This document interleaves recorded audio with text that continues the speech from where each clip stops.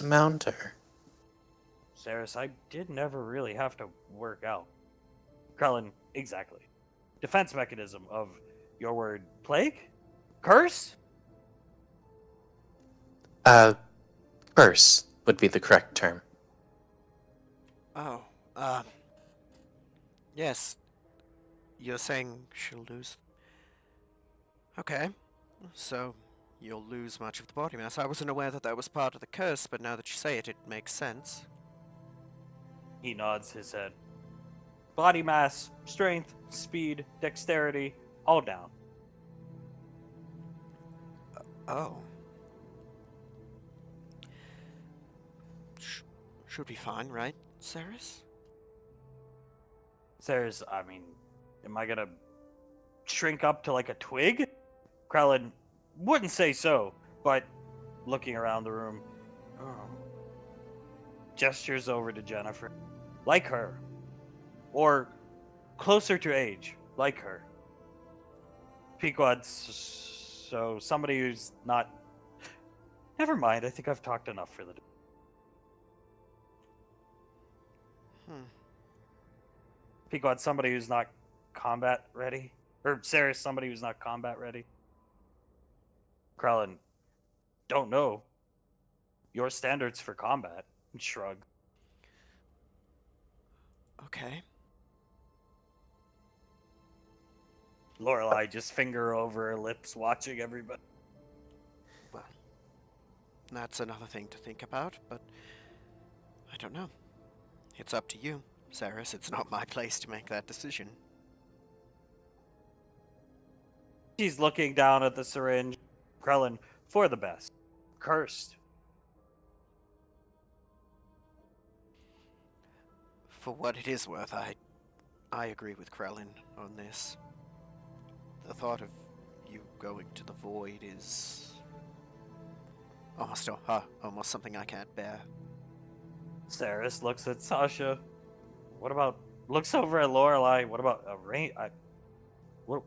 Oh, Sasha, I just awkwardly looks at the syringe.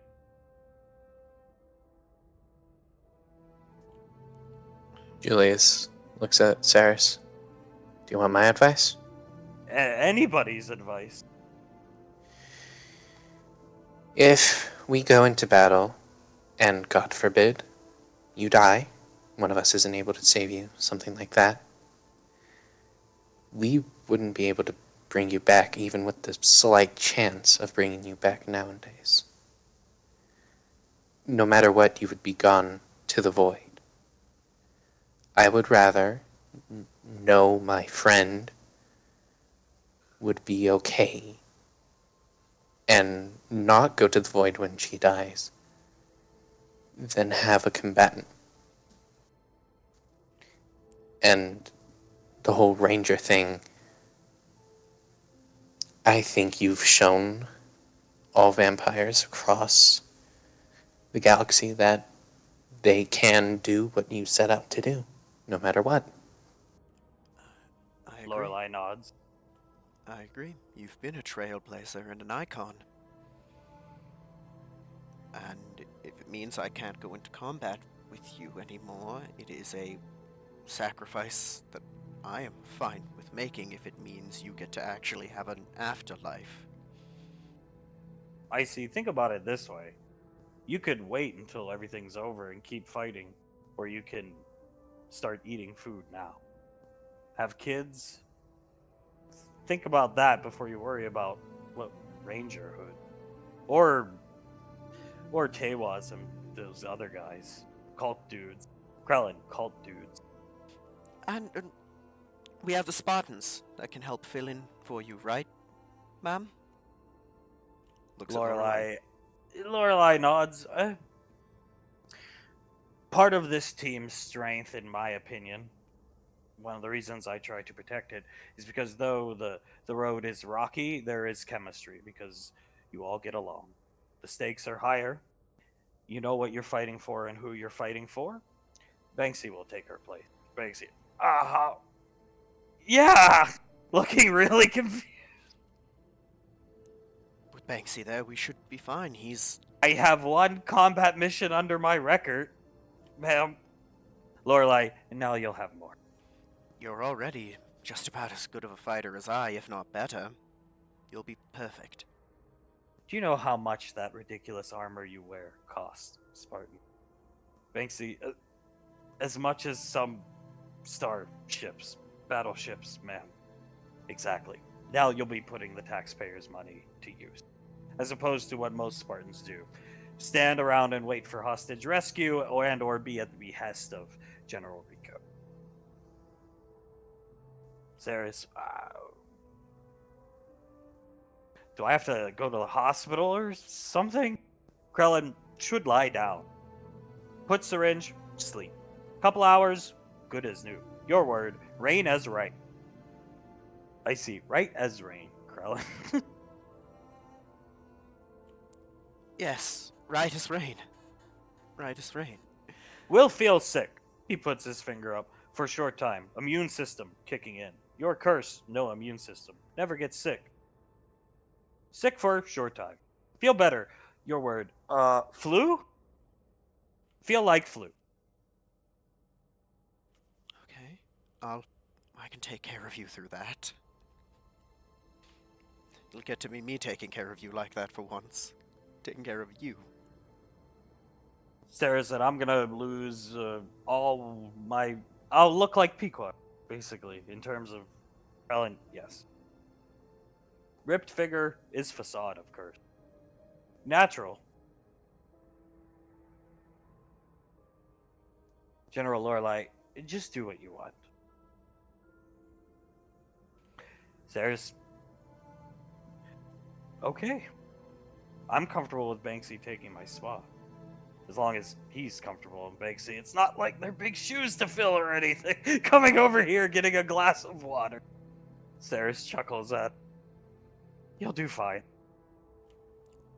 He will. He will. It's about time a Spartan sees more active duty regularly. Lorelei looking over at... Ridiculous armor. Julius chuckles. I think you'll do just fine, Banksy. I'm ready. Yeah. Yeah. Lorelei, we're going to touch up your armor a little bit. I suppose rainfall weekend is approaching. Monday morning, we're going to touch up your armor. My Ranger armor smiths and Beta 5 division scientists want to have a look at that set of armor, not polymorph. I see. I could fix it. Just looking at Lorelei. And install some new toy. Banksy, no problem. Be fun to see what they cook up, ma'am. They always are incredible at new toys. The more you throw down with Tawaz, the cult, those whoever they are, Epsilon individuals, the more information we get back, the better we can fine-tune his armor. That being said, bid farewell to Asherion for now, Ceres. Ceres, what? General Lorelei, it's time. Suletta, we're going down to see you-know-who and retrieve you-know-who. Hunk is gonna... Let me stand up, honey. She'll stand up. He's going to walk up to Lorelei. Thank you. Who shakes his hand. Blaze looking over at Ash. It's time, Asherion, sire. It is. As ready as I'll ever be, ma'am. Krellin, what go on? Family matters. Krellin, we need to retrieve someone and say some things that have been left unsaid. Krellin, I see. Where bed? Cot? Your word. Sleeping place? Blaze, for Ceres. Krellin, yes. Will administer.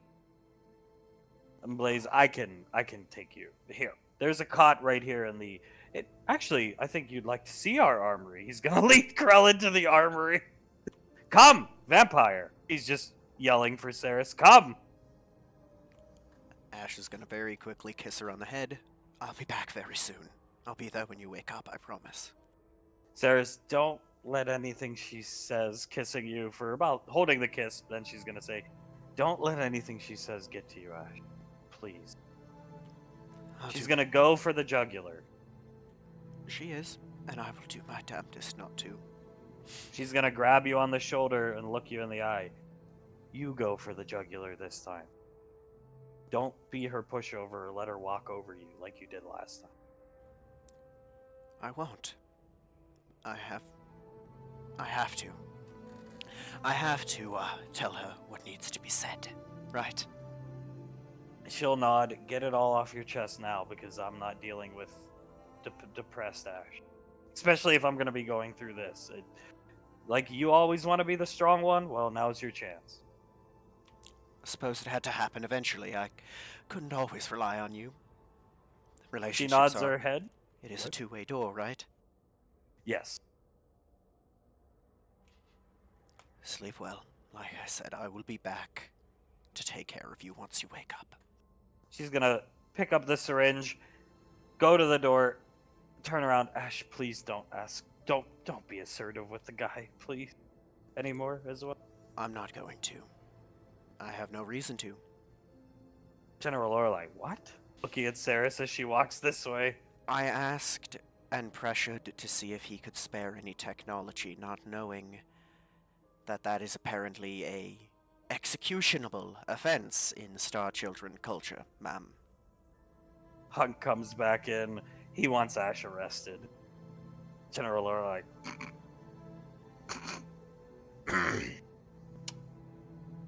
Ash, your dropship, and Suletta, your dropship is prepped to head down to the bunker. Why don't you and Suletta go there? I'll be right behind you. I have to retrieve my guardsmen. Apparently, they were horrified by the sight of Krellin. Yes, ma'am. Prepare yourself, She starts laughing. Suletta, and just walks out. I'll try my best, ma'am, and he's gonna follow behind her. She leaves. She's walking at a very brisk pace. Ash has to walk incredibly quickly to keep up. Lorelei fighting back laughter, just sitting there. Pequod, what are you laughing about? Lorelei, nothing. Yeah, it's okay, ma'am. You can let it out. He came here to ask Asherion to be arrested. Ask for Asherion's apprehension. Icy, and deliver the cure for Saris, who he can't remember who's the vampire. Surprised he didn't ask me to arrest Asherion. You know I could if I wanted to. Yeah, I think you're one of the only people in this apartment who could, if they really wanted to. Oh, Lord. Are we going to keep him? Icy, I would like to. Krellin Rainfall has a nice ring to it. That doesn't sound half bad. He is lonely. Icy looking at Lorelei, and Lorelei, I'll have to put out some type of notification to the denizens of all the rings on Gateway here to not be afraid of him. Dear God, if him and Tommy get in the same room, would the universe just implode? You see Lorelei's eyes trail up, thinking. They are quite similar to each other. He clears his throat. I wonder what kind of conversations those two could get up to. Banksy, probably some very interesting ones. Jennifer, Krellin Rainfall before me? That's so rude. And leaves the armor. Icy, oh. Davine rubs the back of her neck and looks at Hunk. Perhaps we can get her a scarf. Hunk, I will, yeah. What color do you want? Oh, get her just rainfall red. Should be okay. I mean, she's gonna work at the academy anyway, right? So she might as well have one. Yes, of course. I'll even ask her about it when I put the scarf on her. All right, yeah. In the meanwhile, the day is still young, and I want to take you guys, somewhere. Yeah? Your hometown? I thought we were gonna take Suletta with us too. No, we're not going. The day is young, son. We're gonna go out to lunch. That's why I didn't eat any of the chili or try to get you guys to eat. We're gonna go somewhere special, and then we'll double back, pick up Auntie, and yeah. Oh, okay. I'm, well, I'm sort of excited as he picks Pequod up. Pequod special? Like, where are we going? Hunk, trust me, you're gonna love this place. He's gonna, may I? And he gestures to pick Davine up. Oh, please do. Hunk picks Davine up, starts walking out. Come on, kids. He's walking through the threshold of the door. General, I just want to thank you again for every. And Lorelai's just sitting there snickering to herself like a little girl. Hunk, General. She's just laughing. I think You know, the General Spears called me proclaiming there was some EBE on the station asking to arrest a sheriff. But he didn't know Ash's name, apparently, so he was asking to arrest some white-haired individual.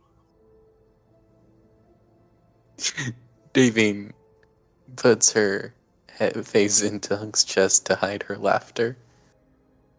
Ugh. All right, Lorelai stands up. You're welcome, Hunk. You're welcome. We'll bring him back in one piece, I assure you. And if it gets ugly, it won't last long. Trust me. I hold the Major in very ex-Major. It's so awkward to say that. Icy Blaze says the same thing all the time. Lorelai rolls her eyes. I hold her in low regard. So, excuse me, steps around Davine and leaves. But she's snickering to herself as she leaves. That guy really wants Ash arrested, sitting down next to Scott. Yeah, even after I told him we could only put him on a probationary period, he still wants him arrested. Zap, you know, back in the day before the Calamity Wars and all that jazz, they done would put ankle bracelets on you if you was on house arrest and probation and they track you. Maybe we get an ankle bracelet and just pretend to appease the alien guy. Scar, that might not be a bad idea. But wouldn't it get uncomfortable wearing that? Zap, probably. Yeah. Plus, I'm not really sure, would he be able to tell that it's, like, not actually turned on or working? Pequod, he'd probably just think it's some type of sex ritual. Oh, probably. Alright, come on, kids. Let's hit the road. Yes, sir. The Rainfalls will leave, taking Memory Ann with them because Suletta's been sequestered away. Saris being informed by, or Integra being informed by Blaze what's going on. Meeting Krellin for the first time. Funds. As the Rainfalls leave, Ash finding himself here with Suletta, who's walking ahead in a huff. And she walks up here and just starts staring at one of the cameras up at on the wall.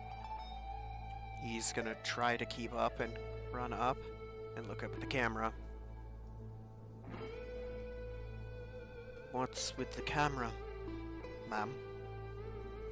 Suletta, they should be shut down. Oh, She should be none the wiser. she doesn't know we're coming. Okay. Yeah. Suppose it's for the best. Like a rat caught in a trap. Indeed. I'm free to tell her about Davine and Hunk. Wait until She stops to think. Wait until Lorelai retrieves the child, then have at her. Understood. Thank you. You hear the sound of active camos being deactivated, and these, you've seen them many times before. 4 Spartans are just standing there, shuffling in place. Funny how... Suletta gestures her hand over. Security systems deactivated. Understood. Hello, boys. Funny that we run into each other so much in so many unpleasant circumstances. The leader of their squad holding a DMR, looking at you. You could say that, as Suletta walks up to him and just starts staring him in the helmet. I. Yes, well, I suppose there are worse ones that we could end up around each other for. Can't think of many off the top of my head, but I'm sure there are. Suletta pulls her head back a little bit and starts pinching the exposed tech suit they wear under their armor, pinching his bicep, and this guy's just, what is going on? And he looks over at Auntie, is everything alright? Do you think you could carry me in those arms of yours, Spartan, without that armor's assistance? And he, yes, ma'am, we have to pass physical tests, conditioning tests every 2 months, and you don't look like you weigh much. And Suletta, well, as you know, I am living artillery after all, and artillery emplacements must be moved. This guy, what? Huh? Steps over here, and this guy steps back one, and if you want me to carry you, your orders, Colonel. He's just staring at her, and Suletta, maybe some other time, and walks this way. You're not living artillery. Living artillery? This guy just watches her. She comes, stands right by the elevator. It's alright, boys. It's fine. You pissed her off? What did we do? We just looked at her. You didn't do anything. I did. It's alright. He's gonna walk up to her. It's almost time. She's just standing with her arms crossed and eyes closed. Yes. Okay. You're not living artillery. You're so much more than that, or than I am, or most are. Sorry I listened to her. I was an idiot. She keeps her arms crossed and eyes closed. As I said, I do not accept apology. No, you don't. Why would you want to continue overlooking things after how long you had to? I overlooked things when it came to the hooligan, and what did I do?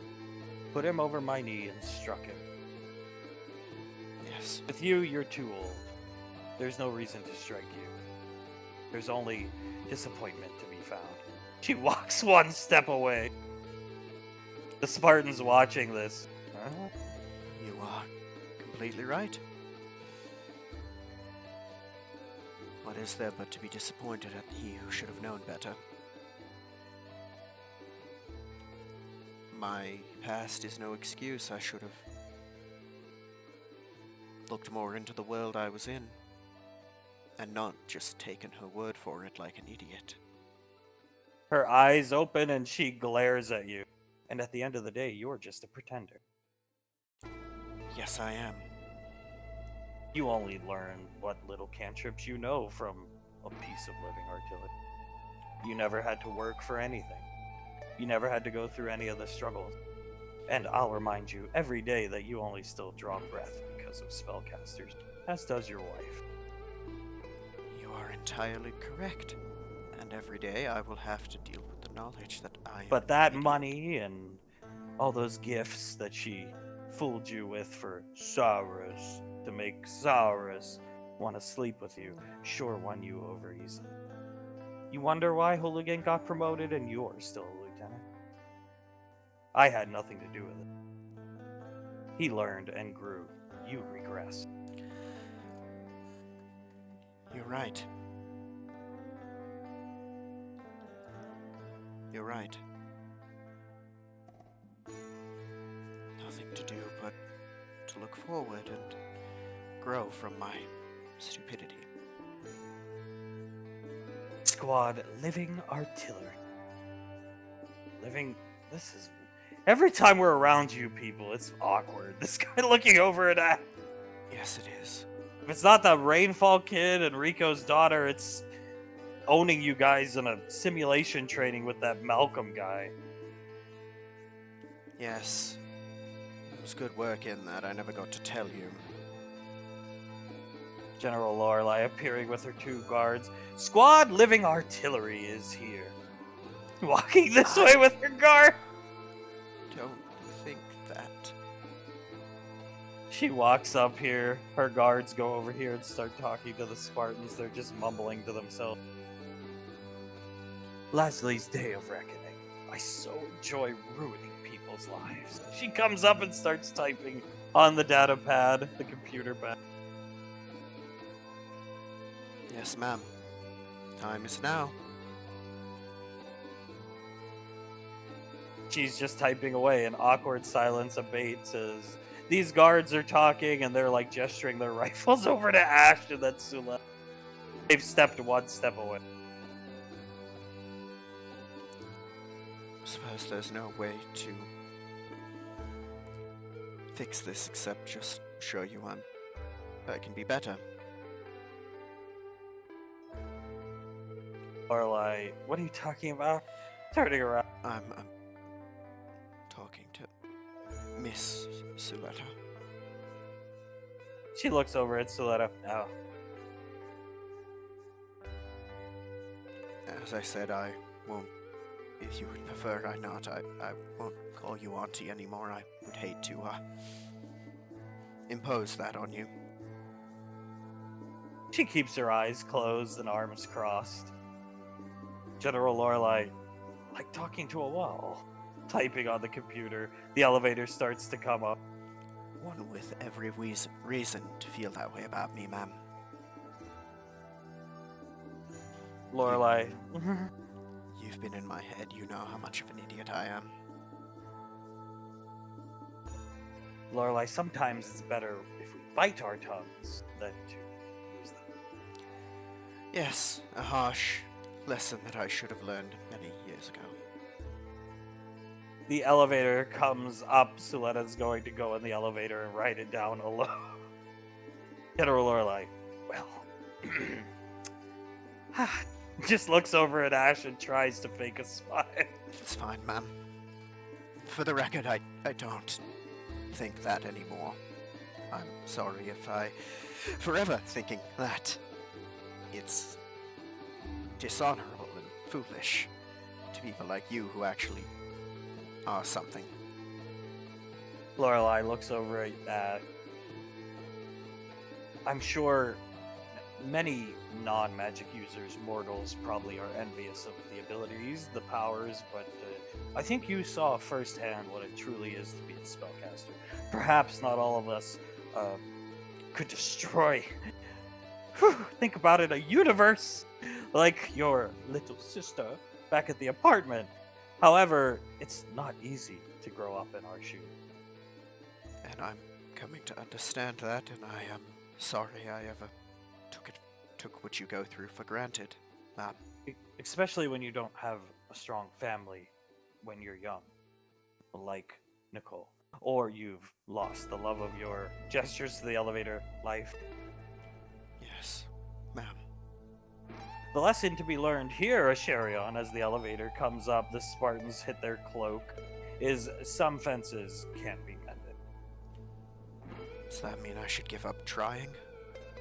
Lorelai, it's not my place to tell you what to do, and steps out of the way so you can get in the elevator. He'll get on. No, it isn't. Just wish I knew what to do. The guardsmen get on with you and Lorelai, and this guy, really? Living artillery? I was an idiot.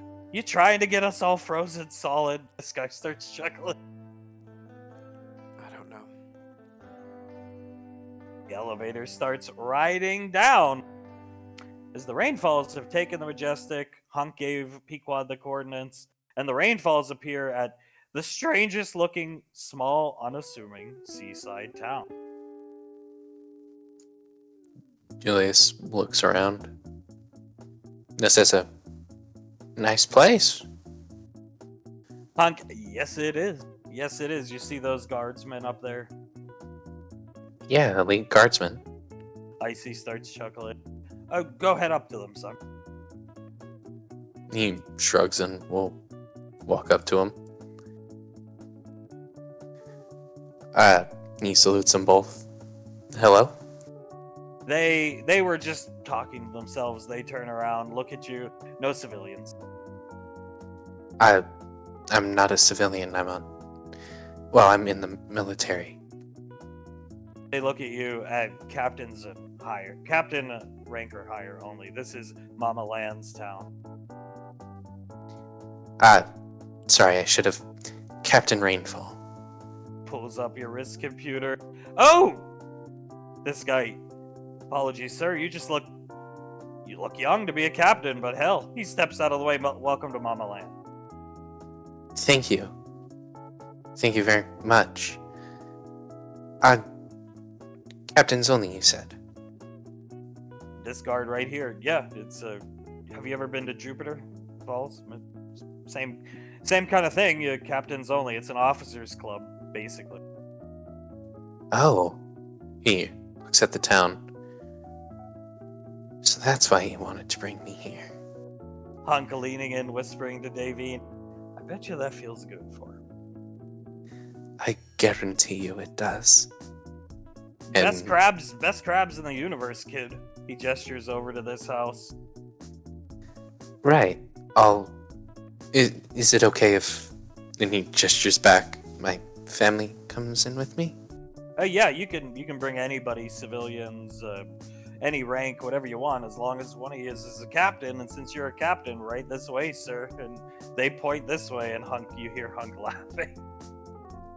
Julius rubs the back of his neck, looks down at his feet, and smiles. Thank you. Let me just go get them. Pequod has come up behind you. That was really attractive. He turns around. Was it now? Yeah, that was. These guards, feel free, please, come in. Everybody, they're gesturing with their rifles. Hunk, come on, honey. She'll hold his hand and walk up. Right, thank you. And he'll walk in. All the Rainfalls will walk in together. Julius with them. Hunk looking around. Pequod. So this is Europa. And Hunk. Exactly. Yeah. Pequod, I think my dad brought me here once a long time ago. I think I was like 6 or 7. She's looking around. Hunk turns to Julius. It's like Jupiter Falls, but it doesn't look like it, does it? Yeah, it looks like a seaside town. And, they also said, something about a Mama Land? Hunk, Mama Land's crabs. Best crabs in the universe. Closest place that comes second is the Circle Square in Saigon. But Mama Land's are the best.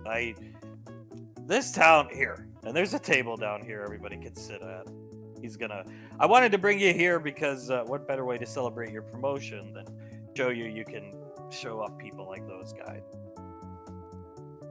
I have to admit, it felt pretty good to show them that I was a captain.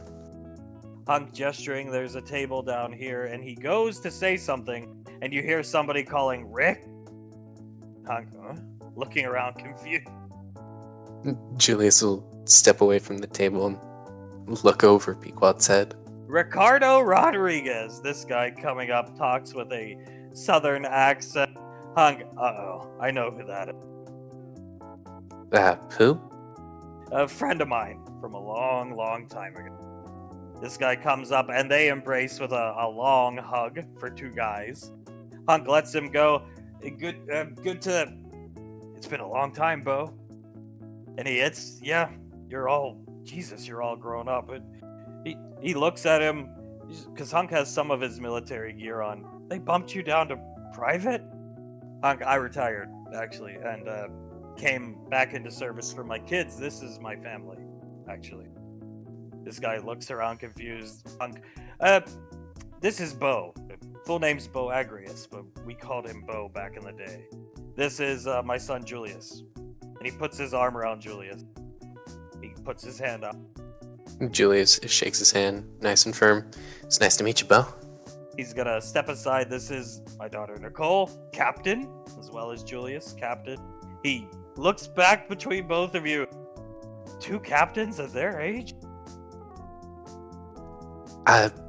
Yeah. I think that's pretty rare nowadays. Now you're giving him the orders, he punches you in the shoulder. I mean, only in combat scenarios. Any other time, I'm letting him be in charge. He chuckles. This is Banksy, my daughter's boyfriend. That is General Rico's daughter, my son's wife.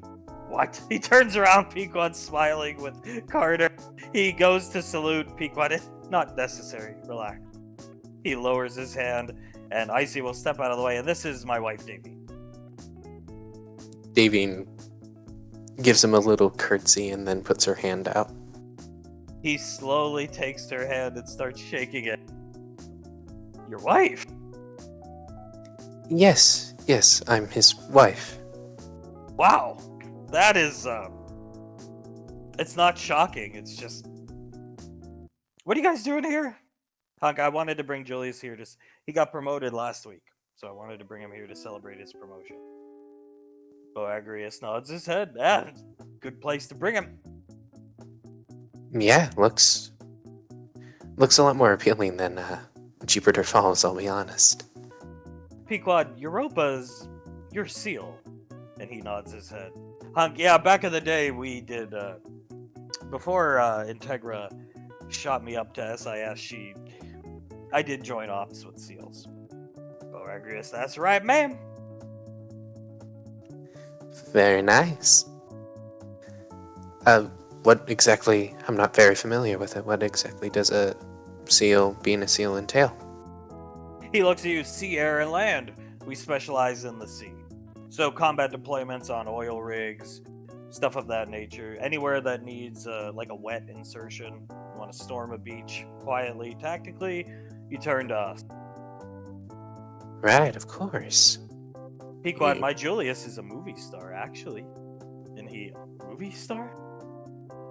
You ever seen a Malcolm movie? And Hunk, oh, don't mention Malcolm. You ever seen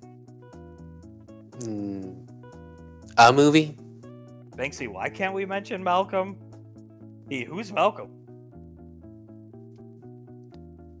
Don't know. I see Malcolm Chance of the Arcane Council. Granda sent us this way.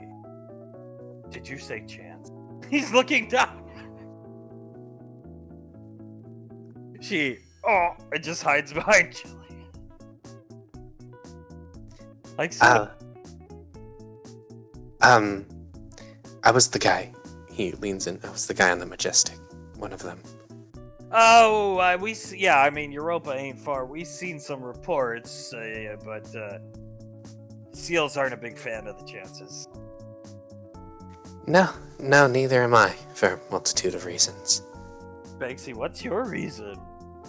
He looks at Banksy. So there was this guy named Master Chance who was in charge of the Arcane Council. His son, Richard Chance, actually tried to be a SEAL. He tried to pass the training and he tapped out 1 week into it. And after that, Master Chance tried to get the SEAL unit canned for good. So we don't watch news broadcasts that mention any Chance or anything like that. Well, yeah, that's a damn good reason. Pequod, he tapped out after 1 week? He looks down at Pequod. Yes, ma'am. He made it, I think, 3 days, pretty much. She starts laughing. Richard Chance, I see, of the Navy SEALs. Failed Navy SEALs, Boagrius. Why is she talking like that? She likes to do impersonations of a lot of the characters, let's call them, that were in or around the Majestic. Pequod, what happened to Richard after he flunked out of SEAL training? Hunk, he went back to, he tried to be a politician. That didn't work out too well. He got assassinated. Pequod, makes sense. If only Malcolm had gotten assassinated. Oh, I would have to agree. He was, Boagrius cuts him off. The motherfucker was basically trying to work clandestine with the UIR, and SEAL units got called in to assassinate him. Malcolm C runs in the blood. Malcolm worked, or Hunk C runs in the blood. Malcolm worked with Namaste. So, Davine laughs and pats Boagrius on the shoulder.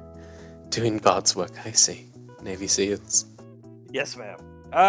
I'll go get Mama Lan. You guys sit down. I got some things I'd like to tell you, Miss Davy. Oh, of course. I'm sure I would love to hear them. Hunk. As he walks off, disappearing into the building.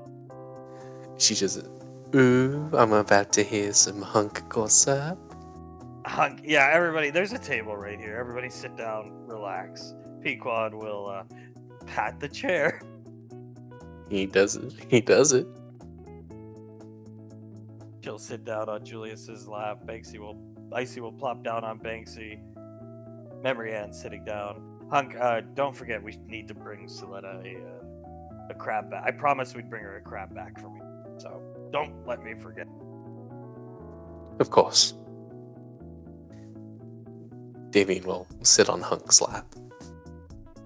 Hunk puts his arm up, gesturing around. So this place is very popular, if you can't tell, with SEALs, since they're based off Europa here. Marines, Spartans sometimes come here.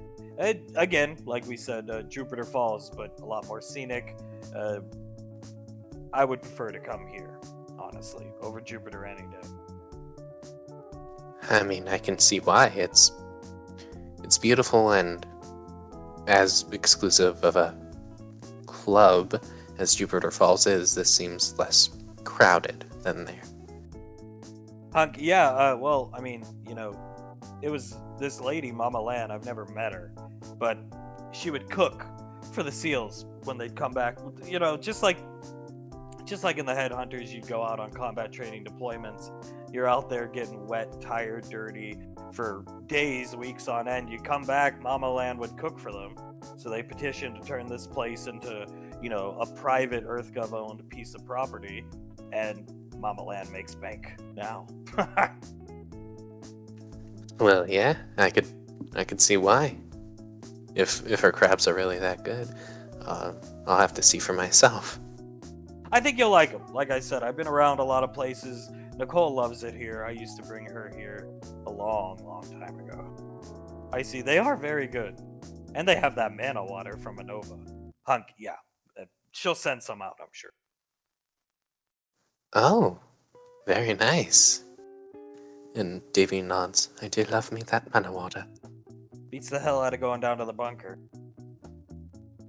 Oh, I'm very much sure of that, given with what's going on right now, presumably.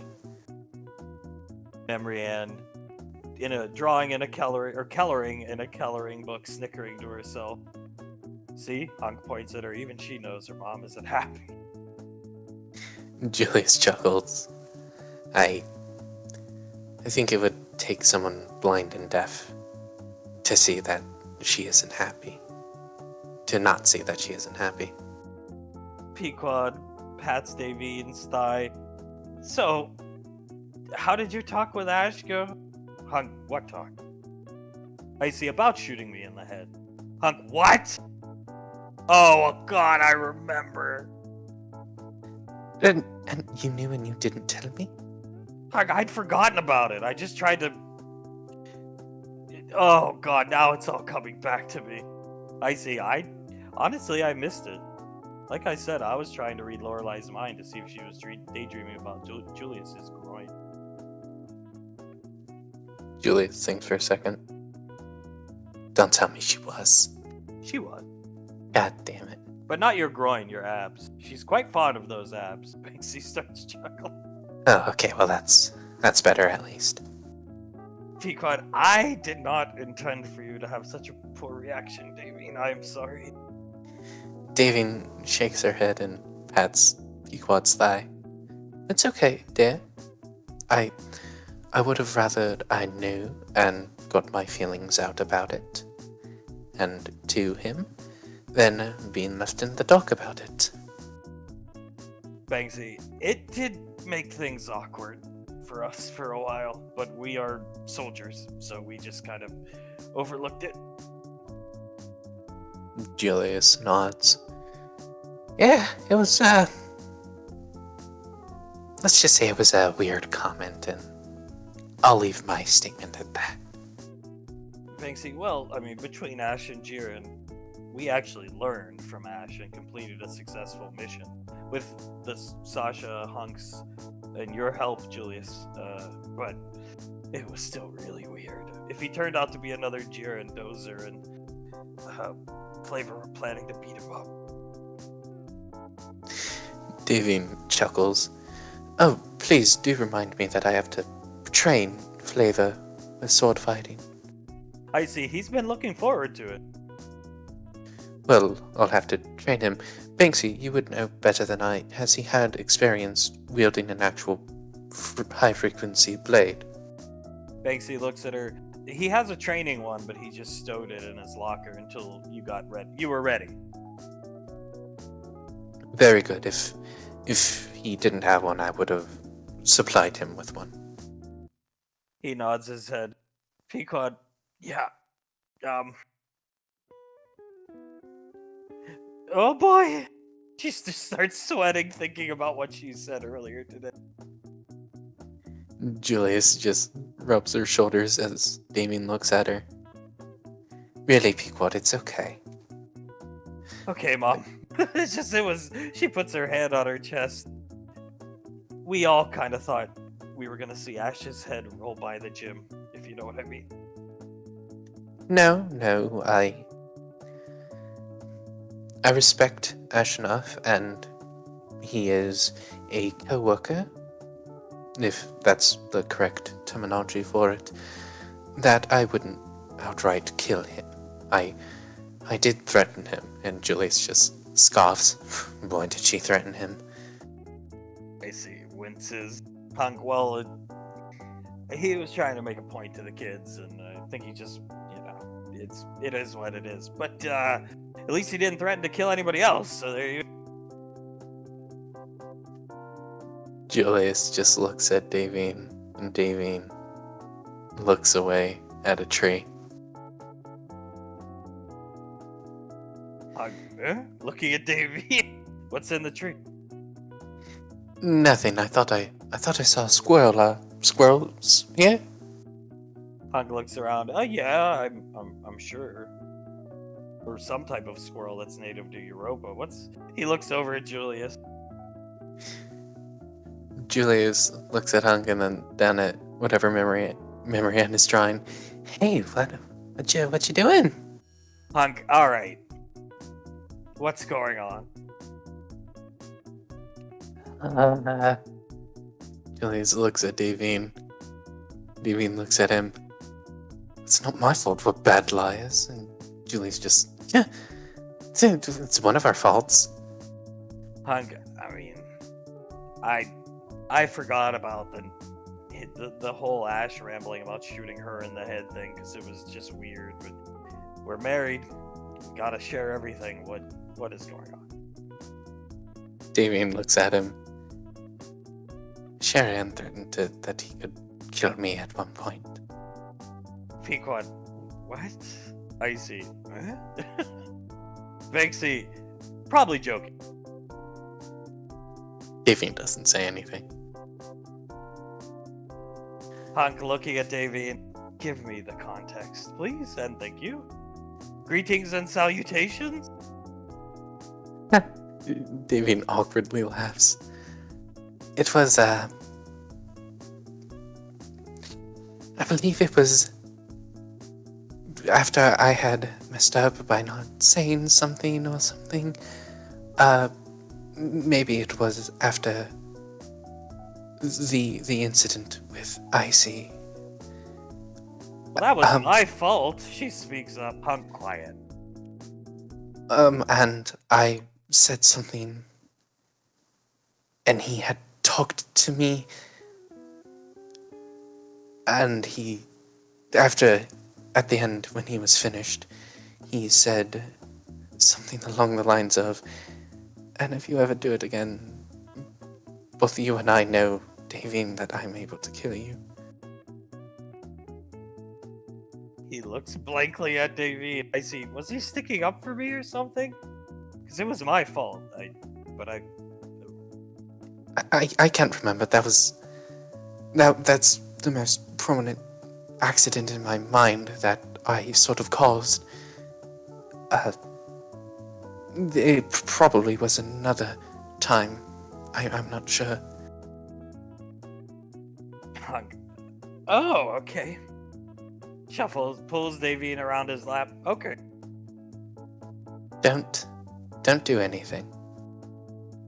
Is it? He looks at Julius. Was it normal in Gallia to just threaten people and talk about shooting them? Give me something to work with here. Julius looks at him. Yeah, it was pretty common.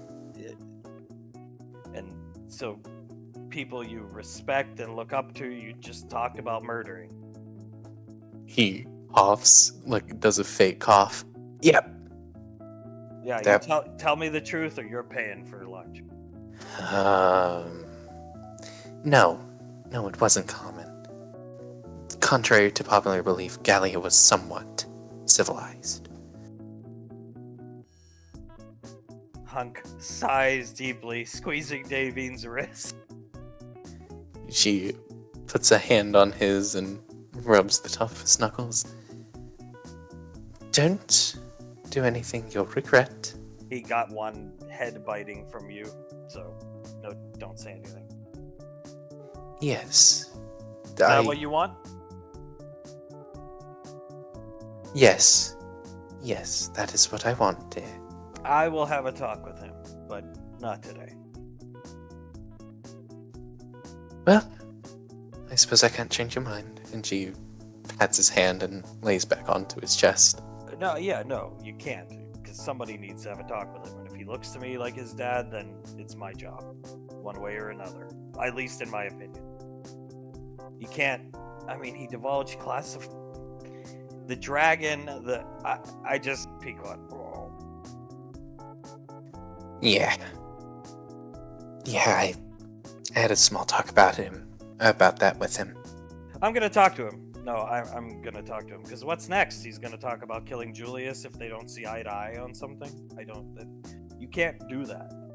He gets away with it in this squad, because this squad is this squad. Any other squad, his ass is gone. And I mean that. If I had done that with him, Boagrius, that guy who went to talk to Mama Lynn, if I had threatened to kill him, superior officer, hell, we were the same rank back then. But if I had threatened to kill him, you know where I'm going? Psych evaluation. You know where I'm going after that? Out of the headhunters. You know where I'm going after that? Back home with my parents, a failure. I see. Oh. Davine just holds his hand tight and kisses his cheek. Understood, darling. I will He support gave you. me a firm talking to after my freak out. Damn right I did. That's what dads are for. Gotta lay down the law. And he hits the table with his hand. Memory Ann laughing at him. Julius nods. Yeah, understood. I mean, honestly, when it came to Julius, I never had to give you a firm talking to. Maybe I should have, but I probably should have, and I'll give you a firm talking to as well. Yes, sir, if I need it. Yeah, you don't need it. During when you and Pequod were, split for a second or two there, I thought about it, but at the same time, I put myself in your shoes. Plus, from my understanding, you heard what you needed to hear 1,000 times. So, what was me telling you you're an idiot going to do for you? At that point, probably not much. I had already made up my mind to try to do everything I could to get her back. Pequod, and it was all my fault anyway. So if anybody needs the firm talking to, and Julius gets pretty firm with me, Davine laughs, how I'm sure he does, as Julius just clears his throat. But I am gonna have a talk with Ash. Not today, not this weekend, maybe not Monday, but I'm gonna sit down and lay down the law, because, did he call you Mum shortly thereafter? Yes. Yeah, I'm gonna have a talk with him, one way or another. If he doesn't like it, I don't know. There's nothing. Yeah, I don't know. As he sees Boagrius coming back to the table, pointing over to his shoulder with his thumb, Momolin's got the crabs on. He sits down, and Ash dun, dun, dun, has made his way down to the bunker. Lorelai and her guards leading the way. Lorelai, before the elevator door opens, ready, Ash.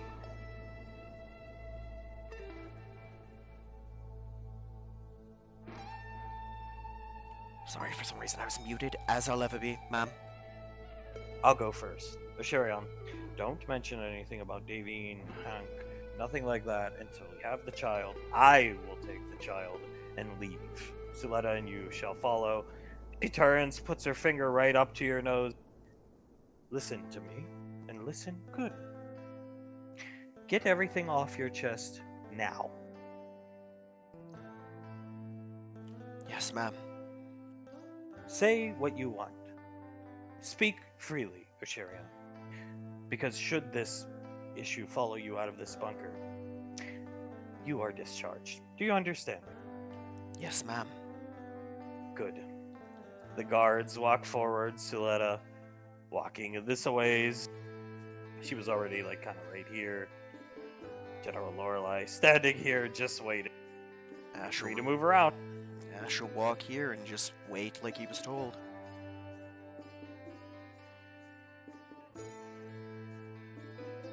This guard standing here.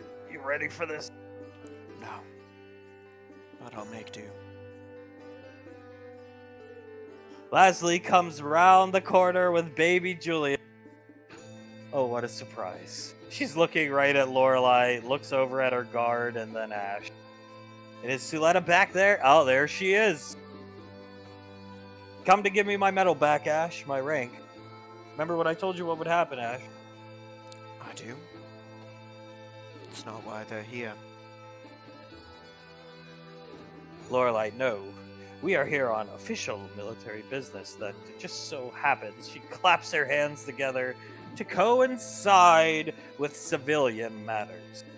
You hear the sound of active camo being undone. This guy appearing right behind her. This guy in the open door frame and their leader right here. Leslie looks around as this guy steps here closer. What's the meaning of this? And she looks right at Ash. Lorelai doesn't say anything. I don't want to be the bearer of this news, but I believe it has to be said.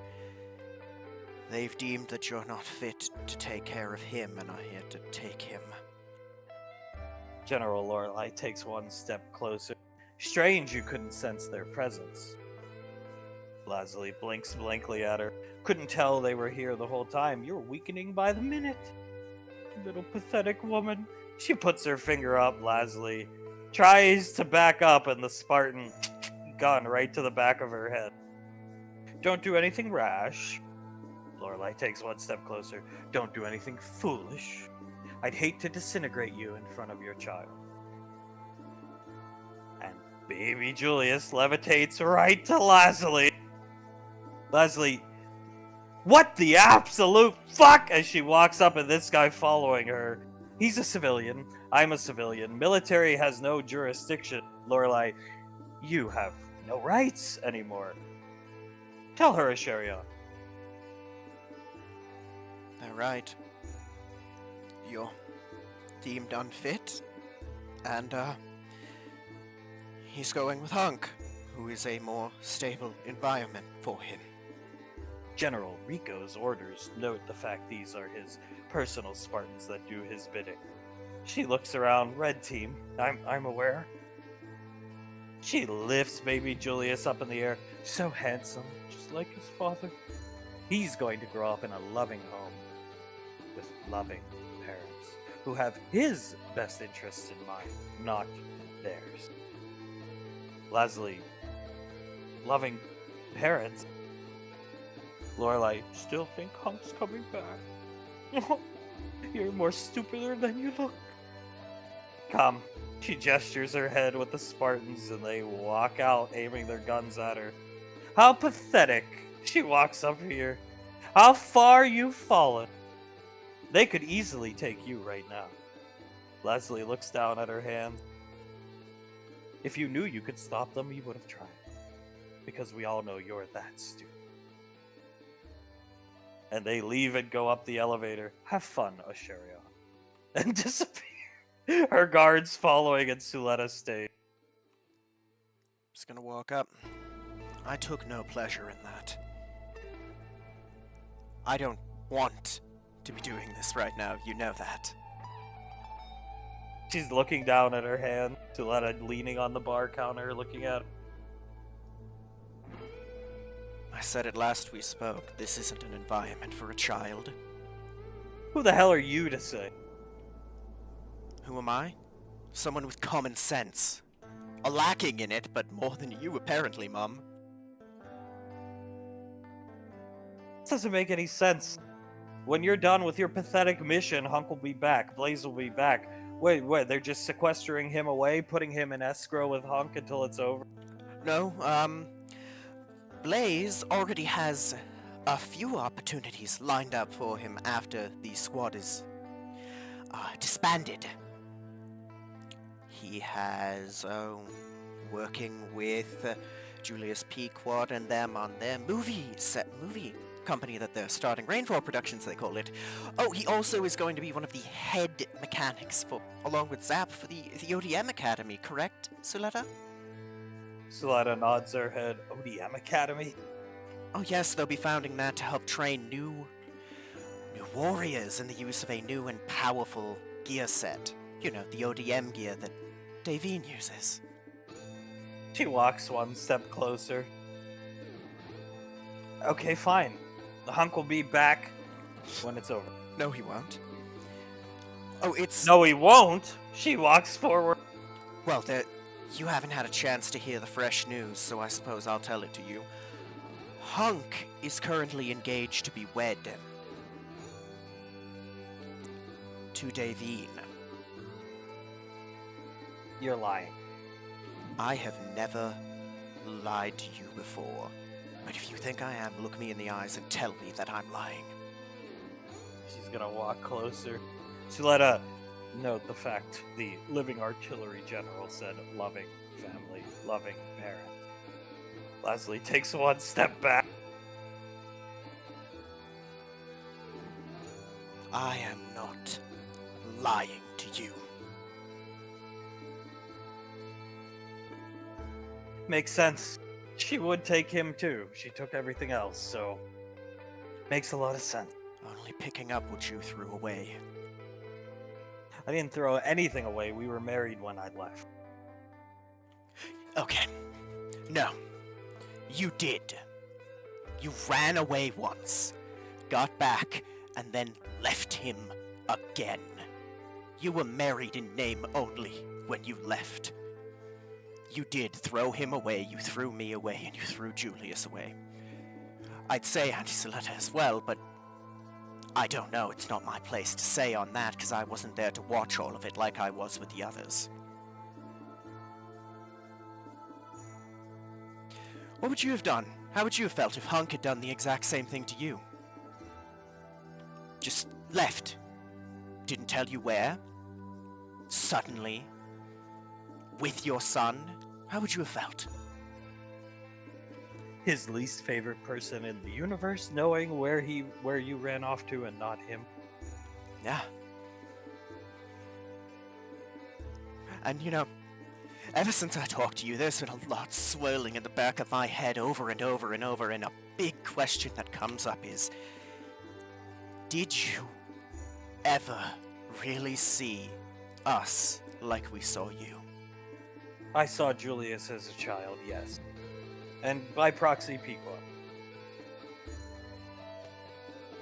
But because he works for the military and is a... How horrible a spellcaster's lapdog. You don't anymore. After everything I did for him, she puts her finger up. Him coming back with Davine was a spit in the face. Oh yes, everything you did. buying our affection, yes? Oh no, it may be hypocritical of me to say it now, but who cares? I took it too. You didn't do it because you cared about us, you did it because you wanted us there. You used us. I'd say you used me, but let's be fair, you never wanted me there. If you could have, you would have gotten rid of me the first day I trained with you. Tell me I'm wrong.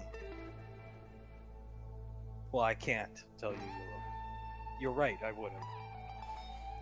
And even 5 years into it, the whole while I thought, foolishly, that I had found something I'd been searching for decades of my life. If you got the chance, you would have gotten rid of me and sent me off, wouldn't you? What did you have to learn? You were there for physical conditioning. There was nothing I could teach you. You want to learn to meditate. You want to think you're cool. Try to follow in Julius's footsteps. Copy his mannerisms. You're nothing.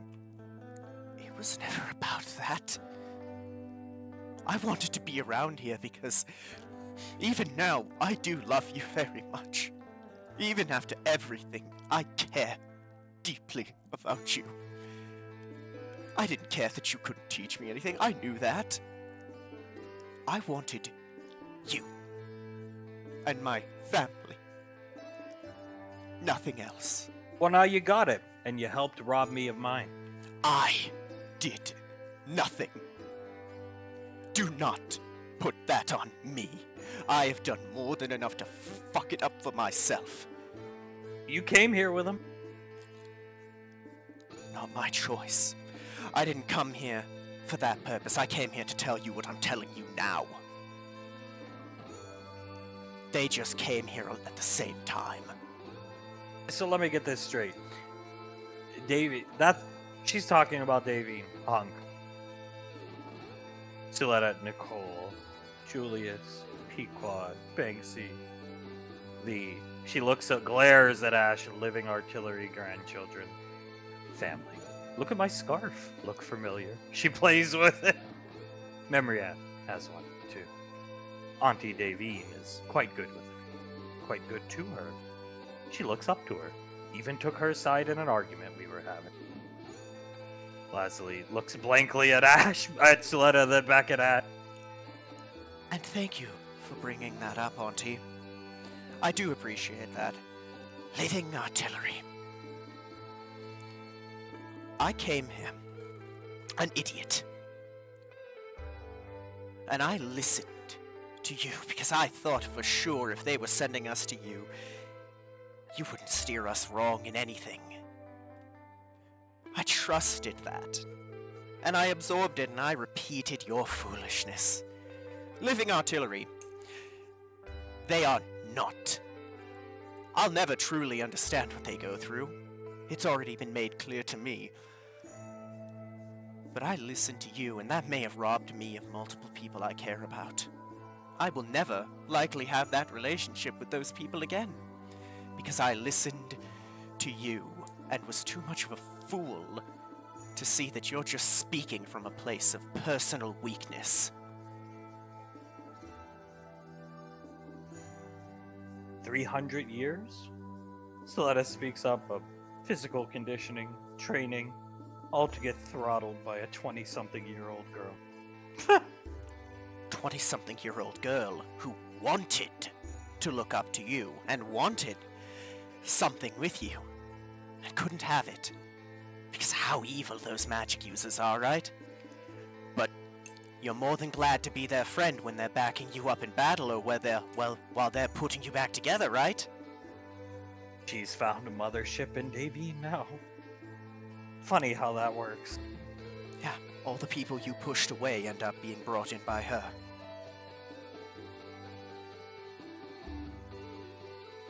He is looking shocked.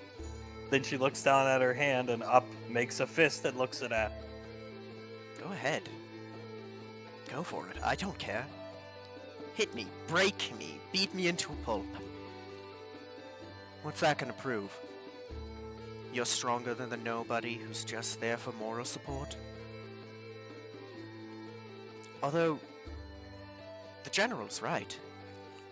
Now, I remember you and Pinhead both told me something about your powers. You need to have a balance of mind and body to do it, and...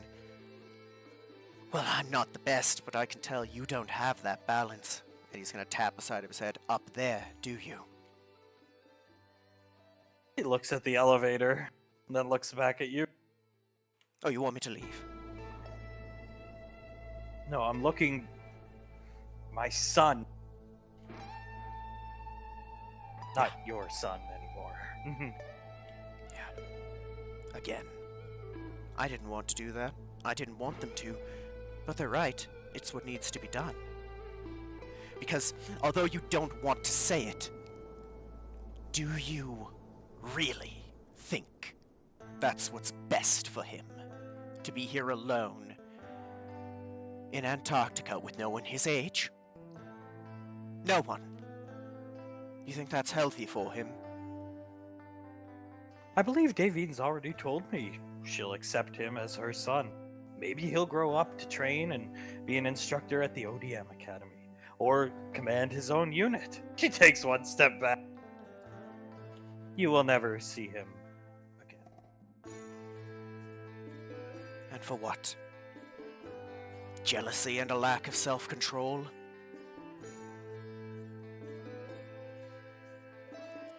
Really? You keep... You probably are still thinking in the back of your head that Davine took these from you. You could have had all of it, and you chose not to.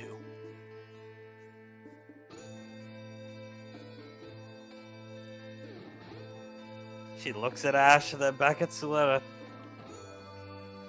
Say what you want to say. Say your piece and then get out of here, Ash. You know, I really did look up to you. I saw you as some model for what to be because I was an ignorant fool. I looked at you as the hero that you were shown as and didn't want to look any deeper. Maybe I knew. Maybe I did. Who cares? I didn't want it to be true.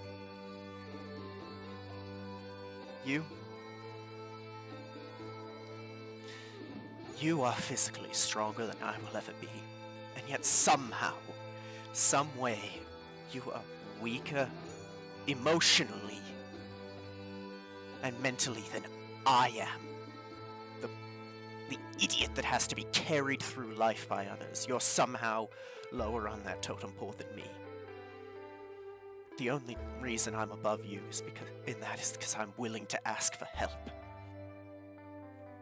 And if you had gotten that help, you'd have all of them.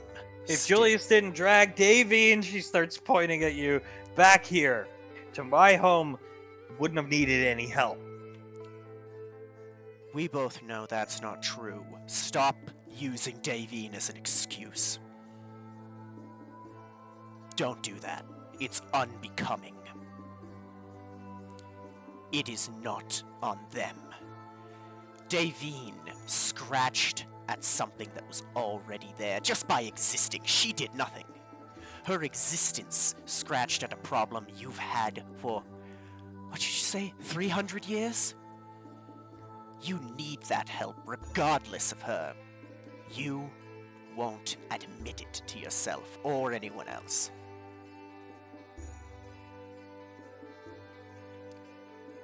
Don't use her as an excuse. Just like I can say all day that I listened to what you said and trusted you, but I was a nearly 30-year-old man. That's not an excuse. An explanation, sure, but it's on me for making that mistake.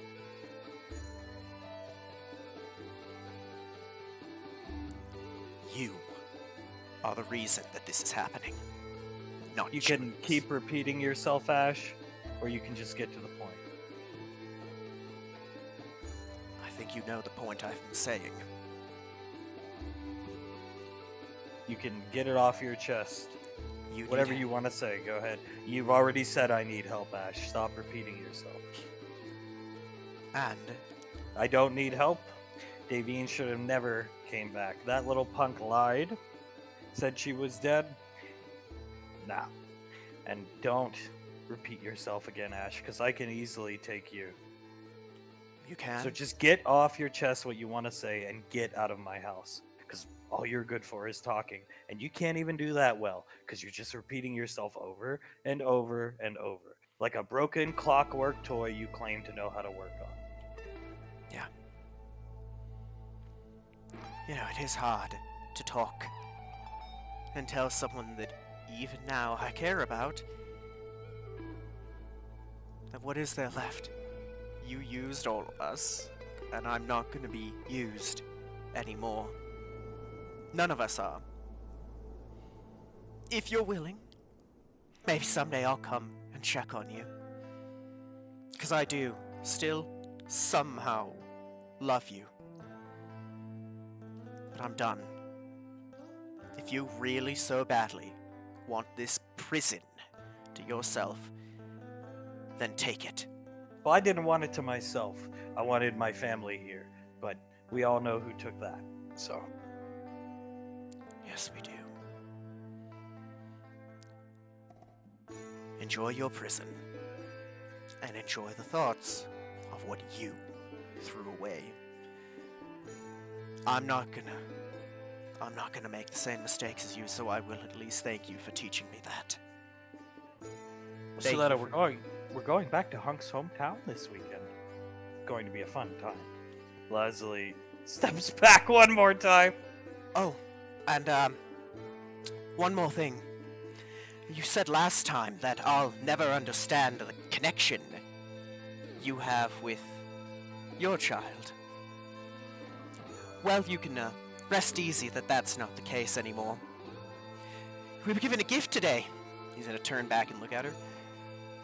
A cure for vampirism.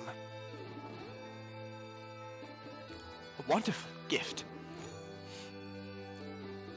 If only I could have shared that wonderful time with the person I called mother. But then again, I don't think you'd have cared either way because it's me. And my dirty, magic-using wife, right? Funny how these things seem to work out. Soletta twists her hand in the air with a smile looking at Liza. Good for you, Ash. Good for you. I hope somebody comes into your home and steals your...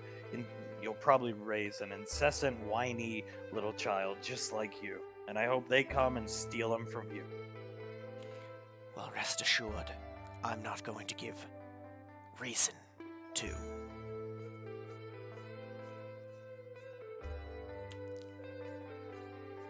And, yeah, he's gonna pull the major insignia out and leave it on the counter. I'm not giving it to you to, ask you to come back. Even if I could, you wouldn't be able to. Think of it as a parting gift and a thank you for the credits spent on us. Soletta will levitate it with kinesis into her hands, start polishing it, breathes on it. Julius is a captain now, you know. Leslie looking shocked. Yes. What was it? A week ago. Promoted by the General herself personally, skipping multiple ranks. To my knowledge, he's on the fast track for even greater things already, isn't he, Auntie? He used to be a colonel. He'll be taking over the headhunters once they're rebuilt. And from there, the moon, right? They're actually on Europa celebrating right now his promotion at Mama Land's. Best crabs in the universe. Leslie grabs the wall. I'm sure Davine's sitting in Hunk's lap right now. She's just glaring at her sister. And to think, if somebody had thought about people other than themselves, takes a step towards Soletta, they could have been there celebrating with them. Leslie will storm off around the corner and disappear. I suppose that's everything that needed to be said. We're finished here. She sets the major emblem down on the table. Yes, we are. Walk next to her and go to put his hand on her shoulder, stop and put it at his side. Thank Don't you. touch me. I won't. I'm not going to. Thank you. I don't think I'd have been able to say it all without you here. She cleans her hands off, wiping them off. You're welcome. Let's go. Yes. She will walk to the elevator, and you guys will leave. As back here, Boagrius has come sit down with the rainfalls waiting on Mama Lynn. So, Miss Davine, back in the day when we did joint ops together, we all had these lockers. We were based out of a ship, a vessel. Hunk looks at Davine, kind of like the one the Coast Guard that Zap went through, Davine, honey. Oh, yes, of course. And I gotta tell you, ma'am, boys keep a lot of things in those lockers. He leans in, looks at Davine, grooming supplies, extra sets of clothing, weapon cleaning kits, you name it. But there are rules and regulations as to what you can keep in those lockers. Are you aware of that? Davine leans forward to copy his stance.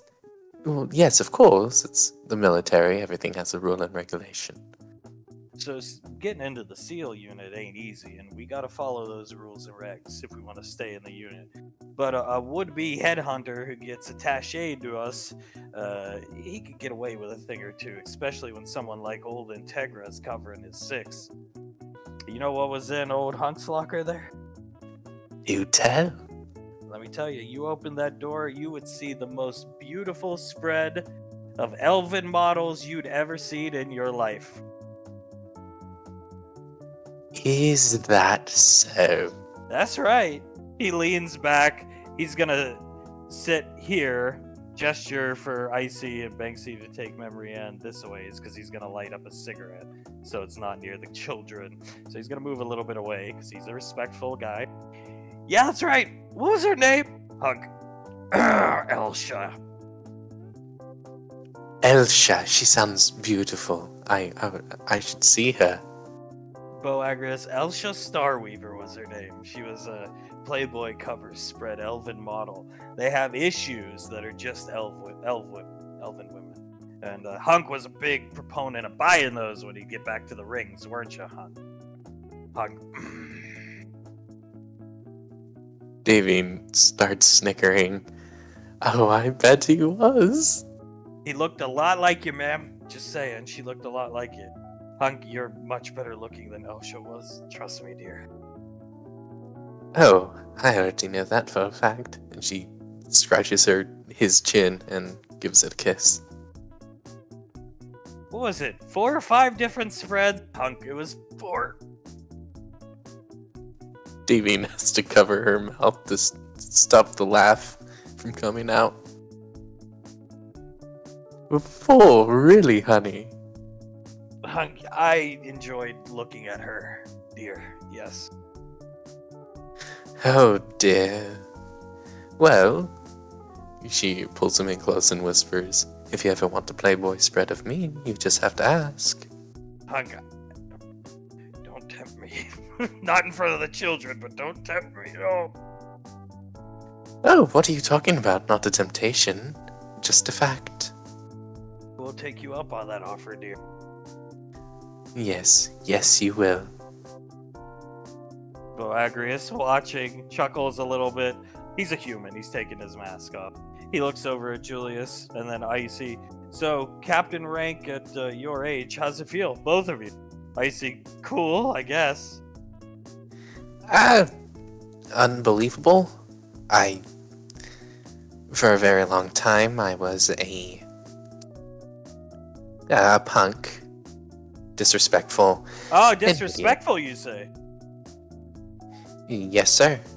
You didn't like saluting people, kid? No, sir. No, I wasn't a fan of being told what to do. Had enough of Reminds that me in of my life. somebody who. So we do this thing called double watch duty on naval vessels, and whether you like it or not, buddy, you're a SEAL. You gotta help the crewmen of the ship.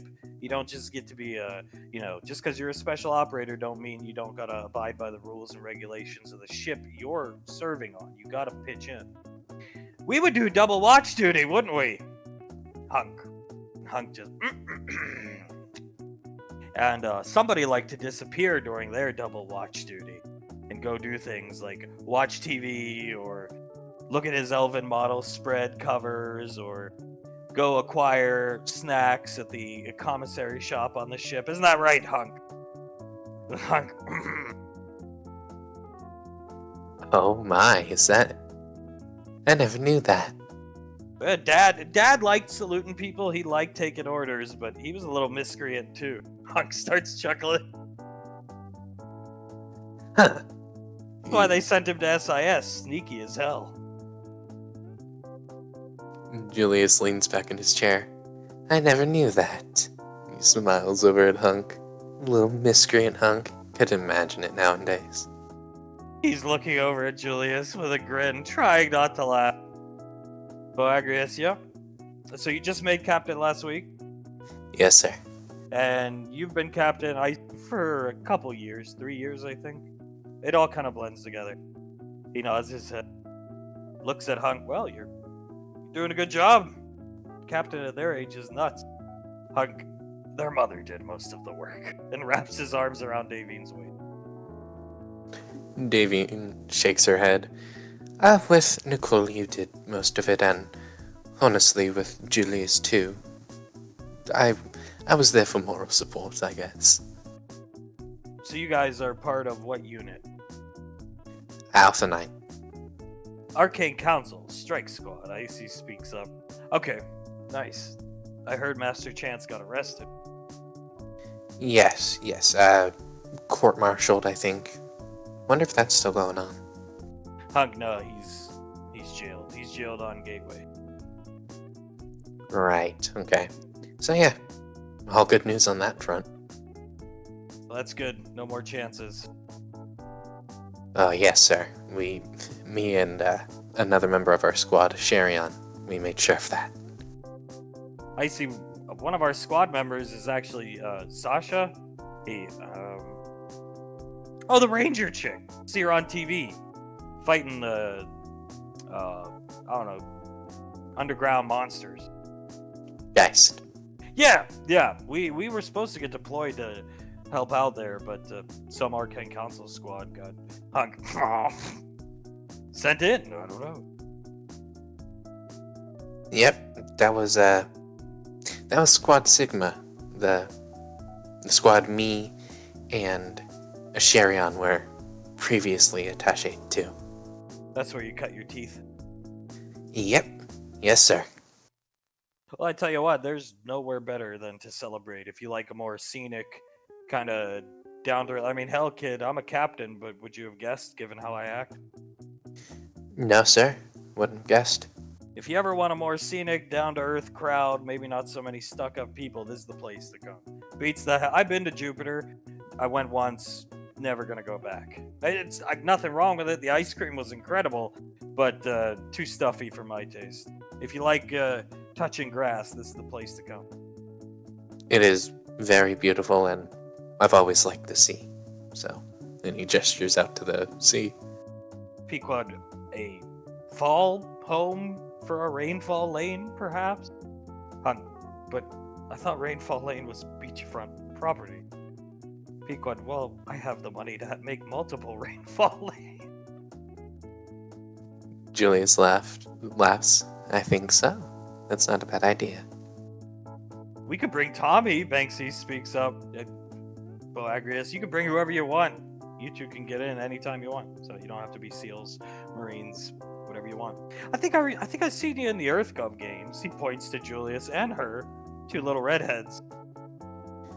Yeah, we were in EarthGov games, the first one that Navy won in, I can't remember, 10 years? Talking to a superstar. Next time you come here, I'll tell some of the guys. You'll probably end up signing some memorabilia, both of you. Julius chuckles. Well, make sure you tell him about that one, too. And he points over to Hunk. He held the ball. That's right. Boagrius. Oh, yeah, the delayed reaction plan, right? Delayed pickup. Yeah. So we used to play football, just scrims, flag football. You don't want to be hurting each other when you're, could be deployed at any moment. But we used to play flag football on the deck of the aircraft carrier we were based out of here on this planet. And that was his strat back then. Hunk starts chuckling. Never worked back in our games, but apparently, did it work in the EarthCub game? More or less. Did he future-proof? Hunk, damn right I did. And that hill spawned right on top of me. He's pretty lucky on our part. That's good. He picks his rifle up and gets up. All right, Mama Land's probably coming out pretty soon. I'm gonna hit back to it with my boys. It was a pleasure. He shakes Julius's hand.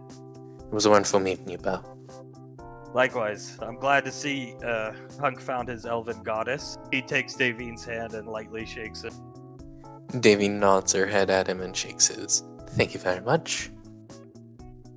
He's gonna go around, pat the kids on the head, shake Pequod, Icy, Banksy's hand. Hunk, Bo, are you with anybody nowadays? Looks at Hunk, really confused. Huh? And he just looks around. Davine looks at Hunk. What? Davine clears her throat. Yes. Are you with anyone? Negative, ma'am. No, we have to live here on Europa as long as we're in seals, and it complicates relationships unless they live planet-side. It's a beautiful planet, but I mean, it ruined a relationship or two of mine in the past. I gave up on women. Davine leans back. We could have the ODM Academy on Europa. Hunk, or we could pull some strings and get them stationed on Gateway. Just his squad. Davine nods. You know, there is somebody who I think you would love to meet. Who's that, ma'am? Are you aware of a Colonel Suletta Lazuli or Rainfall now? Vaguely. We don't see a lot of magic users out here. But I do remember she snaps his fingers. She's the one that pilots the robot. Yes, the mobile suit. She was on the council. Yes, she's a wonderful frost mage. Yeah, I mean, I'm aware. I've heard the name. Let's put it that way. I've seen highlights of the mobile suit in action, but never met her or seen her before. She nods. Well, she comes along with our family. That's her daughter right there, and she gestures over to Memory Ann. He looks down at her. Okay. She's a part of the family. She changed her name to Rainfall. She comes down here. If we ever come down here again, we'll make sure to bring her along, and perhaps you two can meet. Oh, I'd love to meet her. Anytime, just call me ahead of time. Now you know I'm here, Hunk. And Hunk, will do. Yeah. Yes, of course. Well, we shan't keep you any longer. Pleasure to meet you all again. He waves and walks off. And Hunk, and now we can spy on them if they go on their first date. Davine laughs. You really do like spying on people. I see, it's fun. We were spying on you guys when you were in the lighthouse. Hunk, what? Looks. Yeah, we were in one of the trees. We were just watching you guys, making sure everything was up to code. Even Scar was there. Why? Hunk looks at Icy. Icy just shrugged. Because we wanted to see what was going to happen. If things got too, hot and heavy, we weren't going to watch that stuff. Hunk, well, I don't watch that stuff when I spy on people either. It's fun. Come on. We're going to spy on Towns and Sasha pretty soon. I can't wait. Right, yeah.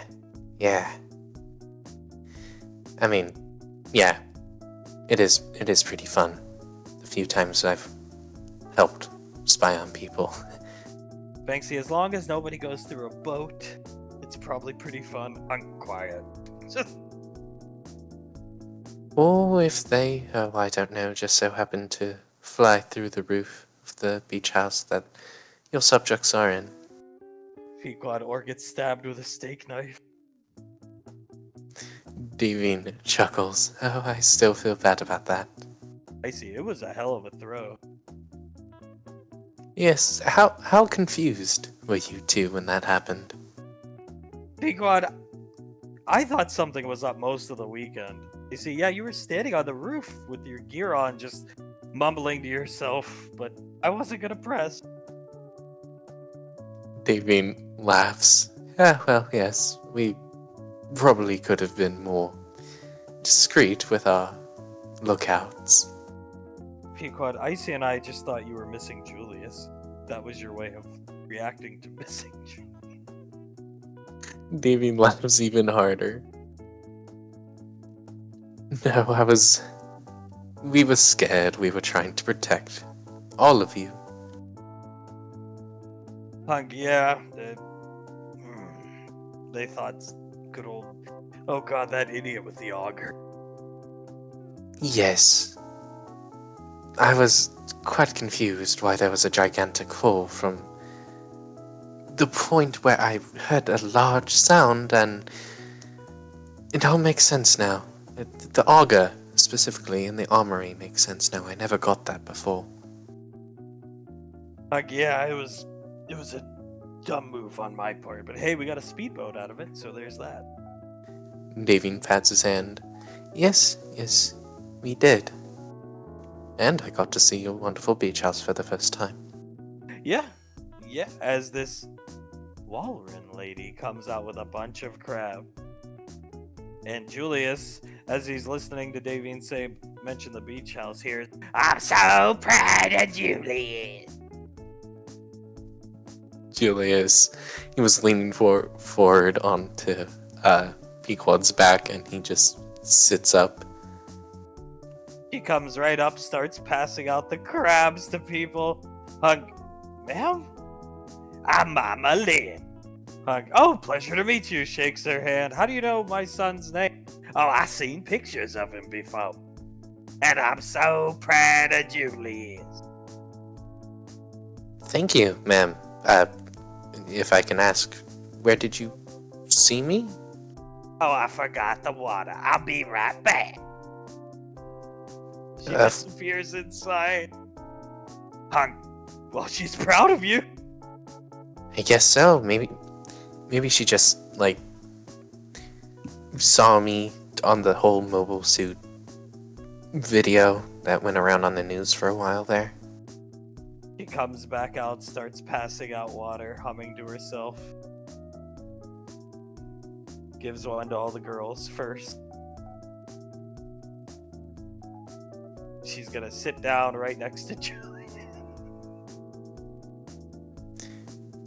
Julius just looks at her. So, where did you see my picture at, ma'am? Hunk takes the top off of his crab, puts his finger in to test how hot the meat is. Okay. And do you mind if I have the first bite, honey? Then he looks up at Mama Lynn. Of course, dear. Go ahead. He puts it in his mouth. Oh, I seen pictures of you. I'm Mama Lynn Chirac. Hunk. Davine reaches around and starts patting his back. He spits out the piece of crab, Embrienne laughing at him.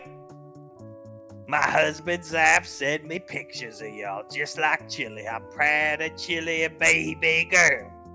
He tell me Chili like a grandchild to him, and baby girl over there like a daughter. Hunk, Jesus Christ, you sound just like it. So you're Zap's wife? Yes, I am. We live on Europa. This is my hometown, young man, and I'm so proud of Julie. Thank you, Mama Lan. I've heard so much about you, and he just puts his hand out so she can shake it. Pequod doing the Chris Pratt, big smile, gift face, looking at her. You want to come back to the station with us? Oh no, I can't come back, Cordelia. I gotta be here to help out the boy. Because Julius just wheezes into Pequod's back, saying, I can't believe it. This is his wife. He whispers in your ear. "Oh, How's my Zap doing? He done causing problems up there? no, he's wonderful." As Davine is holding the water up so the Hunk can drink from it.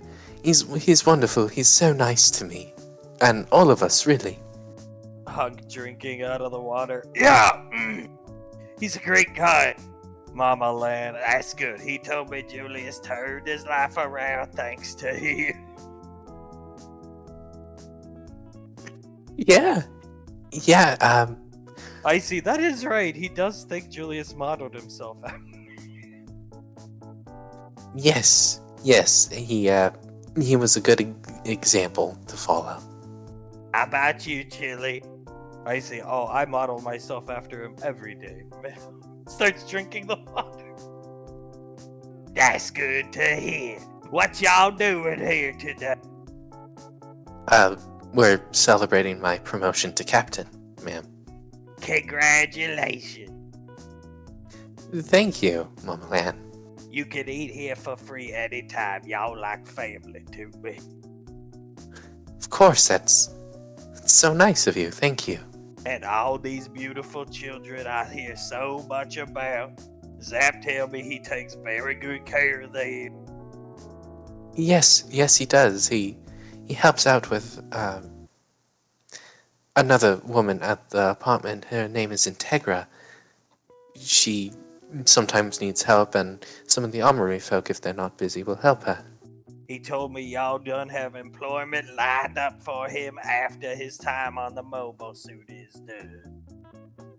Yes, we're planning to ask him to come work for us at the ODM Academy that we're trying to get started, or will be started. Han clearing his throat a final time. That's right, he's a good cook. Oh yes he is, I taught him everything I know. Han, would you like to bring your crab cooking expertise to the academy? Absolutely! Naveen just looks at Hunk a little surprised, and then nods. Oh, thank you very much. That is so appreciated. I'll leave this place to my daughter. I've passed down the secret recipe. I'll come to the academy. Zap told me maybe I'll get a scarf then. He said there's this young girl in the armory who wishes she had a scarf, as I see him. Pequod both grown. Oh, Poor Jennifer, she ain't no rainfall material, is what my Zap said. Oh, Christ. Through grit teeth. Davine holds on to Hunk's collar. Her sister died on something called the Majestic. What a shame. Julius pinches the bridge of his nose. Oh, God. And her mentor bit the dust. Oh. Hunk, yes, he did. And I believe we've made a grave oversight when it comes to a certain young girl. Davine just nods. I will handle it. I am sure there is a place in my hometown I can get us a scarf, dear. And Davine looks up at him. Multiple. I want one for the other armory folk, too, if they want it. Marking our territory, so when we're done with the squad, we know who's going where. I like the idea. She nods. I'll get like 20. Wonderful idea. You should have brought Mr. Freetooth. I hear he's such a good man. Yeah, he is another survivor of the Majestic, and he's a very close friend to all the Rainfalls and to, well, all of us personally. Maybe someday you bring the whole family down. I hear good things about Sandra.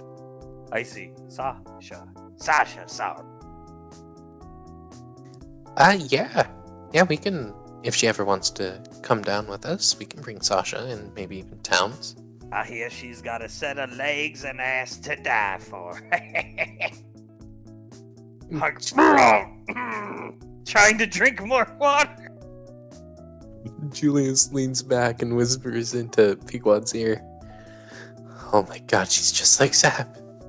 It's literally females. With, I don't know, Goldilocks. She gestures with her.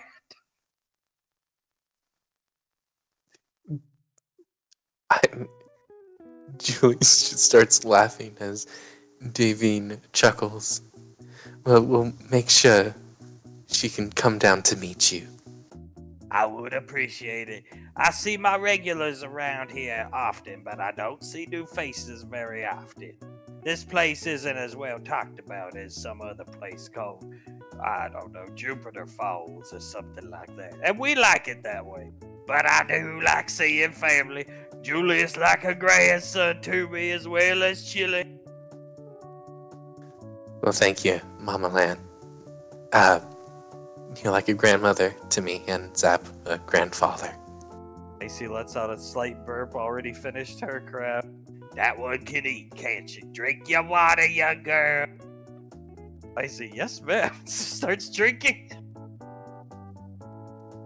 Davine chuckles. I really do hope you know. Zap and Ska, they did help me through a rough time in my life. Well, then you should keep them around as long as possible. I plan to. I very much plan to. Good friends are hard to find, baby girl. And such beautiful children. She starts holding her. They take after me. Marianne cackling for the first time ever. Julius covers his mouth, and Davine nods. They do look a bit like you. I know, they get their facial features from their grandmother. She kisses Soul on the head lightly. Pequod, yeah, that's where they get them. Sure. Yeah, most definitely. Well, I want y'all to enjoy the meal you eat for free as long as you promise to bring the others back someday. Of course, we'll make sure you can meet the whole family. I see, we can even introduce you to the only star child left. Mama Lan, that sounds excellent, Chili. I look forward to seeing it, and I hear I'm gonna be starring in some movies. Davine nods. Yes, we'll find a role suited just for you, dear. I can't wait. I got to go back in the house now. Enjoy your meal, and I'm so proud of you all.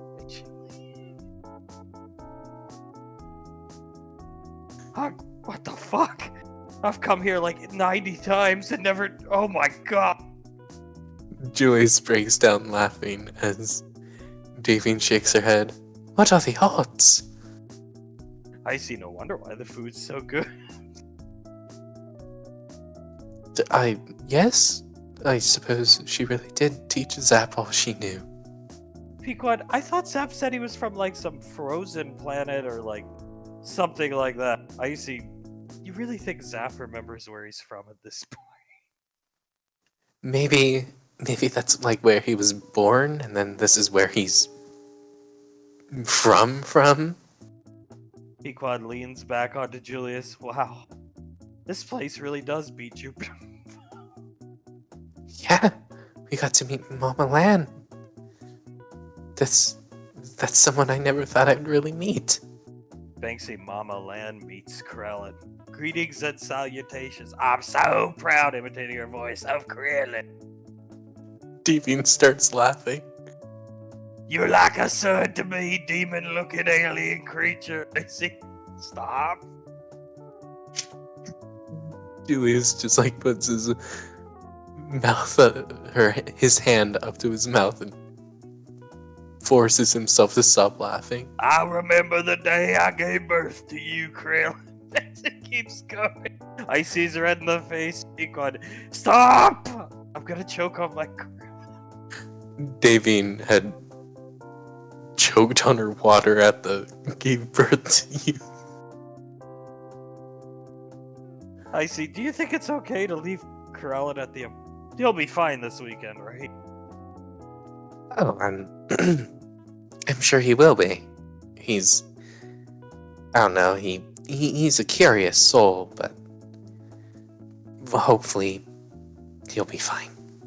I see. I swear to God, if we come back Monday and Ash is bound and gagged, we're gonna have to have a serious talk with Corellin. Yep, we will. Pequod, he was kind of pushy with him. He got angry when Corellin told him no.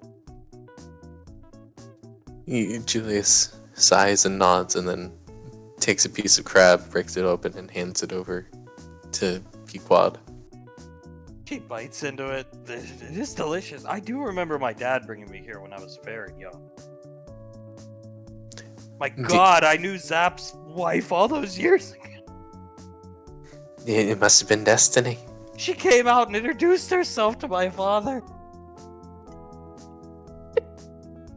Little did I know, this Pequod eating more of the crab. I'm so proud of you, Camellia. Thanks,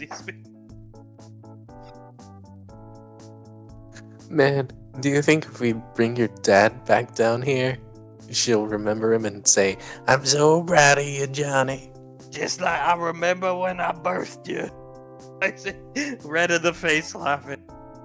Missing your eye and all, but I loved you nonetheless. Banksy, oh, come on now, take off that eye patch. You don't need to wear it in your mama's home. Would love you just the same. Like, it's incredible. Yeah, we gotta bring the others down here. We'll definitely bring the future academy staff down here, I think. And most definitely Suletta to meet. I see, you tried to set Suletta up with that guy? Hunk, yes. I see, cool. Davy nods. I think it's very cool. Pequod, we have to take these things slow. Okay. What do you have in mind? Pequod, so we introduce Bo to Corellin.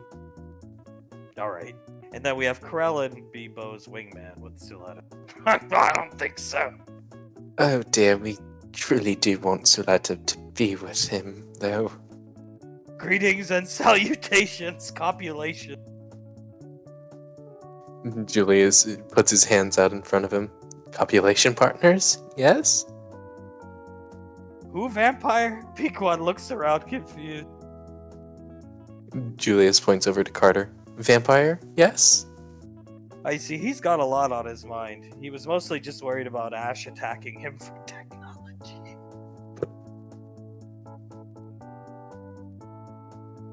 Normal people's minds like us are like, almost like peeling back a piece of fruit. Our outer thoughts, what's most recent on our mind, is like the skin, if you will. And his mind is relatively similar. It's just every time I tried to peer into it, all I could see is visions of Ash tackling him, trying to steal his risk. He was very concerned about Ash. Banksy, yeah, I couldn't tell. Was there no other thoughts but that? I see. Thoughts of Ash being thrown in some type of automated prison as Corellin points and laughs at him.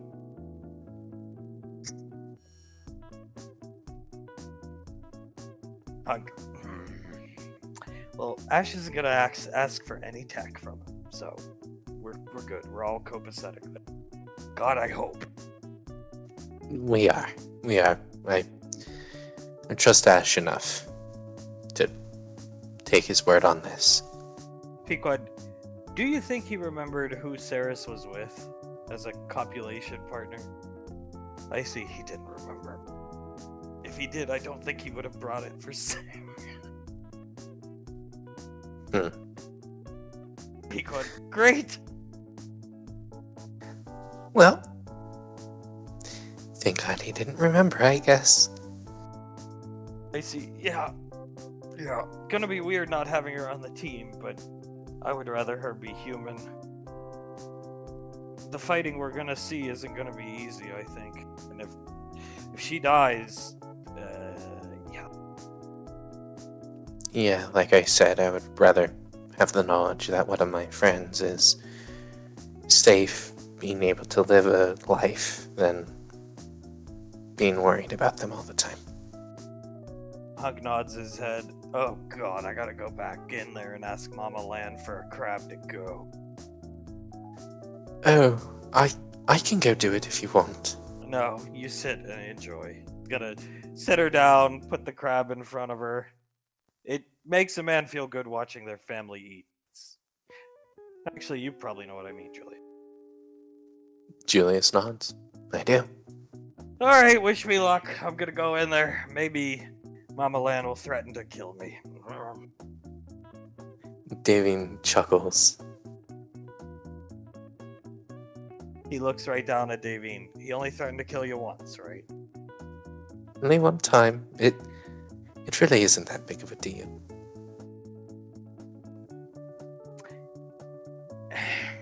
He looks right down at Davine. It's not that big of a deal. No, it really isn't. And if I say it is, Then I listen to you?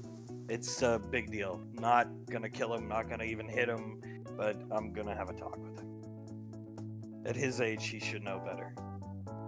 Just my opinion. But She nods, holds his hand and kisses his knuckles. Well, I'm glad I can feel protected around you. it's my job. I'll protect all of you. He looks at the house. Mama Land.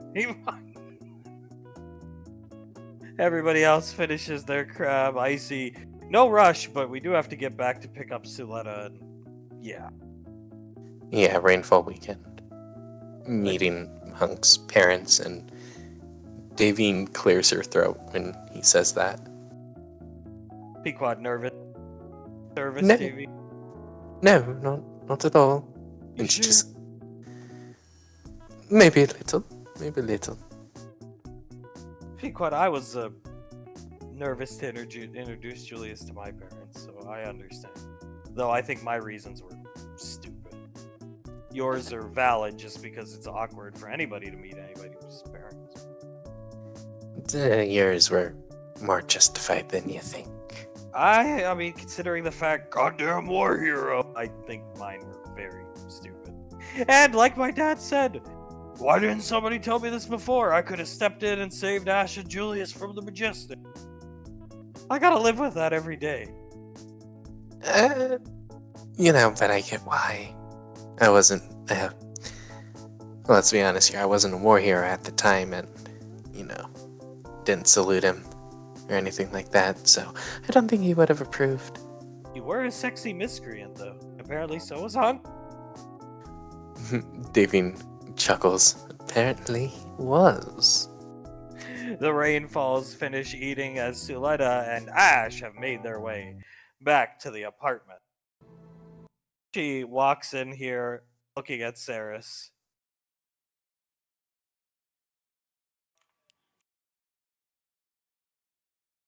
She's lying down on a cot. He's gonna look at her. Come up. She looks peaceful.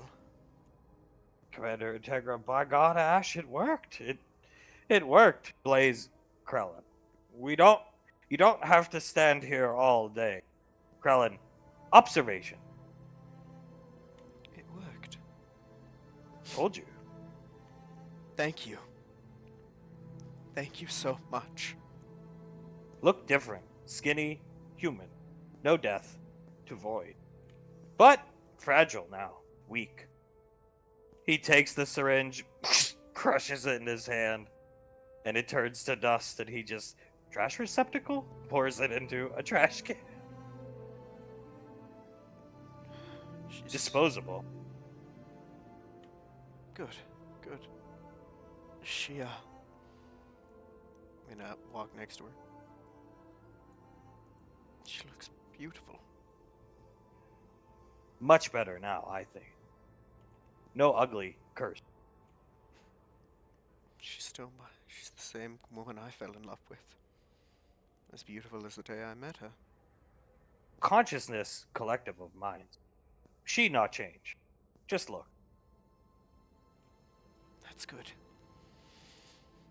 That's wonderful. How long do you think until she wakes up? Soon. Good. Good. We'll be sick. Fragile. Weak. Soup. Yes, soup. I can get that for her. Blaze, I've told him that chicken noodle soup is what organics enjoy. Commander Integra, I've already started a pot, Ash. Don't worry. Want to try? We'll get you some. Yes, that should be delightful. Chicken. Chicken, yes. Poultry. It tastes very nice. Where everyone go? The Rainfalls went out for rainfall weekend. I believe, right? Suletta, they comes up here looking at Saris, hand on Commander Integra's shoulder, rubbing it lightly. They went to Mama Lands. Oh, I'm not familiar with that place, but if they went there, it must be beautiful. I'm sure they're having a good time. Blaze nods, somewhat like Jupiter Falls. Apparently excellent crab. I've never been. It's on Europa. Commander Integra, yes, Hunk was a fan of that place. Oh, Europa. well, I hope they're having a good time. They deserve it. Looks up at Suletta.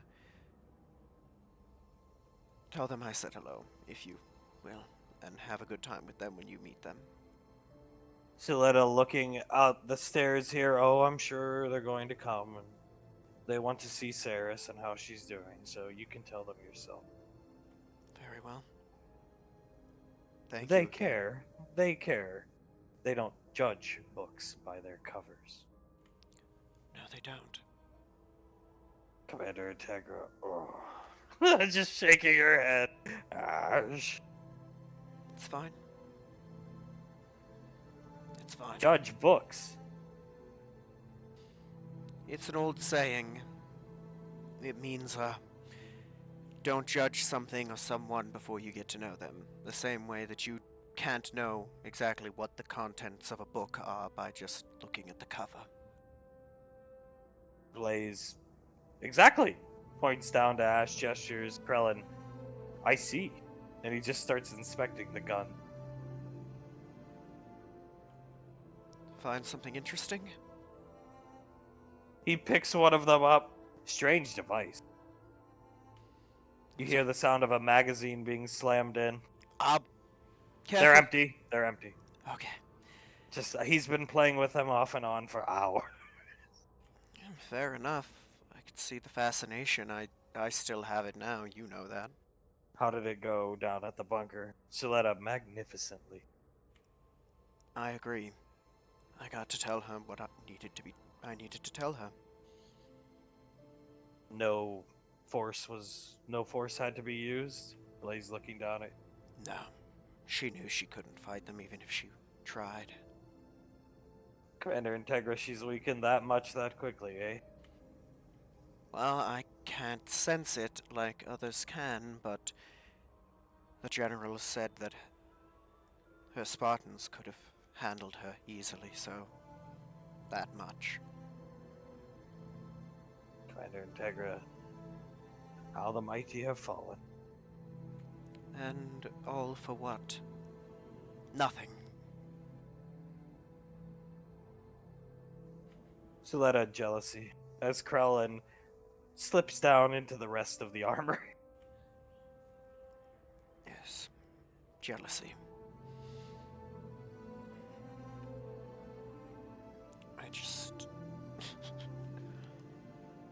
I don't understand. I really don't understand. And I never will. But at least now I've got that closure. And it's refreshing not to have that cloud over my head. It really is. Blaze, where's the child? Suletta with Lorelei. Yes. No one better in the universe to have him.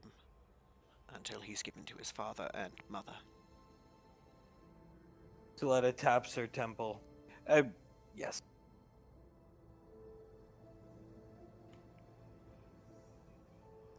Ah, thank you again, Suletta, for I being quite there. enjoyed myself. Well, then I suppose you being there is helping me. I'll consider it a bonus to you having a good time. She looks around, then back down at Ceres. Where did the creature go? Blaze, he's been going back and forth in the armory. He's harmless, sire. Or ma'am. Don't worry about it. Commander Integra, yes, it was quite interesting, Ash. Meeting him. I was busy playing SWOTOR, come out here, and see that creature standing. At first, I thought it was Nicole. Suletta starts chuckling. Came up to her, said, Nicole, what are you doing today? And he said greetings and Guten Tag. Yes. He is quite something, isn't he? He's still learning, but he's good at heart. Oh, something tells me we'll be keeping him. Do you think our motley crew couldn't use one more? Blaze, he does make 8 for a raid team. And something tells me if he can figure out the manual keyboard and mouse, he'll be very good at it. I assume so. He, he should be here. With actual living things. Because, isolation is good for no one, regardless of species. Commander Integra nods her head. She'll be waking up soon. Or that's what he's been saying. I can sit here as long as it takes. The soup is on. It can stay warm. Blaze, yes. Soon. Trademark. That's fine. I don't know what soon is by a Starchild's definition. Could be days, weeks, months. As long as it takes. Shaletta, her physiology has changed. Shouldn't be that long. Yes. I hope so. I hope so.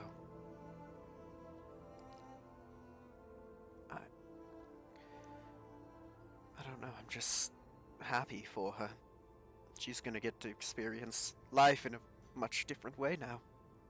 Shaletta, a normal life. You two can have a normal life. Ash No blinks more a bit. hiding from the sun on the beach. No more. Whew. You see him kind of blink a few times and breathe heavily. A normal life. That is, even more of a gift than I had already known he gave us. Shaletta, given that the fact he's not fond of you, I'm shocked he brought the cure for you. He's a good man. Man, starter, whatever. Blaze, he was asking poor Sonny to arrest Sherry. He was. I believe it. How many has he asked everyone in the apartment at this point? Yes, Rolly offered to arrest you, but I believe he was joking. If need be, I'll let them make a show of it, if it helps. Sasha, town's coming. She's still asleep? She is. But look at her. Different, but the same. Yeah, we saw. I mean, it was... Town's... It was weird. It was a quick change. Really? Hair went down, less spiky, darker. It's like she... Looked like she sunk into the bed or something. Like an illusion Dale used to do, you know what I'm saying? But she was just Yeah. getting smaller. Normal. Town's looking down at her. Normal. Yes. Sasha, this is a good push for you. I think, Ash, you should have a discussion with Lorelai about your future. What you want to do after the squad. Because now you have a normal life to support. Not a wife that...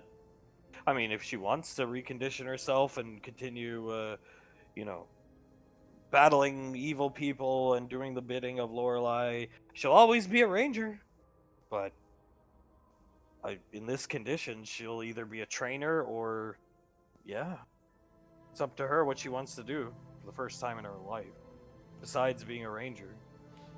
Yes, it is. And I hadn't even thought of that. This is all new to me. I will have that discussion. I need to make sure to give her the best life I can. Sasha nods as the rain falls make their way. The kids are on the ship with Zanzibar. Icy's called him up, and the rainfalls have made their way in. Suletta, thank God, seeing Davy. Davy tilts her head, walks up, and holds her hands. It went okay? It's over. Yes, she'll guide Davine into the room. She whispers Lorelei has his child. Of course. And you're doing all right? It was magnificent. Trust me. She grins, playing with the scarf. She chuckles and pats her hands. You should come down with us next time. It's a wonderful place. Hunk coming in, Pequod, in Julius's arm. Hunk, yeah, you really should. You really should. We got your crab. Memory. It's up on the ship with Zanzibar, Memory Ann. Yeah, yeah. So that excellent. I've never actually been there, but I would like to go. Europa's somewhat out of the way, so. Quite. Yes. We would love you to come with us. And Julius looking over Hunk's shoulder. She doing all right? He'll move out of the way, looking at Sarah. She's still sleeping, she's doing fine. She should wake up soon, according to Krellin. Icy whistles, seeing Sarah. Hot. Banksy starts chuckling. I'd have to agree. She looks angelic. Commander Integra, yes, she does. Best she's ever looked. I have been tasked with standing here and observing Guten Tag. I'm going to get out of the way for a while. He moves on. Go on. I'll check on the soup. Thank you. Banksy, she Julius. does look normal. Julius puts his hand on Integra's shoulder. She looks wonderful. That creature did more for her than I could in 20-some years. He did it in less than 30 seconds. He Wouldn't say that. You gave her a mother and a loving home. Very true. Julius nods. There really is no replacement for having a good mother figure in your life. Take it from me. You gave her more than she could have ever asked for. Commander Integra turns around. You are correct. He gives Julius a little hug, and I am so glad that you have what you have now. For you. He hugs her back. Thank you. The let's go, Julius clears her throat. The incursion with the Major went well, so Julius Jr. should be here rather soon. I'm not sure why Lorelei, she's looking around, is keeping the child.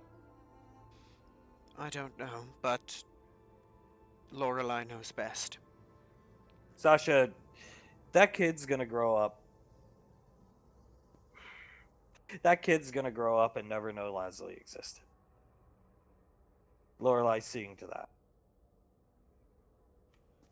Oh? She taps her temple. Erasing memories? Gonna erase Leslie from his mind. That's his mom.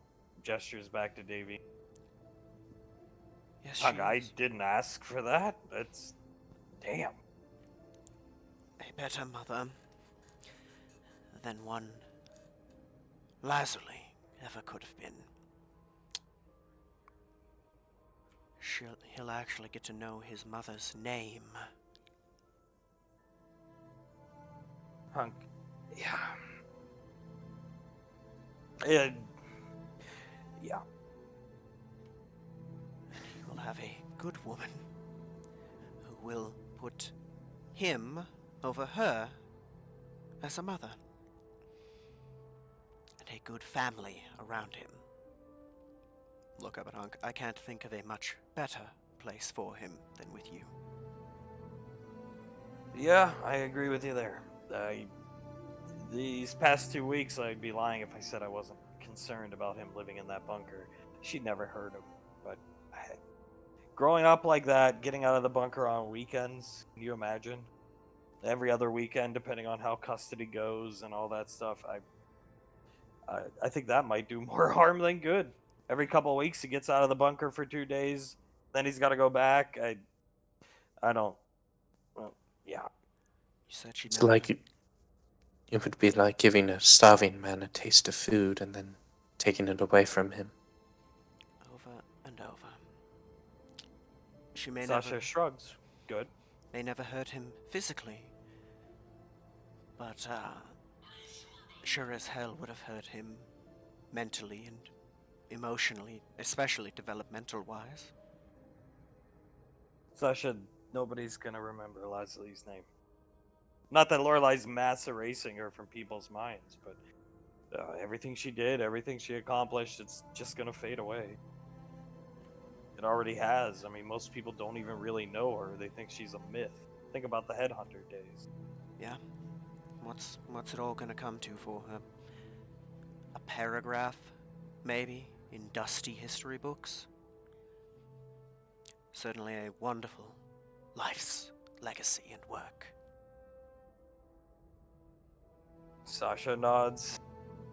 I do think at some point you need to go down and have that talk with Lorelai. Ash. I will as soon as I have free time. He's gonna look down at Saris. Between helping her and other duties, I might be tied up for the next few days. Ding! Rain falls. Lorelai's voice booming through the hallway. Oh god. She comes into the room. Oh, relax, Juligan. She calls you Juligan. Oh. Well, yes, ma'am. I would never lose control of myself as she licks her top lip looking at you with a child in my arms. Here, Davine. Davine will pick him up and set him on her hip. There you go. Hunk looking at Davine. The matter is finished. Lorelai claps her hands together one. Thank you very much, ma'am. Yeah, Hunk's gonna walk up, but he's staring at Davine. I don't know what to say. Lorelai, there's nothing to say. You're the better parents, the better family. Let the major be washed away. Yeah. Yes, ma'am. May she rot in the prison of her own making. Lorelai nods her head. What's everybody looking at? Sarah, Oh, she looks over David's shoulders. she's doing well. She's still asleep, but Krellin said she should be waking up soon, ma'am. She looks down at Saris. Those Star Children really knew what they were doing when it came to tech, didn't they? Yes, they did. Where is he? She's looking around the room, then back down at Saris. I believe when Blaze said he's been going back and forth between here and the armory, ma'am. Krellin comes up with the cube. Found technology. Stolen. Points at Ash. General Lorelai. Huh? Looking. Oh, that thing. That's... I knew it. That's not stolen. How do this? He sets the cube down, looks at his hand. Towns, what are you talking about? And Krellin salutes, but puts his hand behind his head, looking at Lorelai. How cute. Looking. You're supposed to put it here, Krellin. He's gonna show him. Arrest. Points at Ash. Arrest. General Lorelai. Yes, we'll get around to arresting him some other time. Right now, that cube belongs in the armory. Krellin, Starchild Tech. See? And he starts typing on it. When in contact with Star Children. Keyboard device. Your word. That's interesting. Can open right now. He points to it. What would opening that do? Moving between him and Ceres? Not sure. Then probably for the best not to? Lorelei will, with kinesis, snatch it from him. Just hold on. I'll hold it. No touchy, Krellin. Krellin, wow. Kinesis. Strong user. Lorelei just staring at him, fighting back not to laugh. Yes, she's very strong. She's our leader, General Lorelei. Elves, so beautiful. Yeah, I agree. Looking at Davine holding JJ. She hoists him up a bit further, up on, so he's more comfortable. Hank, that is really hot, leaning into Davine. I know. Why do you think I hoisted him up? Hoist him up some more, Mama. Oh, she does. Lorelei looks over his shoulder. Ugh. Yes, Asherion will be arrested in due time. Don't worry. But for now, as I said, he's actually already under arrest, believe it or not. Do tell. He looks down at Yes, ma'am, do tell. No, Asherion, I think you should. Arrest? Looks down at Ash. Yes, we've put a curse on him. That's why he looks so old. In our culture, technology thieves get cursed. That's why he's so old looking. Do you see him? She strokes Ash's hair. Oh, yes. I see. Yes, I'm only 35 years old, and yet I look so decrepit. So ugly. Krellin looking down at Pequod. Yes. Cursed? But can fight? Looks at Ash. Yes, I can. He's my indentured servant, Krellin. I see. Good choice. If want to put in jail, have place. Floating jail. Deep, deep, deep in Aridna's system. Hidden away. General Lorelei, I'll consider that, but not for Asherion. Maybe some other people, though. Sounds like a wonderful place for Master Chance. I'm assuming his court-martial went correctly? Yes. Good. He deserves to rot wherever he is. She looks down at Ceres. Krellin, how long until she awakens? You say soon. Very soon. Looks down at Ceres. Very soon. Good. 1 week. A week? Your term, time, week, 7 days. All end with this letter. Why? Oh, okay. Sasha, what the... Looking at her! Commander Integra, fuck the soup then! Walks this way, super pissed. I thought you'd said a few hours, Krellin. Hours, my term, different than yours. A different way of telling time. Apologies for the misunderstanding, then. He sits down next to Ceres, patting her hand under the blanket. Very comfortable. Stay and observe. Very, very well. That's Wake fine. up very ill. You said yes, much like you said flu-like symptoms. I'll be there when she does. Good. Shh. You make good brother for her. She's my wife, Krellin. He looks at Ash. Merry thief? Points down.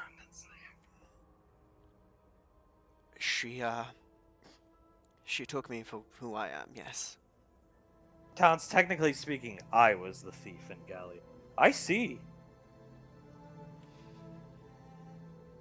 She, looks past my faults. And is married to me. Very soon. After. Sickness ends. Start. Sex. Have child. Interesting to see result. Is that so? He nods his head. Cursed old man, young lady. See result. General are like, I'm leaving. Yes, I suppose we will see the result. Very good. Galleon DNA, different. Different how? All species DNA, different. Right, but how does Gallian DNA differ from, let's say, Ceres or Pequod here? In some, extra chromosome. Oh, interesting. Sasha, could that explain how Julius can break Tewaz's neck? Who Tewaz? Looking at Uh, second in command of the cult, evil guy, the one who I mock kicked. Krellin, maybe, maybe not. Explains things like gestures to Davine. Elven imprinting, much stronger in Galleon. Generations to come. Oh, so even the half elves and, if it comes down to it, quarter and eighth elves even will be imprinting? Krellin nods his head. Pequod, did Julius imprint on me? Krellin, don't know. Ask. Julius looks down at her. Yeah, I did. But It- you didn't know what it was back then. No, I wasn't aware of imprinting or anything like that. When I heard it, it explained a hell of a lot, let me tell you. Lust. He puts his finger. Great lust. So that enough lust to make them act like children when they don't get what they want, Krellin. Yes. Yeah. Yeah, no, that also explains it. Sasha. Oh. How do you do it? La na ya. Krellin. La na ya. Davine looks over at Sasha. Even you? And over at Krellin. And then you teach him? Ah! Sasha, it's not my fault. He's like a parrot. La na ya. Code word? No. Davine looks over at Krellin. I don't like Lanaya, right? So I say her name in a mocking tone. Why? Oh, well, she tried to steal my man from me. Very good. Protective. Preservation of species. Davy nods. You got that right. Have other thing for you. What is it? Put child away. Davy looks around. You mean set him down? Give to other male. Oh, okay. She hands him over to Banksy. He takes him. Come here. She'll step forward. He gives her what looks like a very weird chromatic hilt. Yours. She studies it for a second. It looks beautiful. What is it? Hard lightsaber. Oh! Oh, I remember seeing Hardlight. Our ranger. Denaria, she had armor like it. It's the same type of material that she would shoot beams with? Krellin nods his head. Button to activate on bottom of hilt. Good for 2 uses. Then beam saber. Recharge. Of course. She looks at it, and it's super light, so, and she holds it out a bit and balances the hilt on one of her fingers.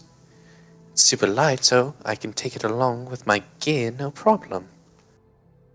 Wanted to find it and give it to you before fight Kamul, but your word lost. But don't worry, Krellin, I did just fine. Have seen helmet. Yes, it looks quite good on the wall, doesn't it? He nods his head. Rainfall weekend? Yes, how did you know about that? Look forward to come, hunk. Oh. Oh, Well, dear, you can come when Ceres is feeling better. Very true. Need to watch. Observation. Points down to Sarah. She nods and pats his hand. Thank you very much for the hard lightsaber. You're welcome. Very kind. Oh, no, you're very kind, Krellin. Elves, my, um, your word, kind word, wife favorite. Oh, I remember you telling us that, yes. Well, I'm very happy that I could be one of your wife's favorite species. Sasha coughs into her hand. So, Krellin, what's your game plan here after Saris gets up and everything's good and she's healthy? Krellin, game plan? Looks around the room. What are you planning to do? Stay here. I see. Yes! Julius high fives her. Ah, Pequod, come on! He wants a high five from Julius and us. Julius high fives Pequod. Pequod, come on, Sasha. Sasha, yes.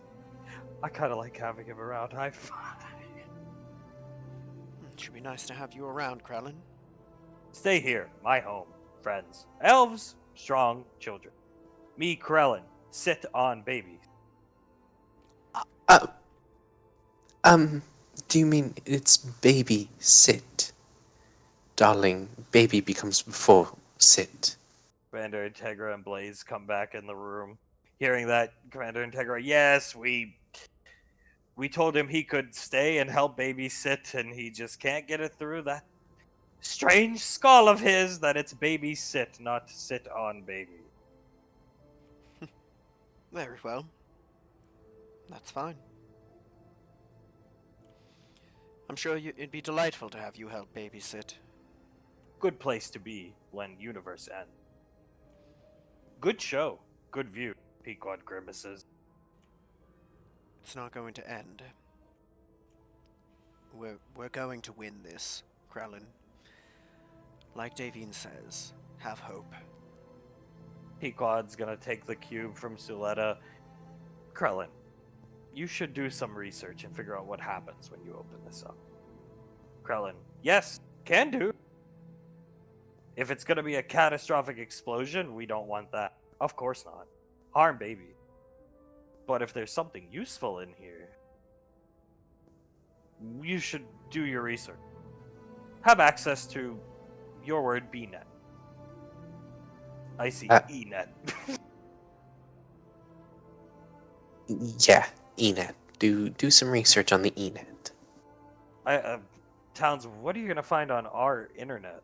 Krellin, my internet. Still up. Yours is? He nods his head. No access. Glares right at Ash. No, that's perfectly fine. It's just interesting. Incredible, even. He looks down at the cube. We'll figure out. Where others? Holds it up in his hand. That's what we've been trying to find out. We know that the evil cult has 2 of them, and one of them is in the wind. Cult want technology? Cult wants them to, release the one behind the black hole. Do remember, but they want technology? Yes, they're looking for the 3rd one, yes. Arrest. Yes. Yes, we arrest them, even execute some of them. I see. Did Star Children really get executed for introducing technology to lesser beings? Krellin, absolutely. Help development along. Gallia, big mistake. Happy to see, gestures his arms, but technology introduced there, illegal. Really?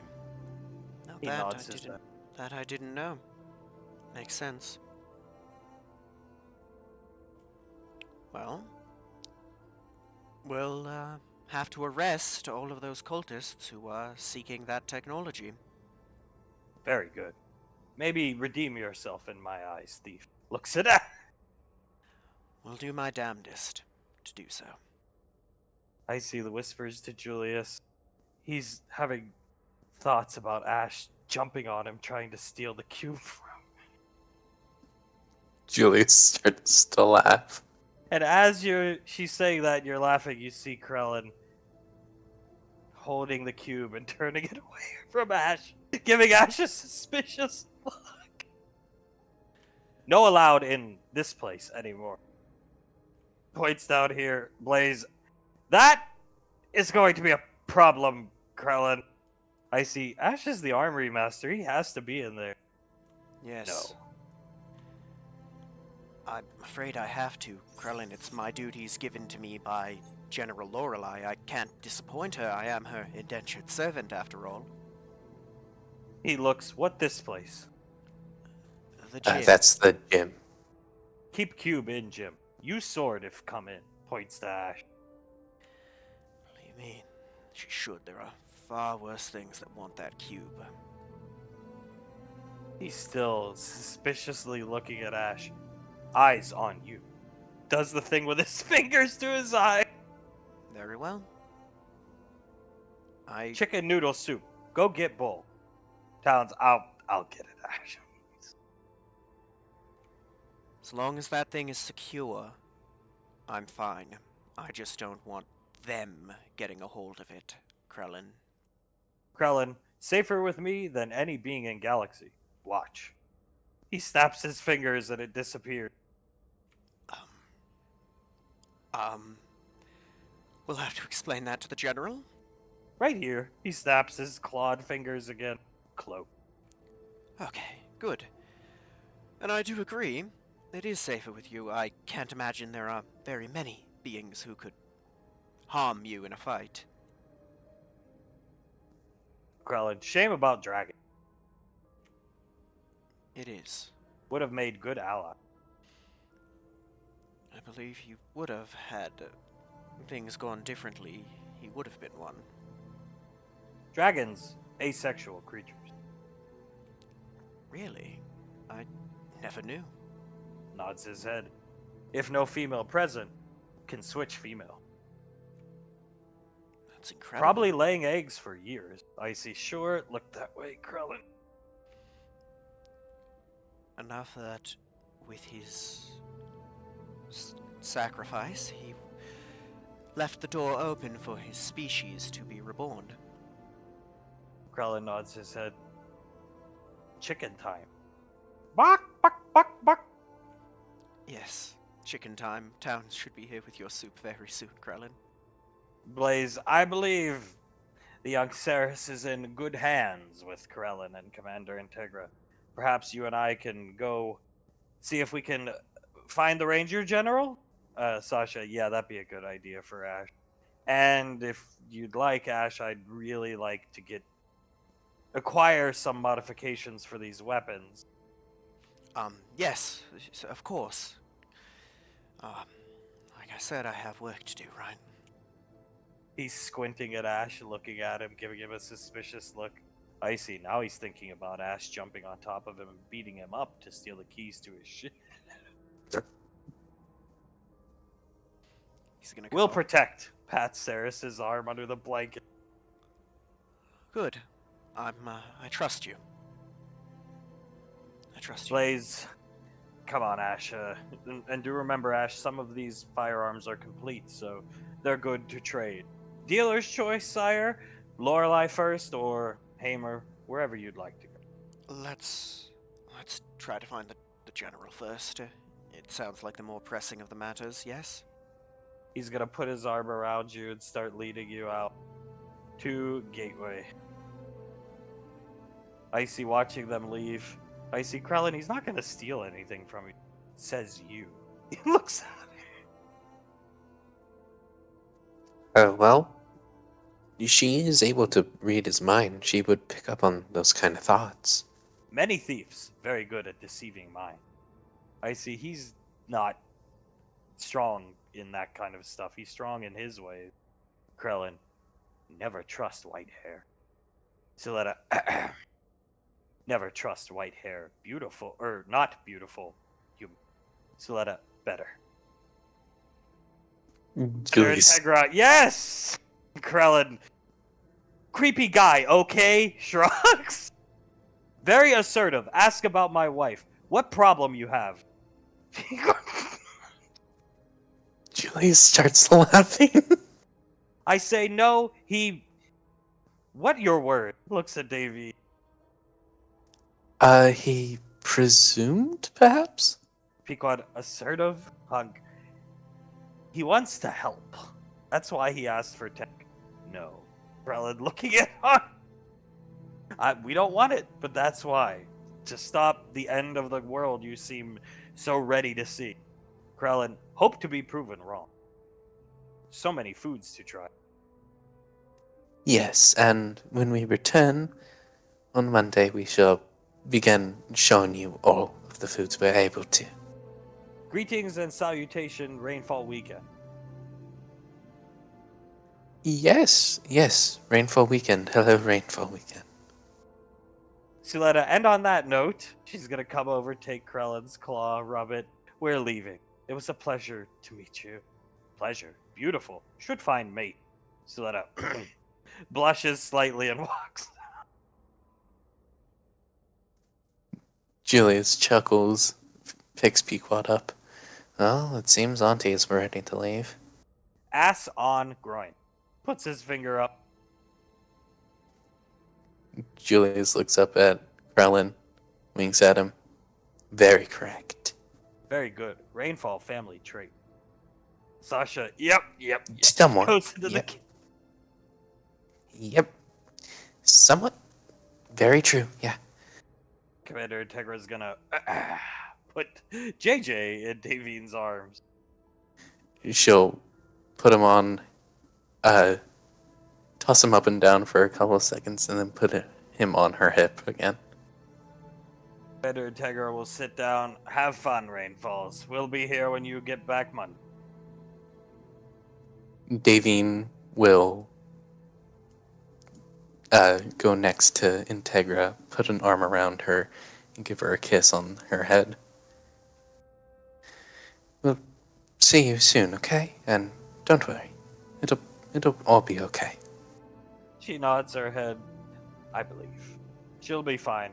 1 week. It's probably the most sleep she's going to get in quite a few weeks, given certain people shrieking at night. Pequod starts laughing. Hopefully, The yeah. bags under my eyes from the headhunter days, those two keeping me up. And General Rico calling, how's my daughter, Integra? She starts laughing.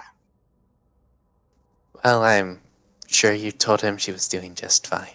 I told her she was well taken care of, Julie.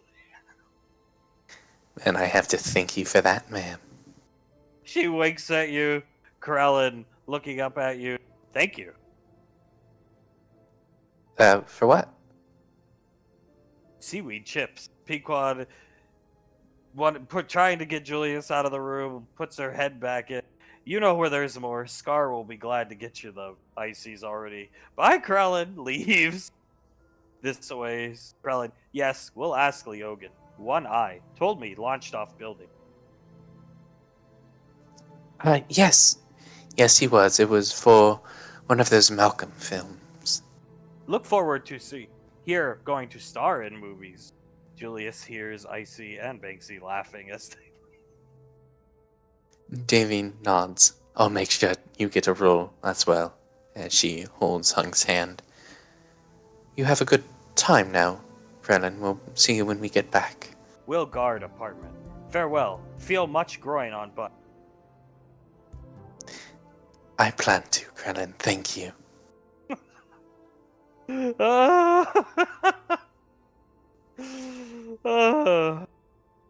The Rainfalls are heading up on to Zanova. Move you here. There's some things here. Ash and Blaze are going down to Gateway, and once you get down the elevator, everything's back to normal. There's no lockdown. You can go anywhere you like, and there are still questions being asked, but they're not your problem truly to answer. If you don't want to, and here you are. Well, You said we had to find the general, right, Uncle? Blaze, yes. Whatever you'd like to do, dealer's choice. You want to go to Hamer or the Rangers, wherever you'd like to go. I think the general first makes sense. If it's Real something. life catching up to you? Yes. Real life has caught up to me. It's not a bad thing. It's not, it's just terrifying. Oh, there's nothing to fear. No, I'm sure that isn't. It's just, I need to make sure she has a good life, and I have not done the best job of that. Blaze, you haven't? Looks confused. Well, I kinda did get sucked into the Malcolm shit, and even now I'm just finally getting back to my feet fully, right? I need to make sure she has something completely stable, and that means I have some learning to do. Blaze nods. I think if you didn't do a good enough job, she would have left you by now. You're right. You're always right. I suppose I'm too hard on myself with that. He's gonna walk you this ways, but still talking to you, leaning over the banister. Yes, I think she would have ditched you a long, long time ago. Well, I'm happy she hasn't. I'm beyond happy that she's going to be unshackled from that curse. I'm terrified of it, because it's going to be new for her, and you know, it must be scary, but happy nonetheless. Blaze nods. Yeah.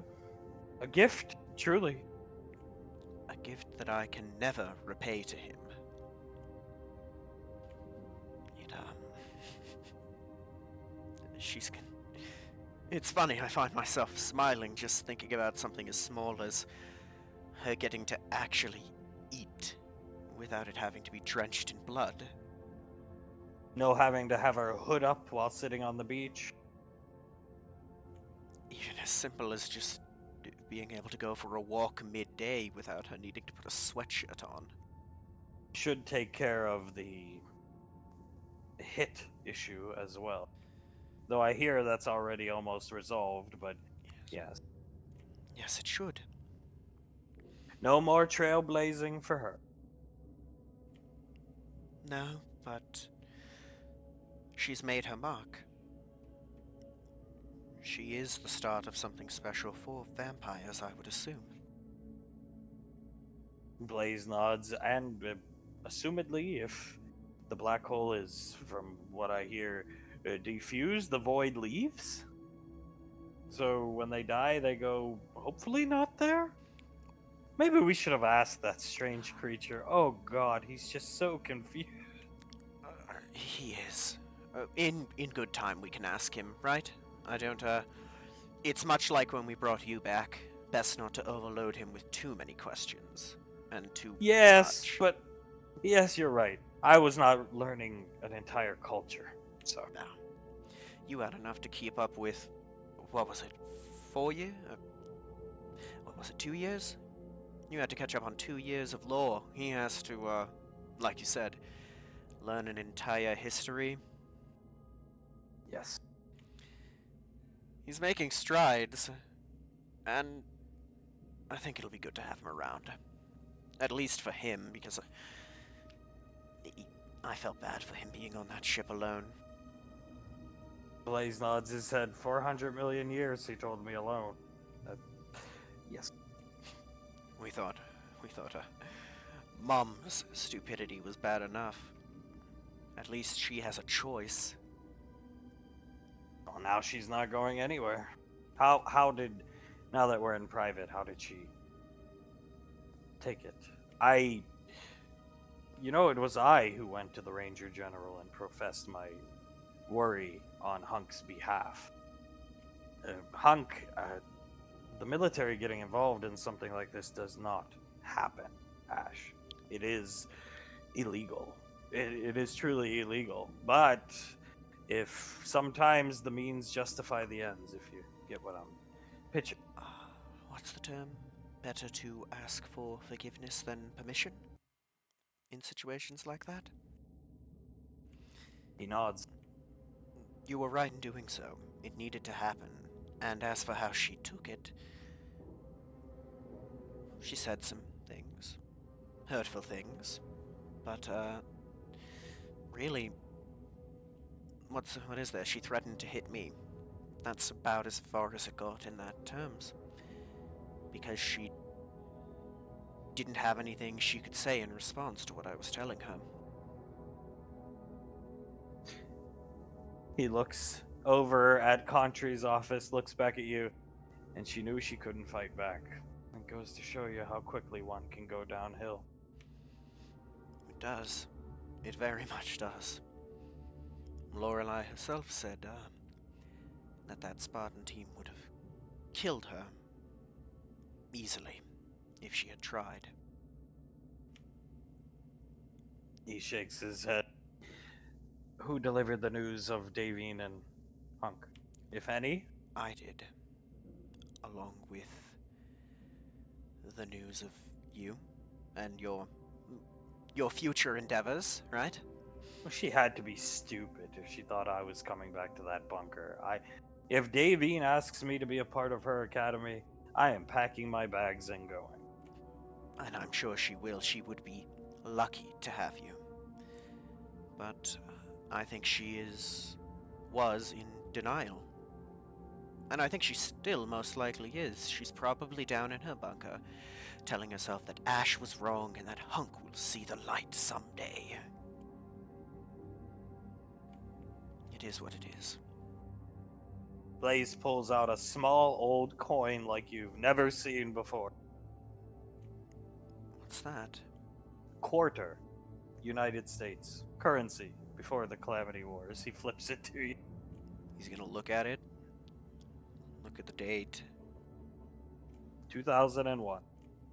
This is incredible. I've never seen one of these. This is very old.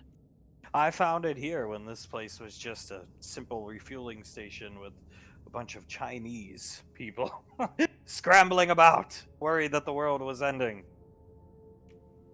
My. That quarter is very similar to Davine and the Major. I'm just going to call her Major. I've called her Major for so long. But they both represent two sides of the same coin. One of them grew up with everything and every reason to be successful, the Major. One of them probably did not grow up in the greatest of circumstances, being a feudal civilization. Elf, high elf, wood elf, what have you. One of them lost something very important to them very young. One of them committed a tragic act very young. One of them grew to give love, and one of them grew to want control. Yes. It's They're similar women in their attitudes and outlooks on things. To be honest, if I didn't know the context and met Julius and Lazuli back in the Headhunter days, I would have assumed Julius was her biological son. Yes. I would have as well. And you're right. They are similar. Similar yet opposites in many ways. The key difference being the differentiating factor is one of them was willing to open up and have an open mind. One was not. And that pride and jealousy has gotten her where? Alone. Childless. Alone. Childless, familyless, with nothing to her name but a bunker and a legend that will be forgotten out of history books. Blaze shakes his head. Quite so. I hope it was worth it. Because as I told her repeatedly, she could have had everything Davine does right now. If she was willing to open up and get help. Blaze, you keep saying that, but that's where you're wrong. She could never have had what Davine has, because she never would have been willing to share Julius. Stop thinking that way.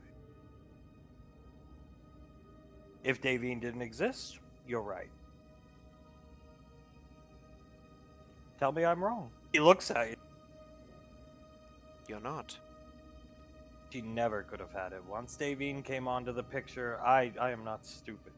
I didn't have to be there alive to see the reaction, to gauge her, to sit around and wonder and hope and pine she comes back someday while Jiren knows her secluded location. She never could have had once Davine came around. Because of her, not Davine, but because that is who she is. And I assume you saw it today. Oh, I did. I did. She, is the reason for all of her suffering, as much as she wants to put that blame on others like me and Davine. He shakes his head. Nobody's fault but her own. Nobody's fault but her own.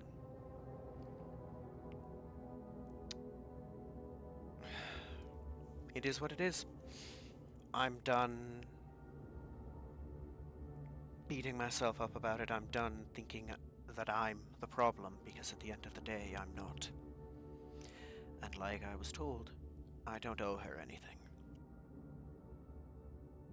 We didn't lose anything. He just shrugged. The only thing that I lost is what I had deluded myself into thinking was there. So, like you said, nothing. Not a damn thing. Looking down at Lorelai's office, who comes up the elevator, sitting down at her desk. Looks like she's eating a sandwich. Well, is that our mark? Up to you. Dealer's choice. I'm sure she'll be happy to see you, indentured servant. I'm sure she will. Yes, let's go and talk. Lead the way. We'll walk up. Guards will step out of the way for you. Thanks for taking care of the alien prop. No problem. Wasn't too big of a deal. He's quite nice once you get to know him. This guy's gonna come in. She's in a very good mood today, buddy. As Blaze comes up. Yes, she is. Let's not call her living artillery, as this guy's just shaking his head at Ash and Blaze. Oh god, if he calls her that, I will kill a Sherion myself. Trust me, Ranger. I would beg you would. Snap freeze and shatter him. This guy, yeah, steps out of the way as the door opens and she's getting up to get a napkin. Blaze, you first. Walks in. Hello, ma'am. He turns around, wiping some mustard off of her mouth. Ash? Ma'am, may I? I'd like to discuss some things with you if you have the time, please. Sure, come in. Blaze comes in. Come and sit down. Well, how is Krellin doing up there? She's cleaning the side of her mouth off. He's settling in quite nicely. It seems he may become a regular fixture of our little family unit. She turns around, back to the napkins, pouring some water for herself. Not surprising. I could tell Nicole wanted to keep it. Oh, I knew she would. She likes bringing in strays. And I think it'll be good for Krellin as well. Krellin Rainfall does have an excellent ring to it. It's Blaze. Yes, it does. It does. I will let you know he is in possession of the cube at the moment. Again, he is able to cloak it at will, ma'am. She shrugs. Fine. Fine. I assumed you'd be okay with it. I just needed to let you know. She'll sit down. I could peer into his mind, and he is having an engrossing amount of thoughts about you trying to steal things from him. So I am not surprised that she takes a sip of wine. Yes, he is. Speaking of thoughts, I. You can probably guess why I'm here, but I talked with Sasha, and I need to talk to you about what I may be doing after this is all over. She looks at you. Probably a good idea to start thinking. Making a decision right now doesn't need to happen. But yes, the Rangers are going to come back, guard the door. What's on your mind? What would you like to do? The squad's going to stay together for the very least a year after the events are concluded and we win, just to make sure everything's on the up and up. But after that, there is no point. This is not High Command's doing. This is not General Rico. This is my doing. It's certain individuals in that apartment have greater destinies beyond living in that apartment. Yes, they do, ma'am, and I understand that fully. I don't know what I want to do. I've achieved the goals I had when I first set out into the military. I'm a ranger, and I'm on an Arcane Council strike squad. I, perhaps foolishly, never thought of what I would do after that. Lorelei looking down at her sandwich, back up at you. Well, Sasha, everybody knows what will happen to her. Nicole, I'd like her working here on Gateway in tandem with Sasha. And Julius as well. He'll be in charge of the headhunters. That's already been approved. Can't be promoted to colonel right now, as much as we'd all probably like to see it, just so we know Malcolm Chance is rolling in that grave of his. But that being said, Yeah. I would like the three of them to be in charge in the future. Those three. Hell, Right. Julius will probably be a general. Let's face it. Nicole, Sasha, and Julius. I think he will, and I think he'll do delightful at it. All of them will, of course. And then you have Pequod, who we all know where that's going. There's no escaping that. She's the perfect fit to take over her father's position. Primarch Rainfall.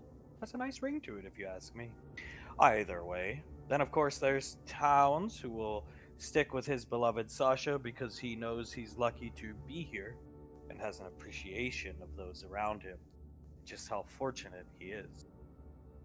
The Yeah. man with a wiped, cursed mind minds his tongue better than you. Need I bring that up, Asherion? Don't interrupt me. Moving on. Most of the armory folk will be folded into the academy from my limited breaching into Davine's mind, though most of the time when you breach that beautiful mind of hers, you just see shirtless hunk. Imagine that. And the Spartans will end up as Pequod's, as you saw today, red team. So, wonderful destinies for all involved, and more. The children, but that being said, you and Saris, yes. Well, I imagine Saris will probably. She can stay on and train Rangers, or she can go through the hell of having to rebuild herself for combat. She's never actually had to do that, you understand. I do, ma'am, and I will stick by her and support her through whatever she chooses. Something tells me the girl deprived of a normal life will want a normal life. And I will do my damnedest to give that to her, ma'am. Much like Nicole, she was a ward to EarthGov. Of course, she had Integra as Nicole had Hunk, but most of Nicole's problems came from lacking of a choice. She wasn't given a choice. That's where the impetus started. That's where the kernel started to grow from. The seed, so to speak. Saris, she doesn't have those problems. She's not a spellcaster.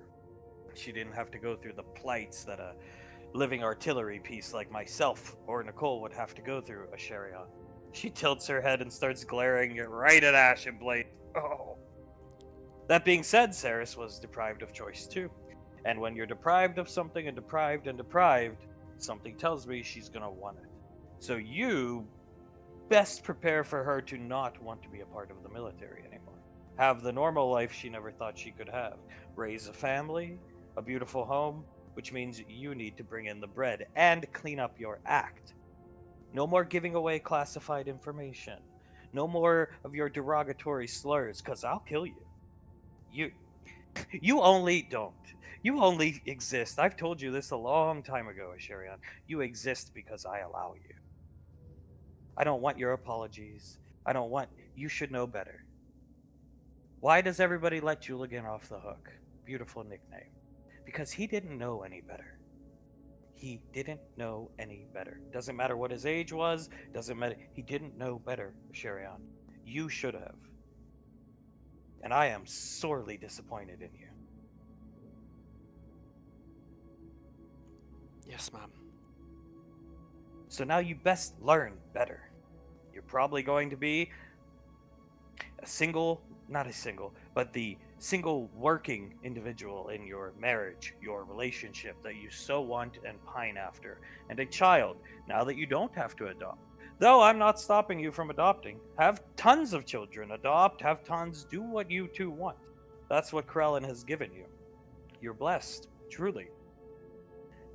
So you're going to have to bring in the bread, whether you have 1 or 10 children. Yes, ma'am. You can continue. You could continue to train Spartans, but you are not one of them. Wouldn't it be better to? I mean, I've never forced your hand into picking your specialization, because why would I do that to you? You're part of Alpha 9. You're an integral member to the team. But once it's over, if you wish to remain a ranger, you either, she gestures out there to those two, you join the shock troopers or the frontier rangers. Or you can retire your rank, but you'll still get all the benefits of being one because it's a brotherhood and a sisterhood. And you could, if you'd like, transfer somewhere else. I will make that happen for you. Or it might be Sasha by then. Who knows? I'm sure it will be sooner rather than later, ma'am. She's already ready for that role, I think.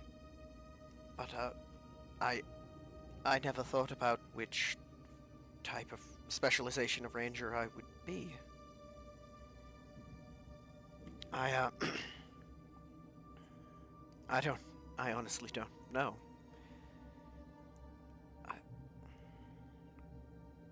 It's a difficult decision. She looks at you, well, if you make the wrong decision, you can always transfer. You're not bound by life and duty to. It happens often. You'd be surprised.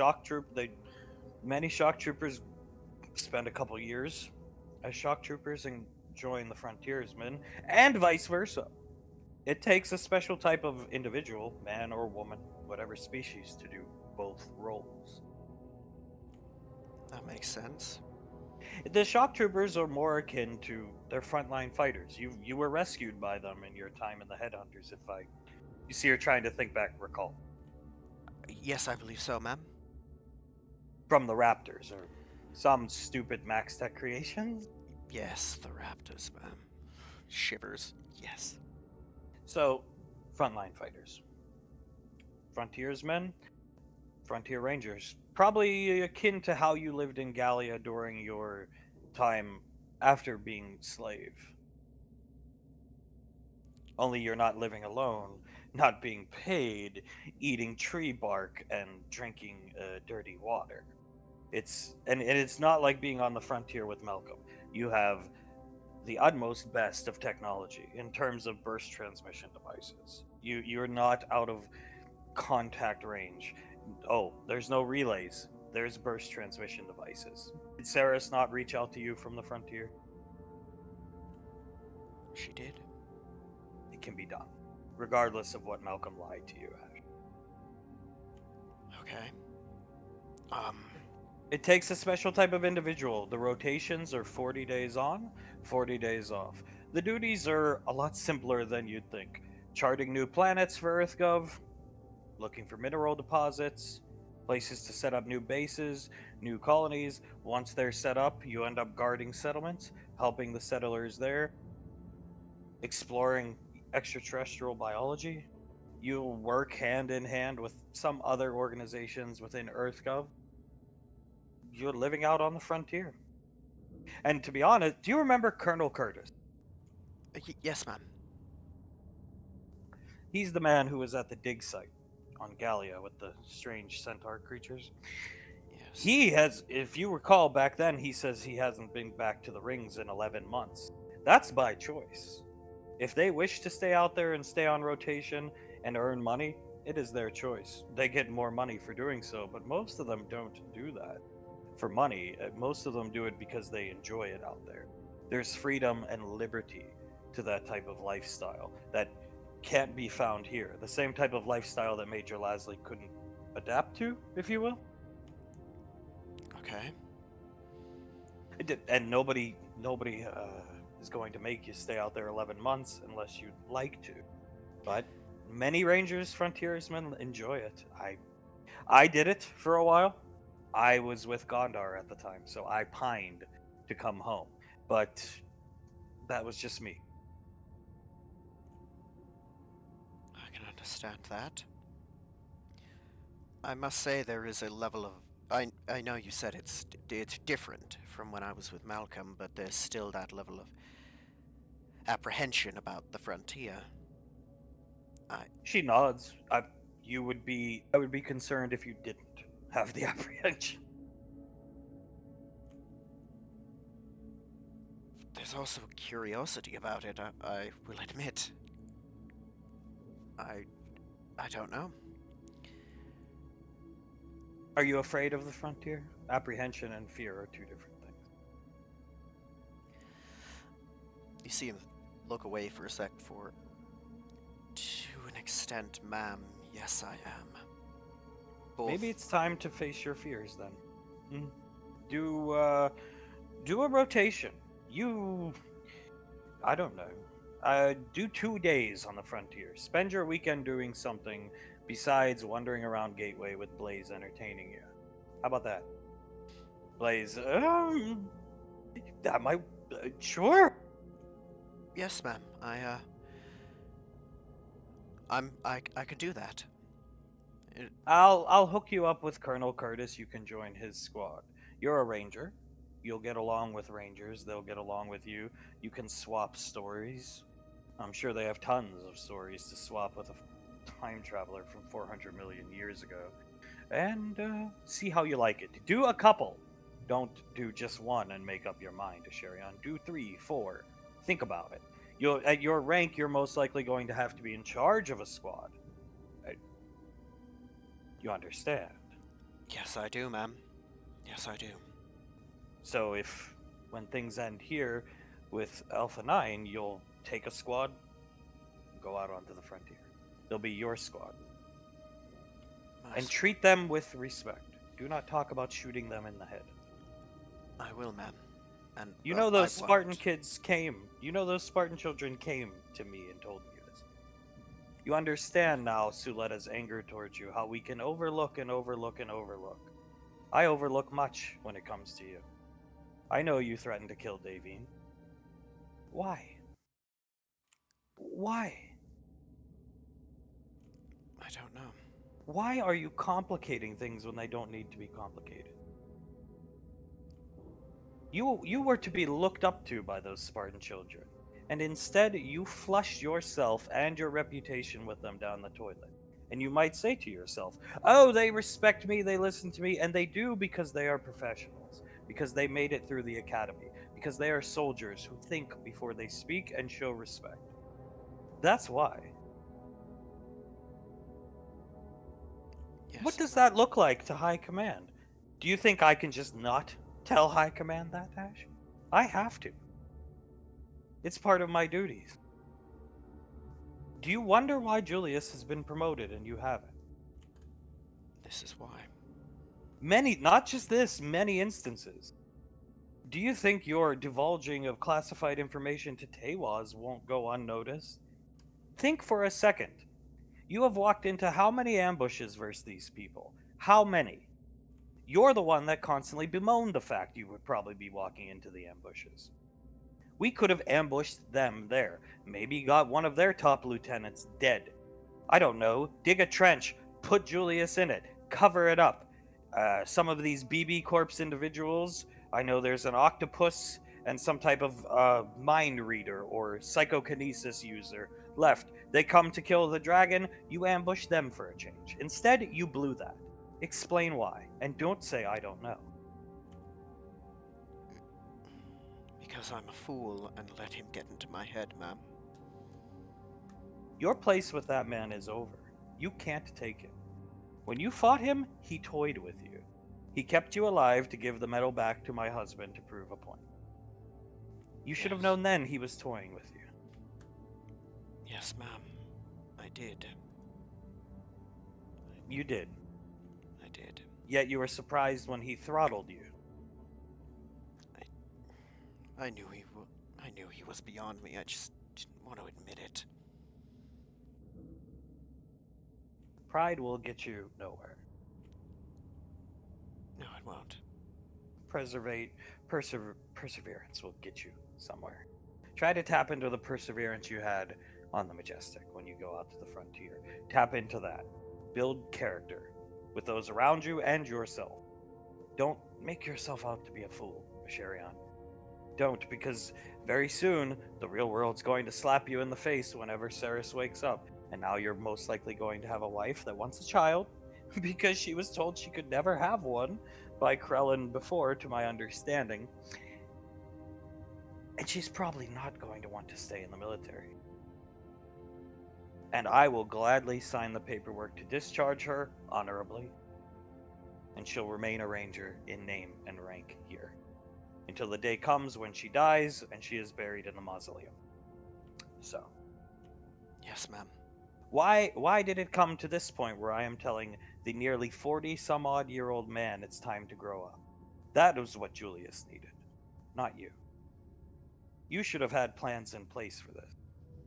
Not that you could have ever known that this strange alien creature would show up with the cure-all for vampirism. Who the hell could have known that?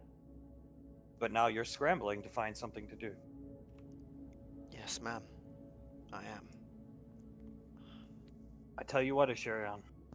Should I hear you threaten anybody else on that squad, or in a cavalier manner talk about killing them, you will walk into this office and not walk out.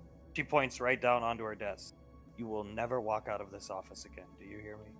Yes, ma'am. Because you make me look like a fucking fool when I have to report these things back. A fucking fool. Because I stick my neck out for your sorry ass. And I'm done doing it. Yes, ma'am. You will go with Colonel Curtis to the frontier when I say.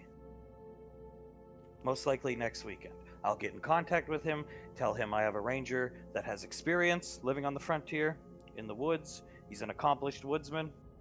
And you'll hook up with him, and I'll have you flown out. No Ceres. Yes, ma'am. Understood. And if you don't like your time on the frontier, we will find somewhere else for you in EarthGov. That is what we do as allies. Not talk about killing people. You've made me, just thinking about it, she throws the sandwich off of the desk into the trash, lose my appetite. Thank you. And if you ever utter the words living artillery again, she scoffs and walks down the elevator. It disappeared. As Blaze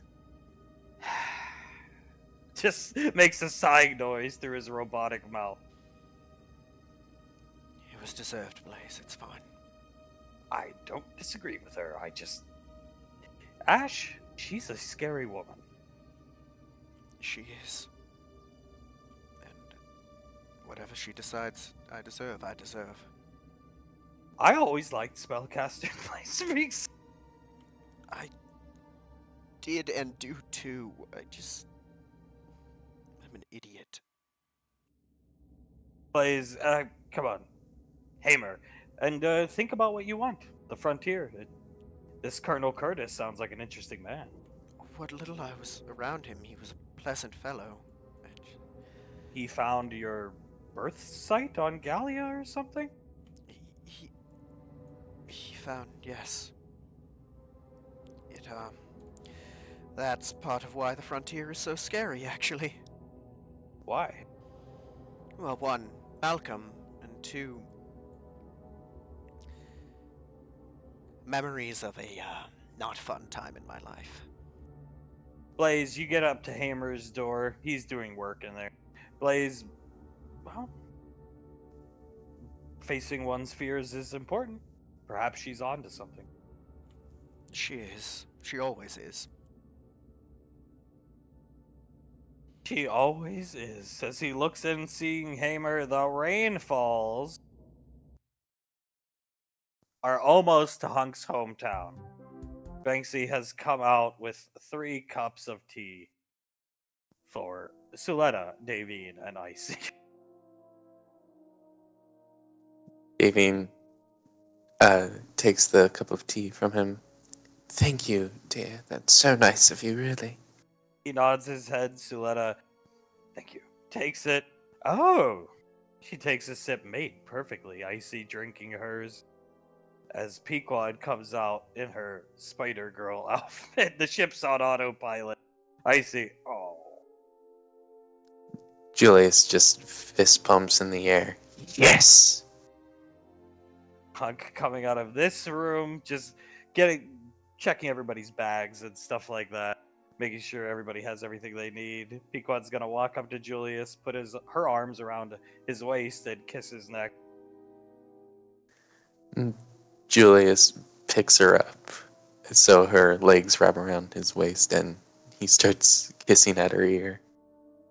Hunk looking down at Pequod. Well, it's not like my parents are gonna be. They've seen weirder things. There was a time 2 hunks walked into the house. Icy starts whistling. My stepdad was so confused. I truly wonder who that could have been. She sips the tea. Icy, probably Suletta. Suletta, I've never met them, thank you. Oh, I don't know, Letty. You can be pretty mischievous when you want to. Yes, yes. She sips her tea. Linoya. She glares over at Soletta. I actually recorded when Krellin was saying Lanaya. Pequod starts laughing. Davine sighs, takes another sip of the tea. I'm never going to leave that one down from you, aren't I? Hunk's gonna come stand behind Davine. I wouldn't have it any other way. So lean in and kiss her cheek.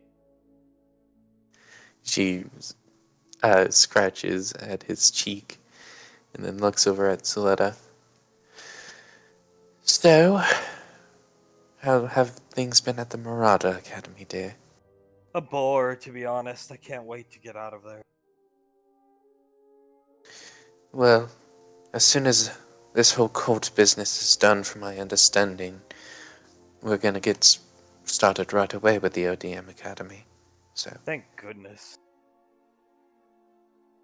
and you 100% have a place in it, along with, well, if he'll accept Blaze, Scar, everyone in the armory, really. Suletta nods. Every academy needs a nurse. Sunny. Jennifer, though she's not cool enough to be a Rainfall from my understanding, is Hunk. God damn it. We're getting her a scarf. Hunk, I'm gonna get all the scarves down there. We're gonna. Trust me, my mother's gonna want to make.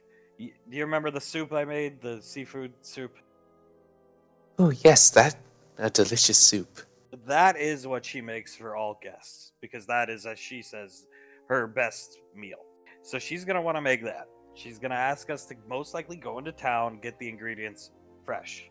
It's way better when the ingredients are fresh. So if you think the one you had at the beach house was good, this one's gonna be better. Pequod, I don't think that soup could get any better. Looking at Julia. Julia shrugs. I don't think so either. But trust me, it's gonna be better. And we're gonna go get the ingredients, and I am gonna find somebody selling scarves. And if I don't, then I'm just gonna order like 50 of them. All the staff at the Academy. Krellin Rainfall. Jesus H. He just starts scratching the back of his head. And I am going to put the scarf on each of them individually myself. Pequod, you know we met Zap's wife down at Mama Land's. Suletta. Tea in my nose as Banksy comes over and takes the cup from her. So she can wipe off her mouth and nose. Davy nods. That's partially the reason why I want you to go down there with us, as she'll take a napkin herself and help Soletta wiping her nose off. Thank you. Excuse me. She blows lightly into the napkin, blowing her nose. Banksy, here you go. Gives her the tea back. Thank you. You are quite attentive. Yes, he is. A very good man. Yeah, well, now he's going to be seeing active combat. Lorelei, put the taxpayers' money to use. Banksy, yes. So excited to fill the vampire's shoes. I'm sure you'll do just fine, sweetie, as soon as you start doubting yourself or your abilities, or you start thinking of what you have to do, which you don't have to fill anyone's shoes. You start failing. So, just do what you're able to, and I'm sure that will be plenty. He nods his head. That's probably some of the best advice I've ever been given. I see, I told you she gives good advice. Julius leans back and looks at Banksy. I obviously didn't get the brains from her, but yes, she is right. I see, honestly, the way Saris fought, her powers are very situational. She mostly shot the plasma rifle Ash got for her. So, very rarely actually did her powers come into play. Just if an enemy's flying, she can't do a lot. She can shoot. She is an excellent marksman. But yeah. In the first I can't even remember now. I see scratching her head. Pequod, the first time you guys got ambushed, then that Globber Knocker guy was there, she used her powers. And then that really weird battle with the black armor dude, she used her powers, but other than that. Yeah, there weren't really a whole lot of times where they came into use. Banksy, well, her powers, from what I saw training with her, were quite impressive, but she did say she preferred not to tap into them, really. Julius nods. It's understandable. When you have those kinds of abilities or something like that, sometimes you just don't like tapping into them. I see, plus the plasma rifle Ash got for her was very nice. I don't even like guns, and I thought it was pretty cool. Yeah, top of the line by EarthGov standards. Nothing like the other dude had, but we'll get to that some other time. As Suletta sips the tea. So what is Miss Chirac like? Banksy, I'm so proud of Juliet. Davine looks over at Suletta. So, you know Zap, right? Wonderful man. Yes, lovable oaf. Yes. Imagine him, but in female form. Pequod with braided hair. Suletta, did anybody get a picture as Banksy's pulling up a picture on his wrist computer?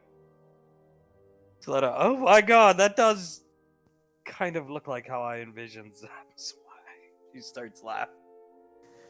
Julius nods. She was very proud of me. Banksy, go to the one where she was hugging me. He has a clip because he just records from his visor. I'm so proud of you, Julius. Suletta, how did she know you?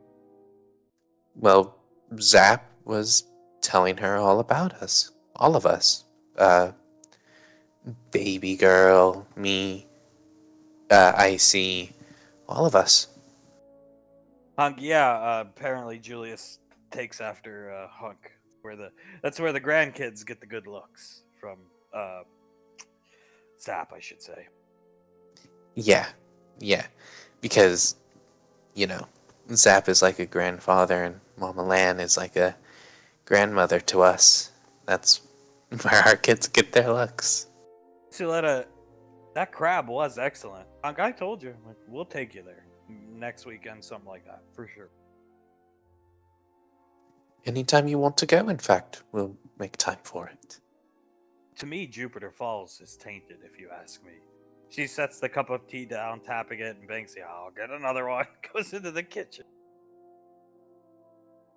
Julius nods. Yeah, had some good times there. Finally got to start dating my wife there, but it's a little messed up now.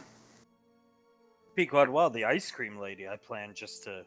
I mean, it's not my say, but I was planning on just trying to roll her into Davine's academy. Davine chuckles.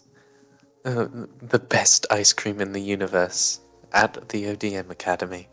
Everyone will want to join now. Pequod, that's my idea, and we can let her keep, the profits she makes from the ice cream, and she should be happy. Well, I truly hope so. She did make some amazing ice cream. She'll drink the rest of her tea. Yeah, Jupiter, it was never my favorite place, but we did see a lot of Malcolm movies as Banksy gives pouring Suletta more tea. We did see a lot of Malcolm movies back then when we were always going out together on the weekend. Yes, that we did. That we did. I see. Would you like to go back to watching Malcolm movies every weekend with every? No. I see. I thought so. Just sips her tea.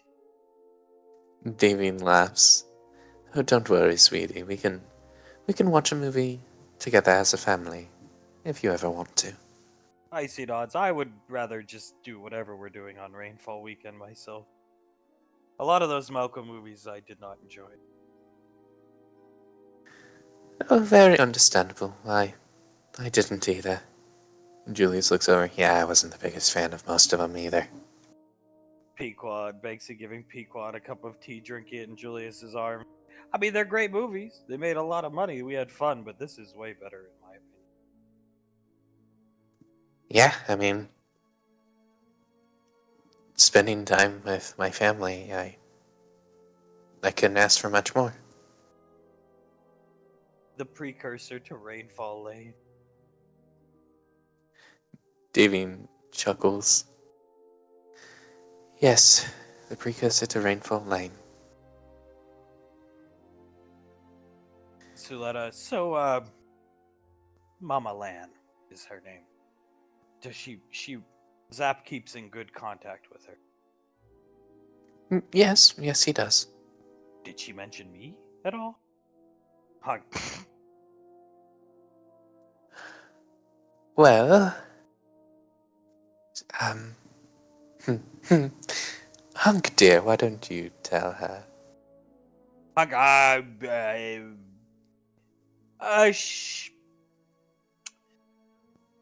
Yeah. Actually, she said that Zap is very fond of your rump and your legs, as well as Sasha's. I'm not gonna lie. Suletta, of course. Davine sighs. Well, yes, he did say that. I was relying on you to lie. I didn't want to tell her that. It's okay. I can't. If she touches me, she can read the mind, and Suletta.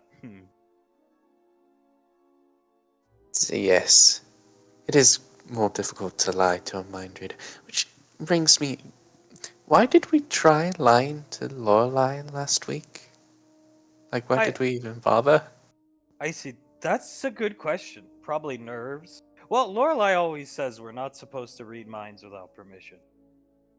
But she was probably reading all of our minds. I don't know. She says she can't read mine, but something tells me if she really wants to, she'll get in. She's a very determined woman, sipping her tea. Julius nods. Very determined woman.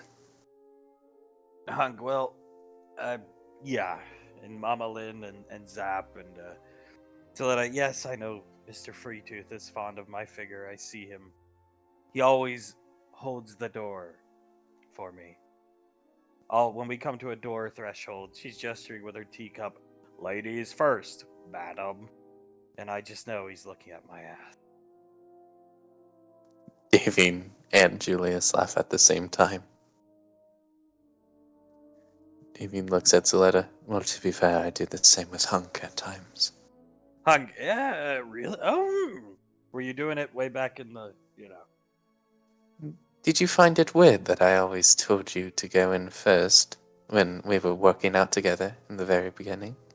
He snaps his fingers. I thought it was just the assertive, dominant female type, but that makes a lot more sense. Probably after the mask came off. Well, she scratches her chin. Well, even before that, I'll be honest. Lucky me. As soon as I saw that you could take the armbar and then you asked for another one, I was a little hooked. Hunk's gonna lean in, kiss her on the head.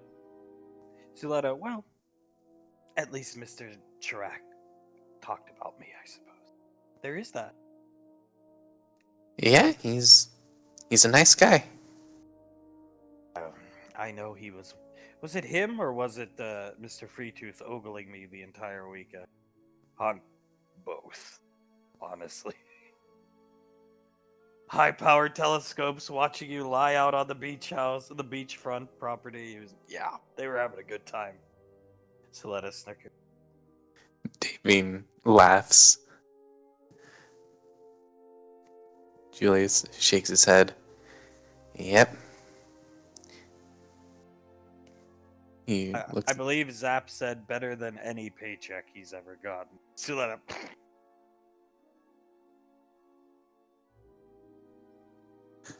Damn. Just. Yeah, that's a good compliment, I suppose. Nice guy. He quadded Julius's arms, sipping the tea. We should consult Mama Land for advice. Older and wiser. Anytime weird situations happen. She seemed mentally way more stable than Zap.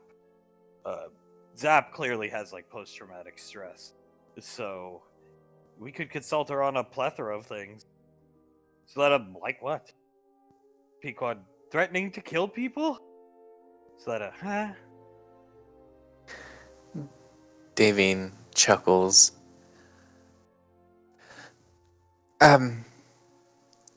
Asherion at one point threatened to I kill know, he said shoot Nicole in the head.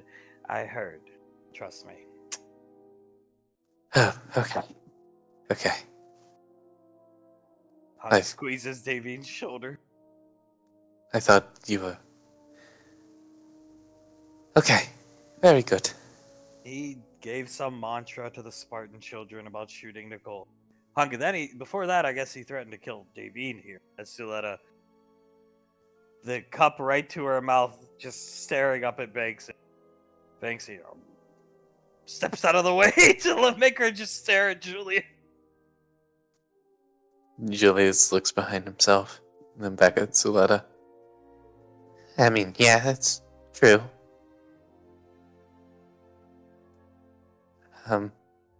He clears his throat.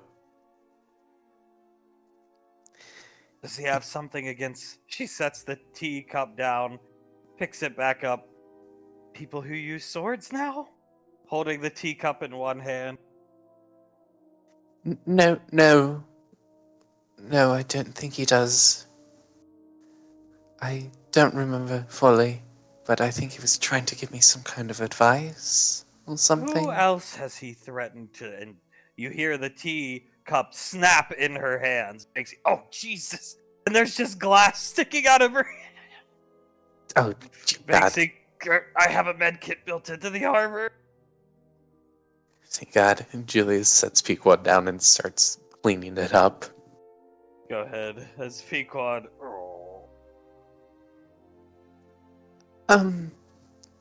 No one else, to my knowledge. Banksy pulling the shards of glass out of her hand. She's not even reacting. Oh, wonderful.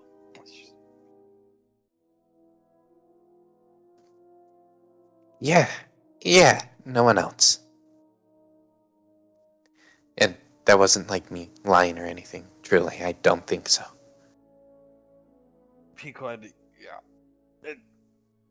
I was thinking of. I only bring it up again not to. If I knew people would react this fucking poorly, maybe it's just because we've been around Ash so long. And she looks at Julius, but it's not my place to be concerned about Ash's career. But he should have a good career with a lot of money coming his way. And if he keeps doing stuff like this, it's not gonna happen. These things. Lorelei does not bite her tongue to high command when it comes to things like this. If it comes to weird stuff we've done, like chuck a tomahawk at her window, of course she's good-natured, but at least that's what my dad said when he found out we were the ones who threw the tomahawk at her window. He's still convinced cornstalks around them. Yeah, that that's pretty impressive. I see. I get where you're coming from, but yeah. But yeah, it was a bit much for even Lorelei to sweep under the rug. Pequod, honestly, I was very uncomfortable when he was talking about our personal relationship woes in front of. She gestures with her eyes over to Banksy, and Banksy, I muted my helmet. So, I mean, I've heard it all again, but I personally, yeah, whatever. Banksy, I'll get you another cup of tea. Soletta, what? I see he was trying to use Julius as an example of how, to do stuff the right way, and it just, I don't know. I don't know. This is good tea. Hunt. Yeah, that's fine. I've asked him not to do it again, and he hasn't. So, I trust him enough not to do it anymore. But I would have preferred he didn't say that to a bunch of Spartans that I'm trying to get to look up to me, but he takes a deep breath. It's fine. It's cool. I see the intentions were good. Finishing her tea and setting it down. Yeah, the intentions were good. Pequod, well, how about we air your dirty laundry in front of the next trainee group? I see. Please don't. Just looking up at Pequod in her Spider Colonel outfit. Julius chuckles. Oh, don't worry. I won't. Pequod's nav computer goes off. She looks over. Are you okay, Soletta? Excellent field dressing. Looking down at her hand. Thank you. She looks up at Banksy. Hold the tea. I believe we're here. She looks back at the computer. Yeah, Pequod, you can wear the damn costume, whatever. Pequod, yes. And looks at Julia. Yes. God damn it, yes. Thank you, Dad. I'll go land the ship as she seductively struts around Julia and goes to the cockpit. The Rainfalls will land, but back on Gateway, Ash and Blaze are outside Hamer's door.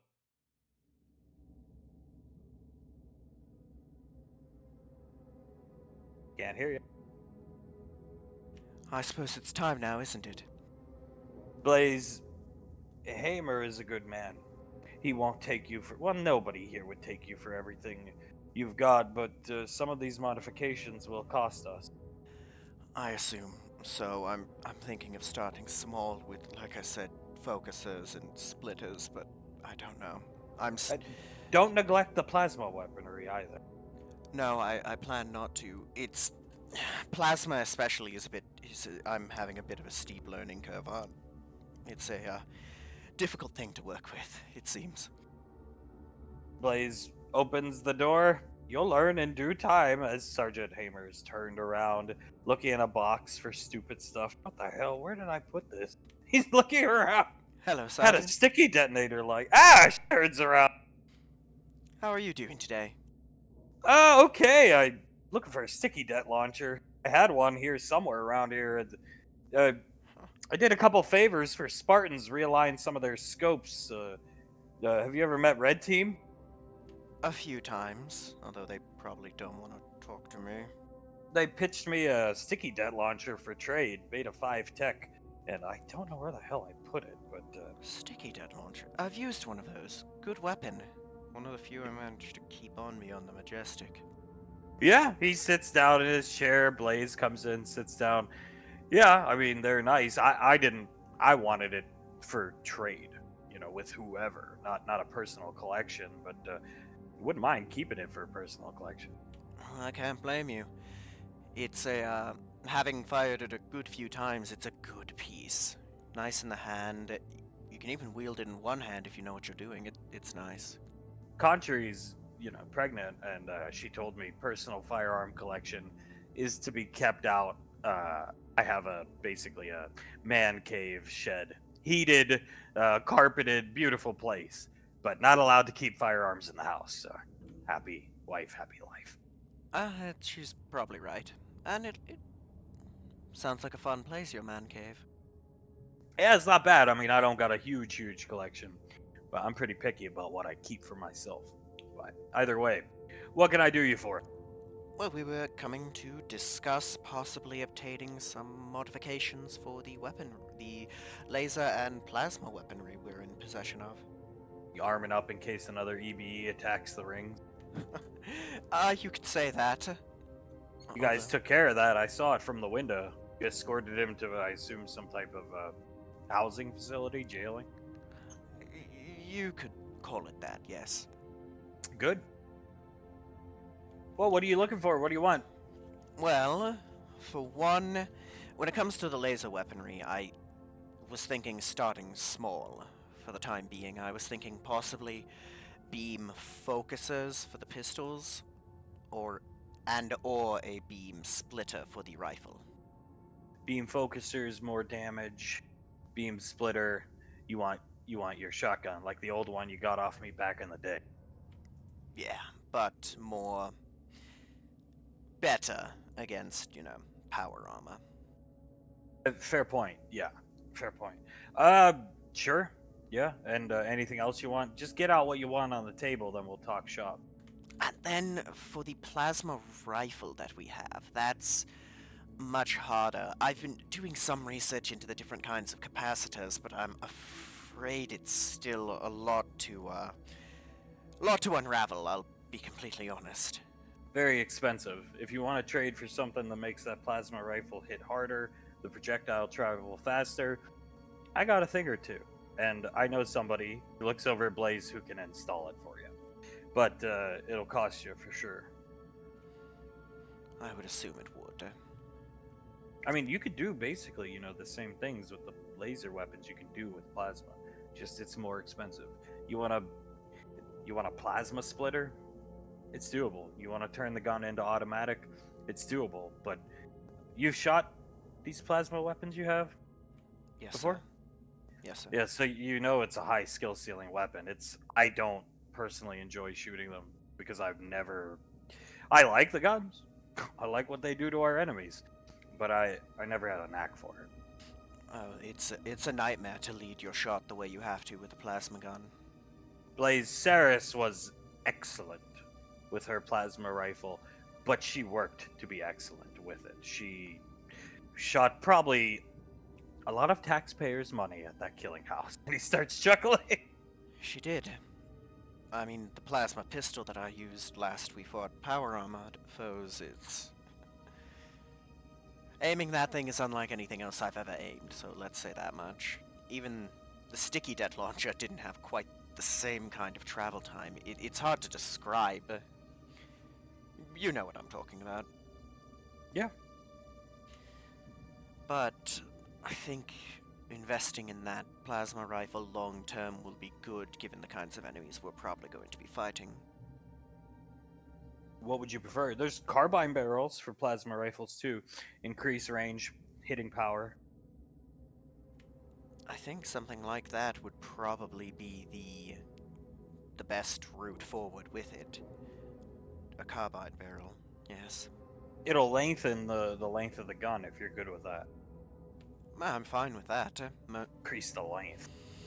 You know me, I tend to use overly long archaic weaponry anyways. All right. Well, I mean, if you want a carbine barrel, I got one lined up here already. So, you want me to put that on the table for discussion? Yes. I know Okay. it'll be expensive though. And in terms of laser, let's make a decision as to what you want. You want to amp up the damage of the pistols? Yeah. Let's go with the pistols first, yes. The rifle, Okay. for now, can wait. Okay. Amp up the damage of the pistols and a carbine barrel. Anything else for a plasma rifle? No, well, other than, some ammo for the pistols. No. Okay, I'll throw in the ammo for the pistols for free. In terms of the plasma ammo, if you need it, that'll cost you. Of course. We're doing alright on plasma ammo at the moment. We have a system worked out with the Rangers. To get that, I had to trade away some pretty valuable things for that system. So, what do you got for trade? I know you do your stock weapon flip. You like to flip houses, so to speak, but you flip guns. That's not going to cut it for what you're asking for today, even the laser modifications. But I can take some of what you have and put it towards the trade, along with some of the more finer pieces in that armory. Okay. You see he's looking at the manifest. The two I have for trade at the moment are a finished RPK and a finished M4. Definitely interested in the RPK. The M4, no interest. I thought as much. Looking through his big catalog of weaponry.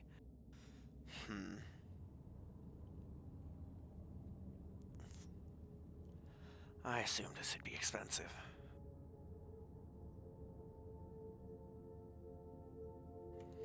Well,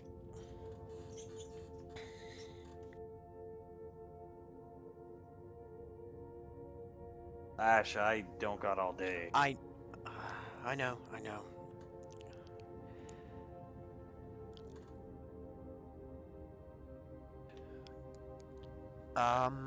Well,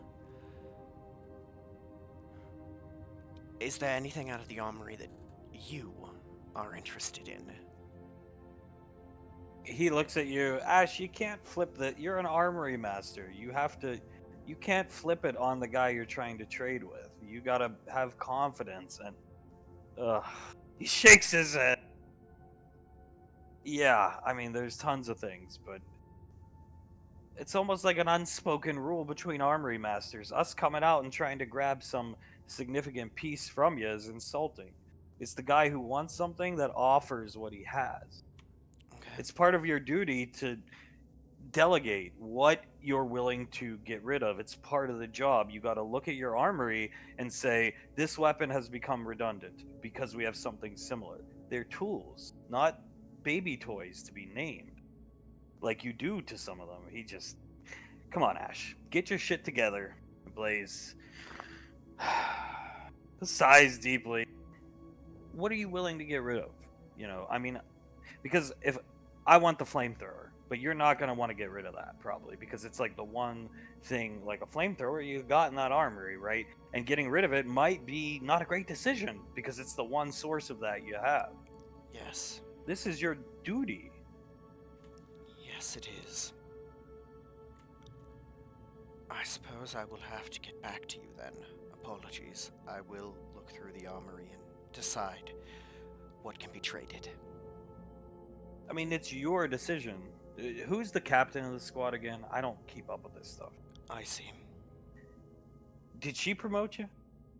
Did she ask for you to get the promotion? Yes. Then she entrusts you to have this done. Just like Integra entrusted me. So when the time came for would-be headhunters Julius and Ash walking in, asking for stuff, I knew what I had. And some of that stuff, like that dart launcher Julius probably used maybe 3 or 4 times, I had that because I knew what I had to trade, Ash. and I knew what I was willing to get rid of. So Julius or some other headhunter didn't walk in before your time and say, I want this. Well, I don't have it because I just traded it away. And it was the one thing that wasn't a redundancy in my armory, and I traded it away. You know what I'm saying, Ash? This is your job. Yes, sir, you are correct. I mean, my you're a job. lieutenant. I shouldn't be talking to you like this, but you write up a field report. They'll side with me. Trust me. This is no good. And Yes, sir. word travels fast. You were supposed to get plasma weapons, you didn't. And from my understanding, one of your squad members got their head bashed in alongside the Ranger General's successor. And that's what's gonna happen. That stuff can happen if you don't do your job right. And then you have to live with it. And you don't want to live with that kind of stuff. That should be your motivation to get this job done, Ash. And you're more than capable. Yes, sir. All right. It will get Listen, done. here. He's gonna give you the laser pistol modifications for free. Here, have those for free. You're not getting the carbine barrel till you do your damn job. And honestly, look into the laser weaponry. You're talking about plasma armor all the time, or power armor. Then you really need to have this stuff squared away. Otherwise, they're gonna replace you. I mean, no, they probably won't, because they're nice, but it should be somebody better in charge. Blaze, if you want, sire, I can take over these duties for you. No, I will do my job, and I will do it correctly. Hamer, take the pistol mods, have Blaze put them in, come back and see me in a couple days, and have your shit tight and squared away. And maybe you won't be an armory master in 6 years, but you know what? It looks good on your record, Ash. It really looks good. And this gig I have here, this is a cushy gig. You like guns? I like guns. Do you know what we get as a privilege for being armory masters? First picks on 99% of the most rare, eclectic weapons that come in to Gateway Station. Through EarthGov, you build a group of contacts. You can have a beautiful collection. It's a cushy ass perk job. And that's not to belittle the title and the position, but it's something you should be happy to do and trying your best at. Not this. I mean, clearly you haven't learned anything. I maybe you've learned a little bit, but you can't be pushing it on. I'm done with this conversation. Yes, He gets sir. up and disappears into the back. Right. Blaze, if I smoked cigarettes, well, if I was an organic being and smoked, I would probably light a cigarette. I can't blame you. Today is the day of me fucking everything up. Blaze turns to you. He's right. He is. I shouldn't You, have frozen up. I should know this off the top of my head. for instance, let us,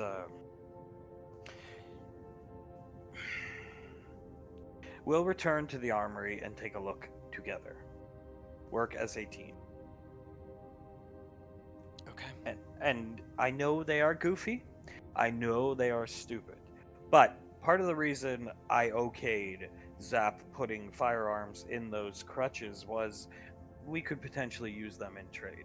Not as an intrinsic collectible or something of that nature, but something that, maybe Hamer could trade that to SIS. They've put bullets in pens to be fired in the past, in briefcases. We could use that too. We could trade those. We can find a way. Adapt, and he's gonna put his arm over Ash's shoulder and walk him up here and overcome. And Yeah. take Ash this way, not noticing Sasha and Towns down here. Adapt and overcome. Yes. Yes. Is that Sasha? He turns around, seeing Sasha and Towns talking to someone. Yes, it is. Should we say hello? Who is that? Is that your brother? He's looking No, down that- at this guy. Huh. What in the fuck? He's gonna walk up. Hello? The guys that were around him put down their drinks, empty glasses, and went their separate ways to go around Gateway. Sasha turns around. Ash, look who's here. Gestures with her head towards Bash. It was... Fancy meeting you here. It was Private Bash, correct? That's right, now it's Sergeant Bash. He finishes his beer. This familiar looking lady with a bandage on her head comes over, gives him another one. You know what? Celebrate that. How about that one's on me? That works for me, partner. You damn well deserve that promotion after what I saw from you in that fight. I got it personally from the Ranger General. Well, you deserve it. That took guts, what you did. That was a hell of a fight. Here, you buy me this one, I'll buy you this one. Pretty little thing. She comes over, holding the side of her head wrapped in a bandage, sets down another beer here for Ash. He'll come and sit down. Cheers to the death of King of Lord Men, whatever the fuck his name was. Sasha laughing, Towns sipping on a beer. Cheers to the death of Kamul. Good shit. Hell of a fight. I'm always down for a straight up fight. With my promotion, I got myself my motorcycle. Oh, motorcycle. Hell yeah. Never ridden one. This is a wind in your hair. Freedom out on the road. Can't beat it. I can imagine. That does sound wonderful. You have not met Blaze yet. Blaze, this is, well, now, Sergeant Bash. We met, well, like he said, in the Siege of Kamul. We were fighting... Blaze bows to him. Good. Oh, how long were we fighting alongside each other in that fight? A few hours? It was all night, wasn't it? Bash, I mean, it all blended together, yeah, because it was constant downpour. Sasha, it was about 5 hours, believe it or not. I think 6, Icy said, like closer to 6, but yeah. Dear gods, if I'm gonna be honest, it barely felt like 30 minutes. It just flew. Bash lets out a burp. Sasha starts laughing. When I joined the military, I never thought I'd throw down against medieval knights. There's a lot of stuff that we don't expect to throw down with, but given what's going on in the universe right now, that may not be the weirdest thing you end up against. I'm sorry. I just can't. Are you two related? He looks at Blaze or Bash. Bash, looks at Ash. We do look similar, but nah, we ain't related. Trust me. I got brothers, and they're all in jail except me. So. Yeah, not as far as I know. I mean, knowing where I come... I still haven't told you exactly where we come from, Blaze. Oh my. Blaze, I've been briefed. Yeah, knowing that, it'd be pretty hard. Bash, well, wherever you come from, what the fuck ever. Cheers. And he clings glasses with Sasha, who takes a sip of her beer, looking at it. Cheers to that. So what do you do? He points to Ash. She's a Ranger General's successor. He's the Rocket Man. Town starts chuckling. Big ass spanker blowing things up. What do you do? He's a little tipsy. What do you do on this squad? So you some type of marksman or something? Aside from stumbling through, being the armory master, I'm a shooter in general. I can pick up and fire pretty much anything and do it well. Sasha, semi-auto, automatic, marksman rifles, laser rifles, whatever. No shit. It took a long time to get that way. I mean, gods, when I was in basic, let's just say my assault rifle scores are not something I'm fond of remembering. That shit in basic don't matter, if you ask me. Once the bullets start flying, that's where it matters. I mean, it's the same as dozens of successful simulated drops mean nothing to an actual combat drop. Damn right. I thought I was a hotshot up until that night. I'd seen some combat against the UIR, killed a few men, whatever. But then found myself encircled by freaky purple knights and slap in the face. And then Slap. that fine ass elf woman, Sasha, steps on his foot. Ow! What? Ah, friend and family of ours. She's Well, that woman is a goddess. She slayed that creature. You remember that guy? He decapitated like 6 dudes. Yes, I do remember him. The fuck? He pounds his glass on the bar. Bandage head lady gives him another beer. Yes, what she did was, incredible, magnificent even. But I will say, you thought yourself a hotshot. I'd say you did well enough to still be considered one, He looks over at you. Yeah, I guess so. You were put in a sink-or-swim situation, and by the gods did you swim. Something just came over me. I figured, what the fuck? If I'm gonna die, I'm gonna take down as many of them with me. It wasn't looking good, let me tell you. Well, you were there, but I've had a lot to drink. No, I get you. It was not looking good. There was real doubt creeping into the back of my mind. I mean, that pulse rifle ran empty, and there was still hours of fighting after that. That was terrifying. I mean, we had when we saw you guys get dropped off in the vertibird, it was like, oh, we got some backup. Then we saw some, what are those guys? Sasha Spartan. Spartan kids, they did a hell of a job, but we were outmanned. We might not have been outgunned, but we were outmanned like a motherfucker. Oh, yes. I mean, we can outgun them all we want, but, swords don't run out of bullets. And they had a hell of a lot of swords. Yeah, and swords not running out of bullets is not something people like me think about until it's almost too late. Yeah. Something, we all forget to think about. I didn't expect them to get through the walls as quick as they did. That was the scary thing. Bash shakes his head. It was intense, to say the least. It was. But we made it through, and were able to help in the destruction of a millennia-old threat. So, you can put that on your resume as well. Oh, pretty cool. Like I said, I got my promotion from Lorelei herself. It was pretty awesome. Well, it is awesome to get them from her. Well, seeing you here is good. Hopefully I get to see more of you in the future. Yeah, I think so. I'll be around Gateway more now that I'm a sergeant. I got my deployment is on Mars currently right now. But when we go on leave, we come here before we hit up Earth to see the fams. I hope you enjoy seeing your family, Mars. So you're helping with, keeping the order now that the Max Tech assassinations happened? More like a humanitarian mission, brother. These people were living like basically slaves in most of these Max Tech cities, you know, malnourished, mal everything.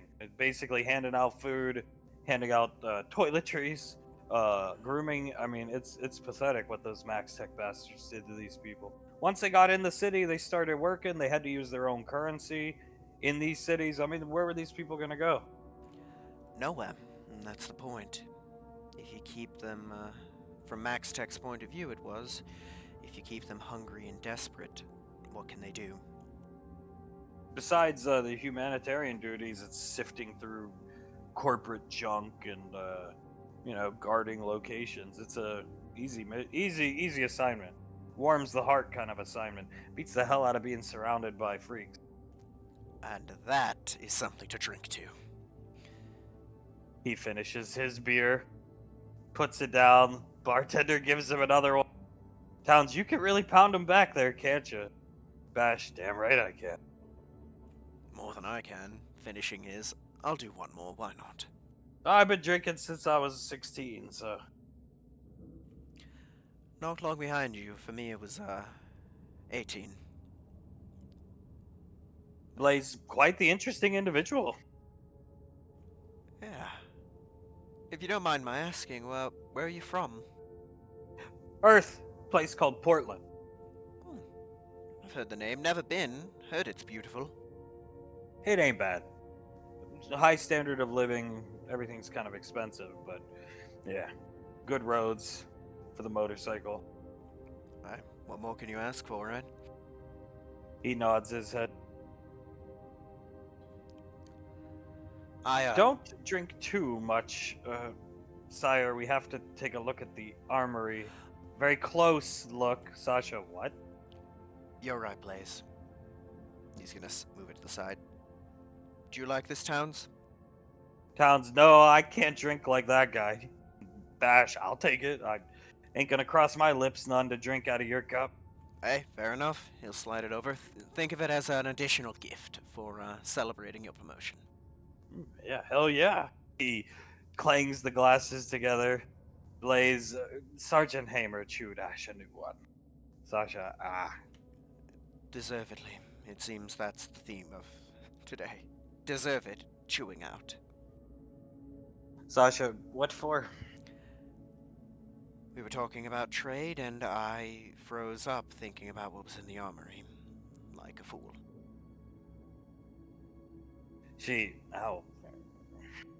Oh well. You can, you can get rid of my Gatling laser there if you ever want to. With Saris the way she is now, she's trained to use them, but I don't know if she could even lift one now. Not that it's a bad thing, Ash. I don't think with my role is set. I need, yeah. I don't even know if I want to touch it. I shot that. She looks down at him. I shot that thing point blank and it did nothing. I have nothing but bad memories attached to that Gatling laser. Very well. I'll add that. I don't think there's really. I can't use it. I can shoot most things, but I can't use that with any level of competency. It's too big for me. So Towns Hunk could use it, but I don't think he wants to. Sasha, it's a high ticket piece that Ash acquired at the beginning. It can get Ash high ticket stuff. So yes, it can. It can go a long way to outfitting us so we can actually fight some really dangerous foes. Bash lets out a loud burp. Well, I got a drop shuttle to catch. I'm going home. It was nice to see you guys again. Pleasure to meet you. Your name was Blaze? He shakes Ash's hand. Ash. But that's fine. Oh. Hell of a name, Ash. We do kind of look similar. He's looking at you. You notice he's had the sunglasses on the whole time. I suppose we do. Sunglasses indoors, though. No, I never take them off. It's part of my motif kit. Even under the helmet, I'm wearing them. Sasha, somebody called Ash Kid that looks just like him? What the hell? Hey, fair enough, man. We each got our own style, right? Damn straight. Oh, what's this you got in your pocket? He reaches in, sees a cigar sticking out of one of your pockets. Cigars. Oh, hell yeah, don't mind if I do. He takes one out. Hey, fair enough. Take away. Nice Yeah, way to unwind. When you're on Mars next time, you come see me. Drinks are on me.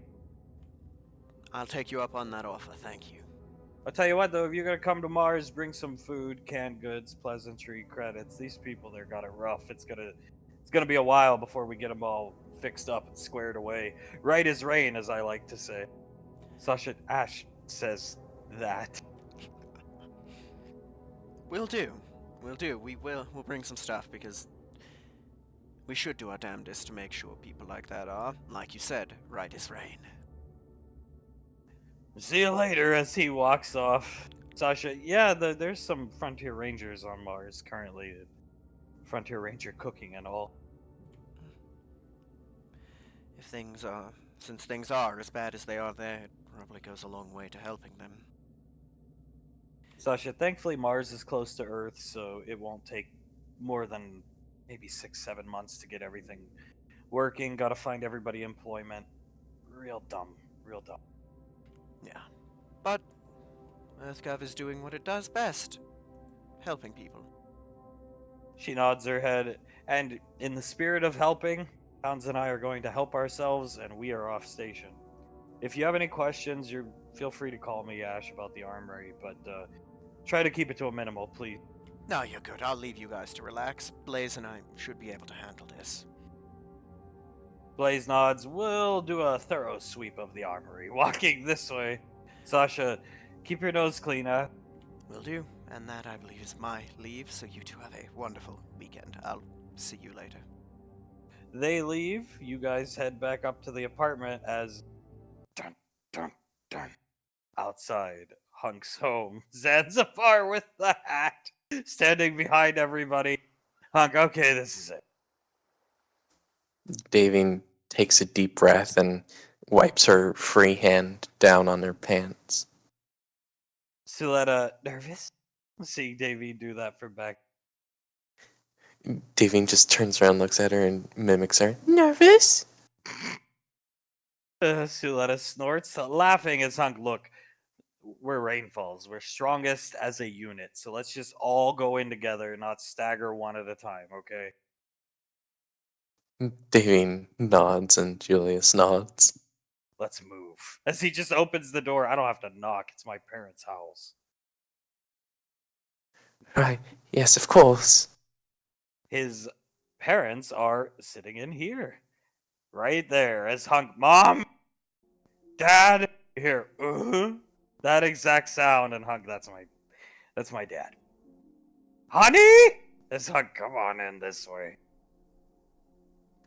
Davine takes a deep breath and walks in behind Hunk. He's got baby Julius. Hunk's mother, beautiful older woman, looking up at David and Hunk as everybody else files in slowly behind. Well, we didn't expect to see you. Hunk's dad will just say, drinking a beer, slowly looking around. Who the hell? He's like, wow, would you look at that? He's looking around the room. Julius nods at him, looks over at Davine. He's a superhero, dear. Julius. Oh my! Julius has to cover his mouth from laughing.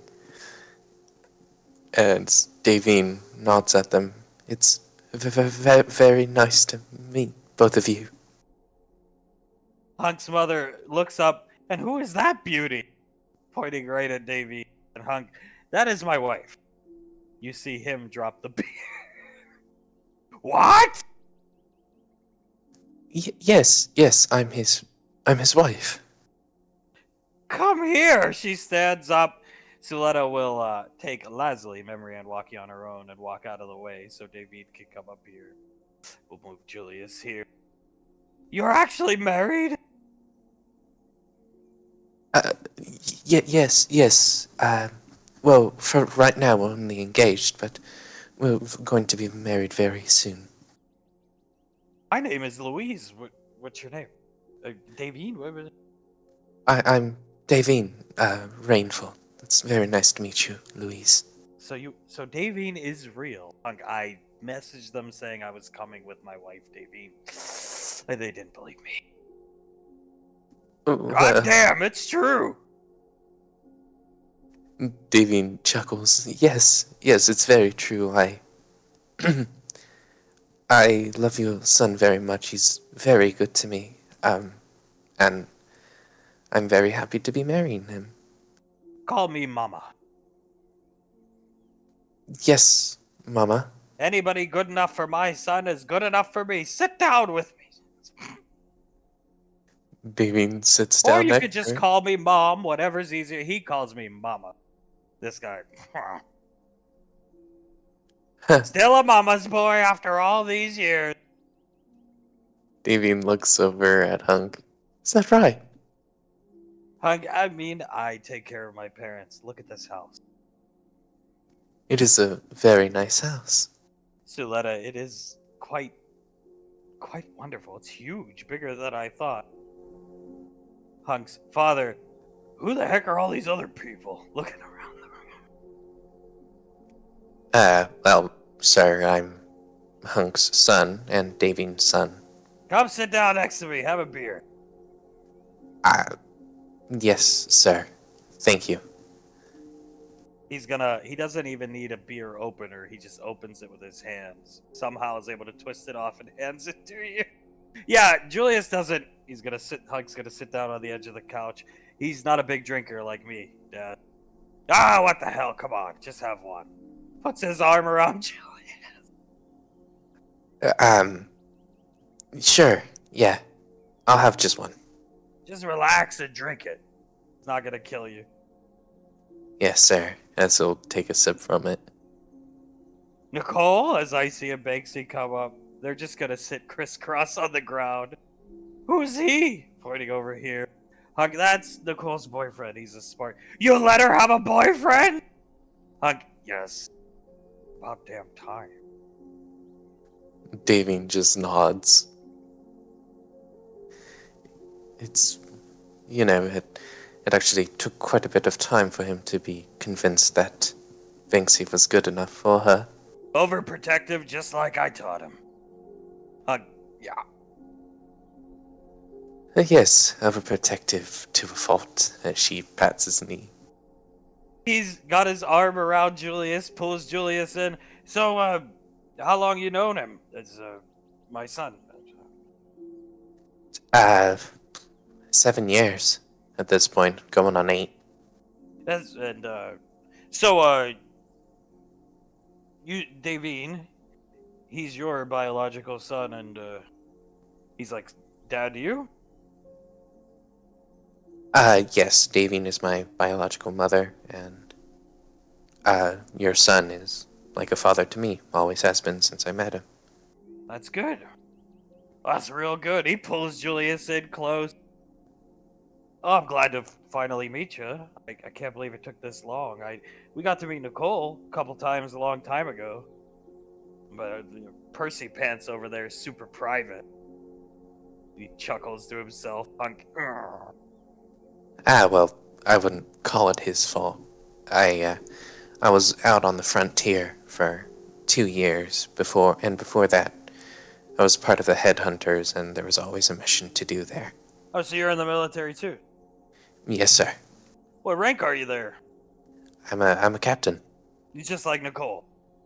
Yes, sir. We're basically co-captains of our squad. It takes guts. I never joined. It takes guts, son. Rubbing your shoulder. Thank you, sir.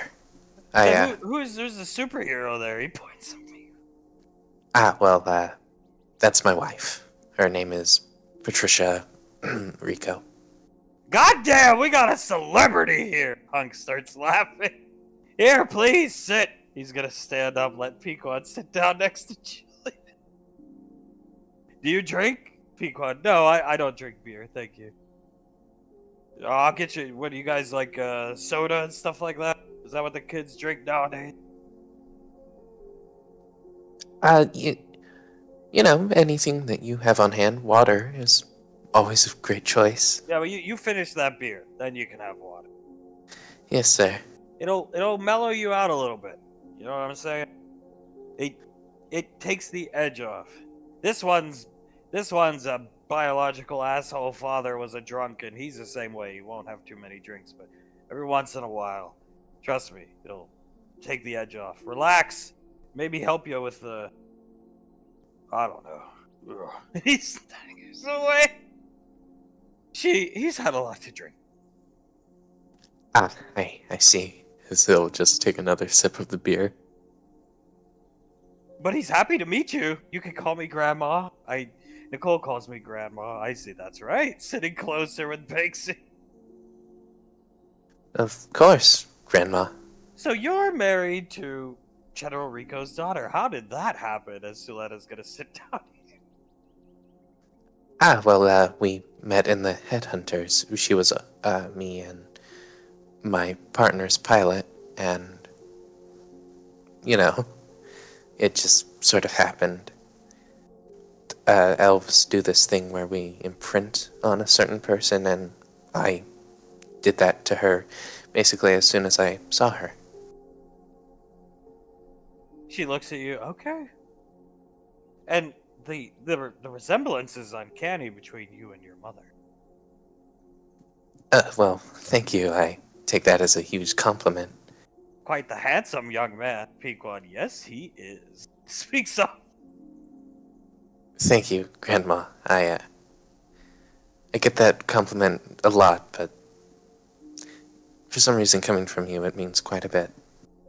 I must say, this is wonderful. She's looking around and liven up the house a little bit. The who? So whose children are they? Hunk. JJ picks him up is mine and Davine's. She's his mom. And he plops JJ right down onto Davine. Naveen holds him onto her knee and starts bouncing him up and down. The three back there, the three infants, are Julius and Pequods, believe it or not. Beautiful children. Thank you. Thank you very much. They're right here. Hunk, just call me Hunk Senior. Just call me Granddad. Yes, sir. Now come sit down next to you. He's near next to Suletta. He came back with no drinks because he forgot. So how did you meet? Looking at Davey, then over at Hunk, Grandma said. Oh, well, I was with Julius when he was on the frontier, and when I had to come back, we were attached, sent to the squad we are part of now, and I was put in charge of getting Hunk into better shape. That's right, and she did. I was a mess back then. He just looking at. Davine laughs, and what Julius said holds true for me also. I imprinted on him at an early stage. Pequod Hunk taught Julius how to drive. It was fun. Julius almost ran over a saint, basically. Grandma, what? Looking confused. Hunk, it doesn't matter. Julius passed his test with flying colors. Thanks to my teaching. I bet. I'm a pretty good driver now, and it's only thanks to him. Well, one of these days I'll let you drive our Escalade. Pequod, god damn it. Oh, well, that would be pretty cool. I've always sort of wanted to drive an Escalade. We got our Escalade. Can I call you grandson? Of course. We got our Escalade before they went up in price and got all crazy. Grandma, that's right. I hope I'm not too blunt, but she's gonna take Davine's hand and start rubbing it. I always hoped my little boy would find his elven princess. Oh, God. Davine puts her other hand on hers and pats it. Well, I'm glad I could be his elven princess. He loves elves. Loved them ever since he was a little boy. That's right. Oh, I'm sure he has. I've heard some stories from some of his older squad mates. He was in one of those grades, 6th, 7th grade, I don't know. He'd come home every day and ask me for advice how to ask out the elf girls. I'd say, go up and ask them out. And then he never would. Ain't that right? Yeah. Well, I'm glad he never did, because now he's all mine. What are you guys doing down here? You gonna spend the weekend with the grandparents? Oh, well, I was actually quite excited to meet you two. I have been for a while, and I recommended it to Ricardo, and he obliged. Well, trust us, my beauty. We'd like to have you here. He buys us this big, beautiful house. We appreciate it, but pretty empty around here, if you know what I mean. Just us, liven the place up a bit with some kids. You guys come anytime you want. Grandma weekend and Grandpa weekend. He leans back in the chair. Suletta, he took after you, Hunk. Very much so, I can see. He just... Yeah, he really did. Well, he's my dad, stepdad or not. I'm looking over at him. I mean, he'd bring Nicole, but then that stopped for a while, and, hell, he shows up with all these grandkids. Yeah, Carter, Sol, and Lazuli are their names. Beautiful children. Thank you. Yeah, they very much are. What's with the superhero suit? You always make her dress like that, or is it just for her to hide that she's Rico's daughter so she doesn't get mobbed by, like, fans and stuff like that? Well, sir, you know what, to put it bluntly, I love how she looks in it. Good man. He looks at you. Good man. Eyes He- only for her. He chuckles, and she is my one and only. Good man. Can't go wrong.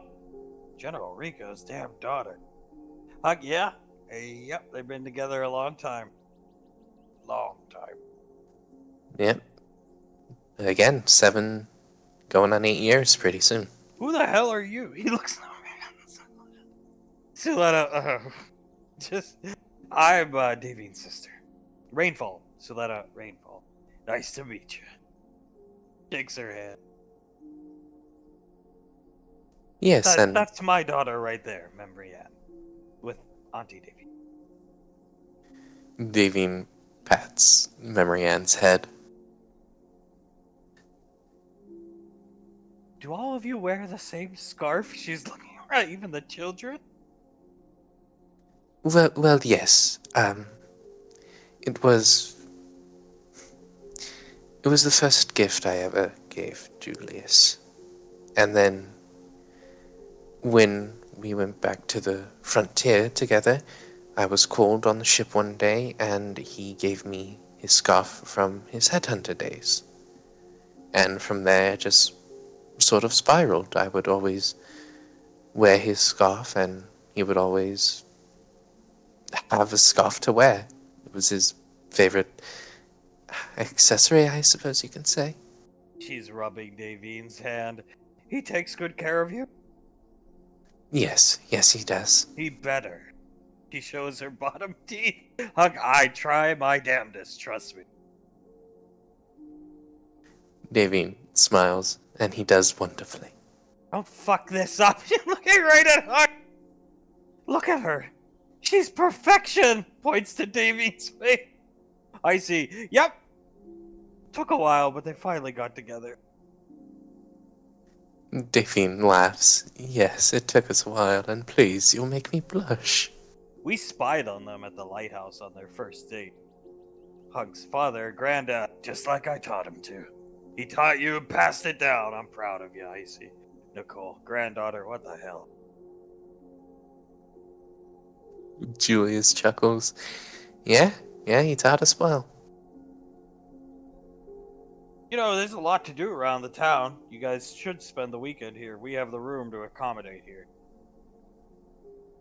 I think that's a pretty good idea. It's beautiful here.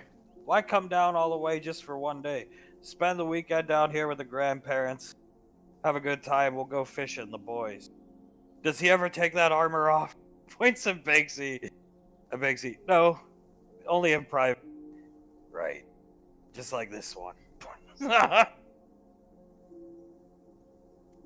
Yeah, you'd be surprised by some of the similarities those two have. I see. Yeah. They have a lot of similarity. Well, that's good. Still have that camera. I see. Yeah. Yep. Good. We go. You know how to fish there, Julius? Yes, sir. My mother taught me well. Maybe. What do you like to do, Julius? What's your thing? What do you do in your free time? I pretty much train, help my wife out around the house. Anything I can do, really. Mainly, I like drawing. What do you like to draw? There's no real specific thing, just anything that comes to my mind. One day it might just be a drawing of our dog. Another it might be a picture of my wife and our kids. Okay. That's fair enough. You like comic books, anything like that?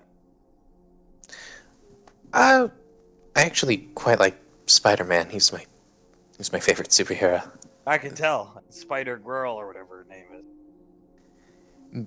Julius chuckles. Yeah, I don't know.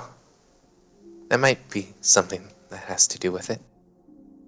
Well, I'm a lot older than you. I know you're an adult, but Granddad will take you to the comic shop that's around here. We saw a comic shop on the news some guy in a hood getting shot at. Icy. Oh. But nothing like that happens at the comic shop here in this town. So Granddad will take you, treat you to something. Maybe you can get a new costume idea for Rico's daughter there. It's Pequod. Good idea. Yes, sir. Thank you very much. Take you around, let you drive the Escalade around. Pequod. Yeah. Yeah. Yeah. I'll. It's Thank you. ridiculous if you ask me. Grandma, what? Pequod, we have the money to buy an Escalade, but he won't let me. Gestures over to Julian. Because I want to get one for her as a gift. Grandma, sounds like a good husband to me. Thank you. Thank you, Grandma. I served them the soup. Grandma, oh really? What did you think? Be honest. It was wonderfully delightful. Did he cook it with fresh ingredients, Davine, or... Well, he had it stored at his beach house for safekeeping. No, to my knowledge, no fresh ingredients. No fresh ingredients. Well, Grandma will cook you fresh. We'll send you into town. Get the... I'll give you a list, and we could even go see movies. Yeah, I forgot to mention, Malcolm movies are banned here in my hometown, so we can watch actual movies. Just us, not everybody else at the apartment. Oh, thank God. As soon as she said movies, I got a little scared. Pequod actual movies?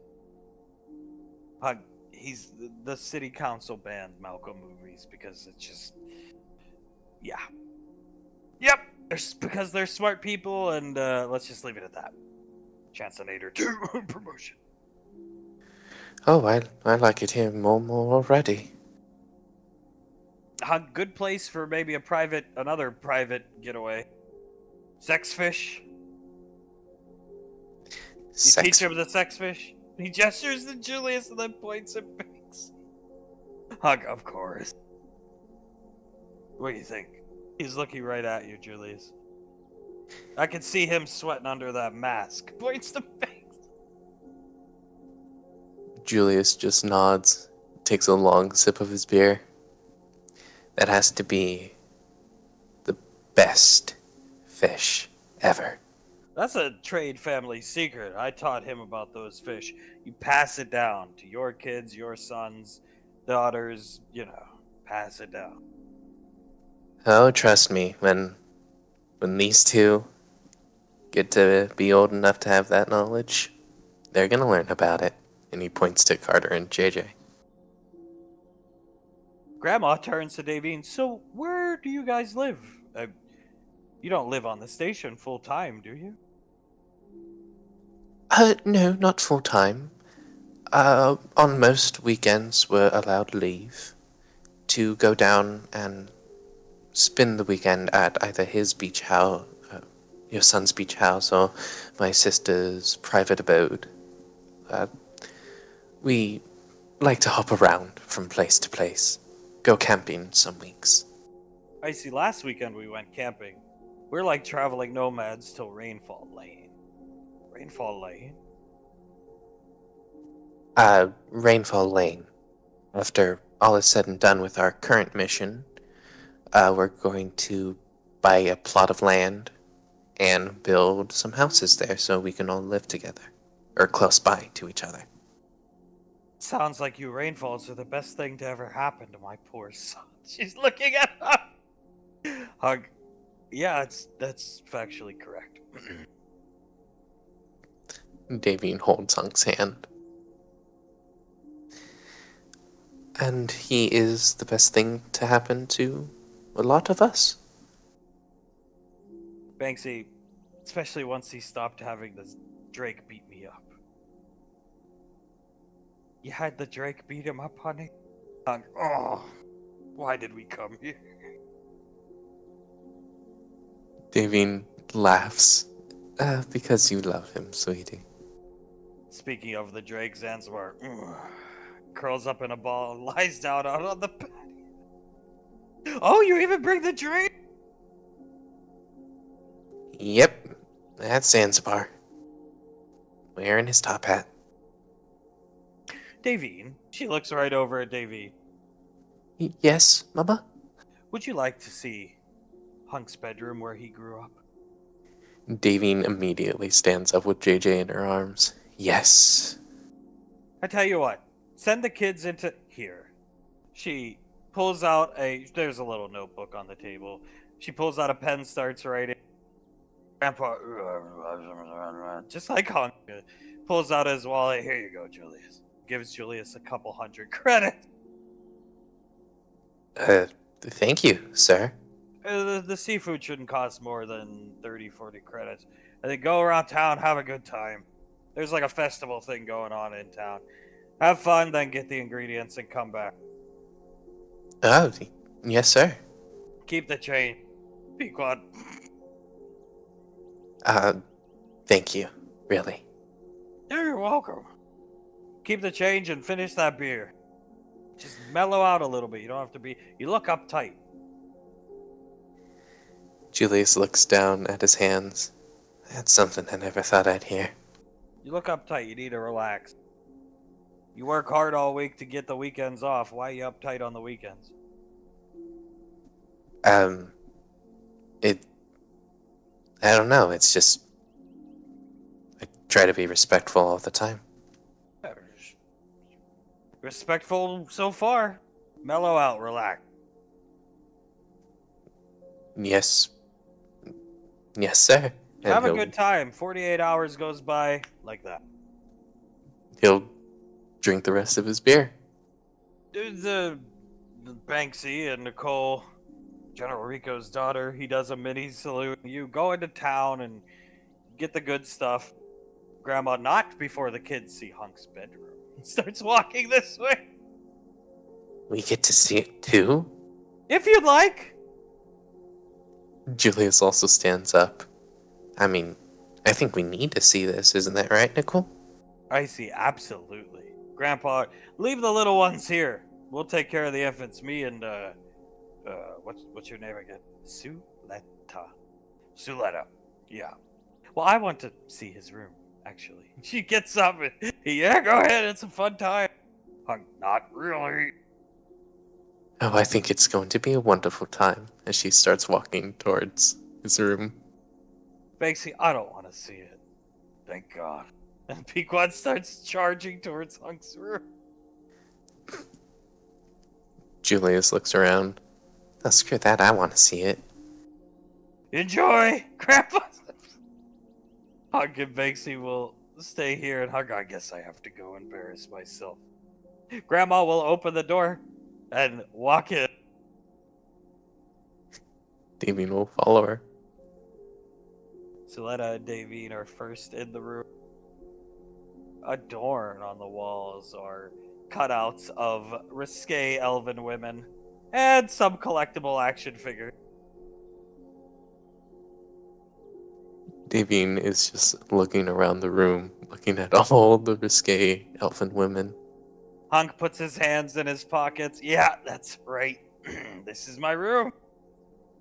Look at my action figures, Davine. They're quite nice. Are they rare?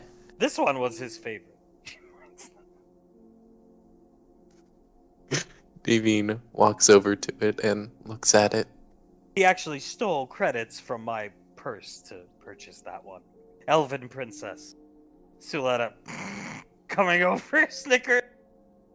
Icy, wow. Look at her boobs. Looking at this. Julius is over by Hunk, just looking at the action figures. Pequod, well, it's like Boagrius said, you had a spread in your locker back in the day, Hunk. Yeah, it was that girl. Points to this one. Suletta, she looks vaguely familiar. Davine looks at it, looks back at Hunk, and makes sure none of the kids or Grandma is looking at her as she says, mouths to him, "Do you want me to wear that?" Hunk's eyes widen and he nods his head twice. I'll get it done, don't worry. And she winks at him. He winks back at her. And, yeah, I mean, these are Transformers. Right, yeah. I remember hearing about those. I was big into them when I was a kid, and then Julius. He puts his arm around Julius's shoulder. I hit 14 and got interested in other things. Julius looks around. Understandable. Pretty cool. I mean, I think they're worth a fair bit of money. They were pretty expensive back in the day. I spent a lot of my allowance on them, and working just weekend jobs. Oh, I mean, I'm sure they are. They look pretty cool. You can have them. Maybe Carter and the other two. Memory Ann, maybe she'd like them. Yeah, maybe. I'll have to keep that in mind for. I'll wait until they're a bit older. Probably just keep them here for now. Hunk nods his head. Yeah, for sure.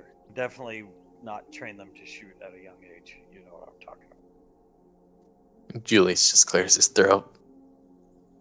He rubs your shoulder. Yeah. I thought it was strange too. Yep.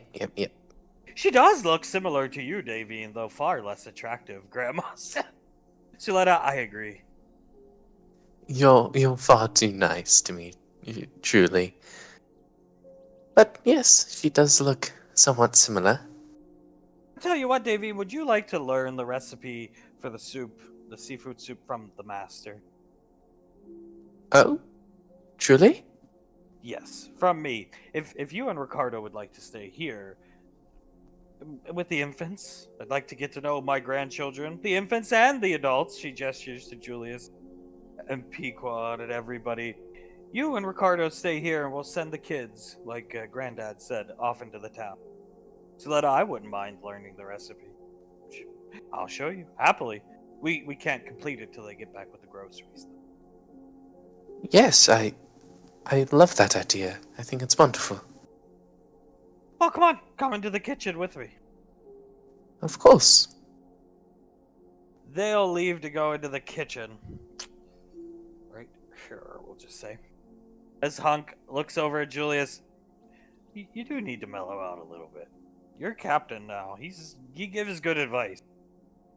You're captain, and trust me, you're only going to go higher. Julius takes a deep breath and bends his back, arches his back, and cracks it a bit. It'll feel a little weird mellowing out after I've been so uptight for so long. Pequod coming up behind Julius, hugging him from behind. I can help you mellow out. Trust me. Hug beyond sex time is what Granddad means, Julius. He chuckles. Yeah. I mean, I'll try. It'll probably take time, but I'll definitely try. He's gonna turn Julius. Pequod, whoa, let's go. And he's looking Julius right in the eye. Mellow out. You have nothing to worry about anymore. You've proven your worth. When Lorelei says you're only going up, you're only going up. Has that woman ever lied to you? No, I don't think she has. He's gonna pat you on the shoulder. It's time to start enjoying yourself for a change. You had a rough upbringing. You got through it, and take my advice, because now I'm enjoying myself. Pequod, that is good advice. Julius nods at him. Right on. Work our asses off all week for being uptight. Though I'm not a fan of drinking, but if Granddad offers, just take the beer. Yeah, okay. Pequod, a beer or two every now and then. I'll even drink one with you, Julius. He'll chuckle. You don't have to do that for me. Not that bad, as long as we get the expensive stuff. I'll get here, you'll have the expensive stuff, trust me. Oh, I'm sure. I see. This one was your favorite? Looking at this, yes! And no, you will not be allowed to take pictures of Davine in the outfit. Icy starts laughing. Julius chuckles. Oh, and here I thought you would love to see her in it. Oh, we're going to. Private time. Just for mom and dad. Ah, of course, sir. Alright, go get Banksy and get into town and get the ingredients. I'll keep an eye on things here. All right, just call if you need anything. Oh, we'll be fine. Watch out for Arnaki. He's gonna slap Julius on the shoulder, come to the door, turn around, and mellow out. Relax. He's gonna go out here. He just blows some air between his lips. Yeah, all right. He turns around to Pequod. Well, do you want to head out or stay in here for a bit and stare at risque elven women? Peacock, no, I've had my fill. Trust me, looking at this one, gigantic boobs. Icy, I'll go get Banksy, let's go. Sounds like a plan. Back in the apartment, Ash and Blade have made their way into the armory. I'll move you down.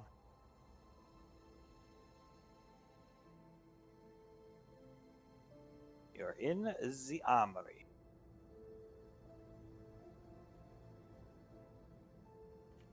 All right, let's get to work. He's looking around the armory. Well, first things first. He's gonna point at these. These we just got something for, so they're not up for trade. And Davian's gear most definitely not up for trade. No, even if it could be, it's something that is hers. And really, they don't know what to do with it. This pistol is on loan, so that's not up. Hunk's not to be touched. Icy's not to be touched. The Tavar, fair game. I assume we don't want to part with the very expensive M4 assault rifle. You'd be correct. Shatter is one that I'm going to keep. It's basically my main weapon. He gestures towards the auger. If you- I don't think we'll get far there. If you can find someone willing to take it, I will gladly trade it away. He starts laughing. Void shotgun. It's one of our only sources of void energy damage. I think that is a must keep. Void Max tech shotgun, that is up for trade if need be. but it's stock. It is. We'd have to update it. Silence and your Magnum. And of course the broken butterfly. Silence would have to stay, because I don't know what kind of missions we'll have in the future. That thing should stay. The Magnum I'd prefer to keep. If need be, the broken butterfly is up for trade. He walks over here. M14 rifle. That's Pequod's, right? He nods his head. It would be up to her. Blaze, I believe she has told you many a times you could trade her flamethrower. I doubt she'd feel different. Of course.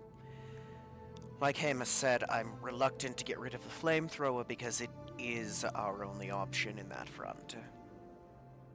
Comes over here. This is on loan? Yes, from Hamer. Okay. Laser rifle, plasma, we don't want to ditch. Smart. Prefer not to ditch it. It is a very good thing to have in our back pocket, but if need be, possibly. Grenade launcher, voided out. So we have two sources of void. Yes, one more expensive to operate than the other, but I will put that down as well, as a possibility. Your newest toy, lifting this. The Garand, I'd say keep. It functions similarly to Ravage. Having that to be able to actually use the different ammo types is well useful. It would have been useful a few days ago if it were anything but Tewaz. We already know how Sasha feels about this. Yes. Spanker, Mauler, I'd Kaishak harpoon launcher. That I'd have to make sure with Sasha about, but it hasn't been touched in a long time. He's looking at it. Definitely a high ticket piece. I would say so.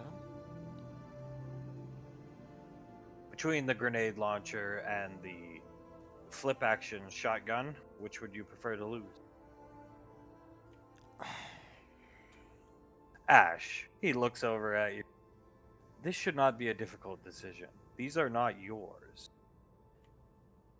No, they're not. These will be taken away from you when the squad is over. All of them.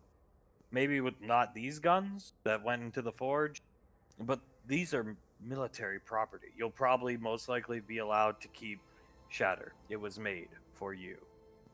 At Nicole's request, from my understanding. The rest go back to the military. This No. armory gets folded. Why are you groaning and sighing at the thought of trading them? It is because I'm trying to think which one is more useful for the group in the long run. The He shotgun. puts his or the hand out, launcher. and didn't you not say the answer when you said this is more expensive, this is less expensive? Yes. Then You have a rocket launcher. Why do you need a grenade launcher? We don't. I will mark that down as well.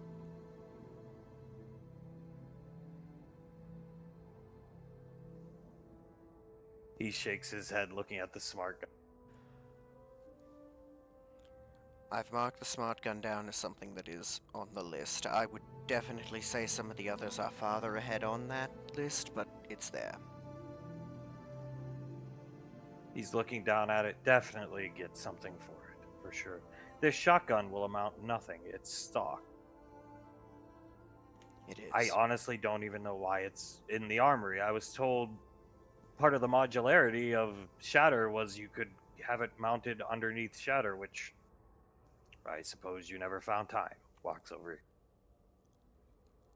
No, because I can't do that. He turns around. The Rangers can? They can. You seem to have a good rapport with them. I'm sure they'd do it for you. Yes. I'm sure they would.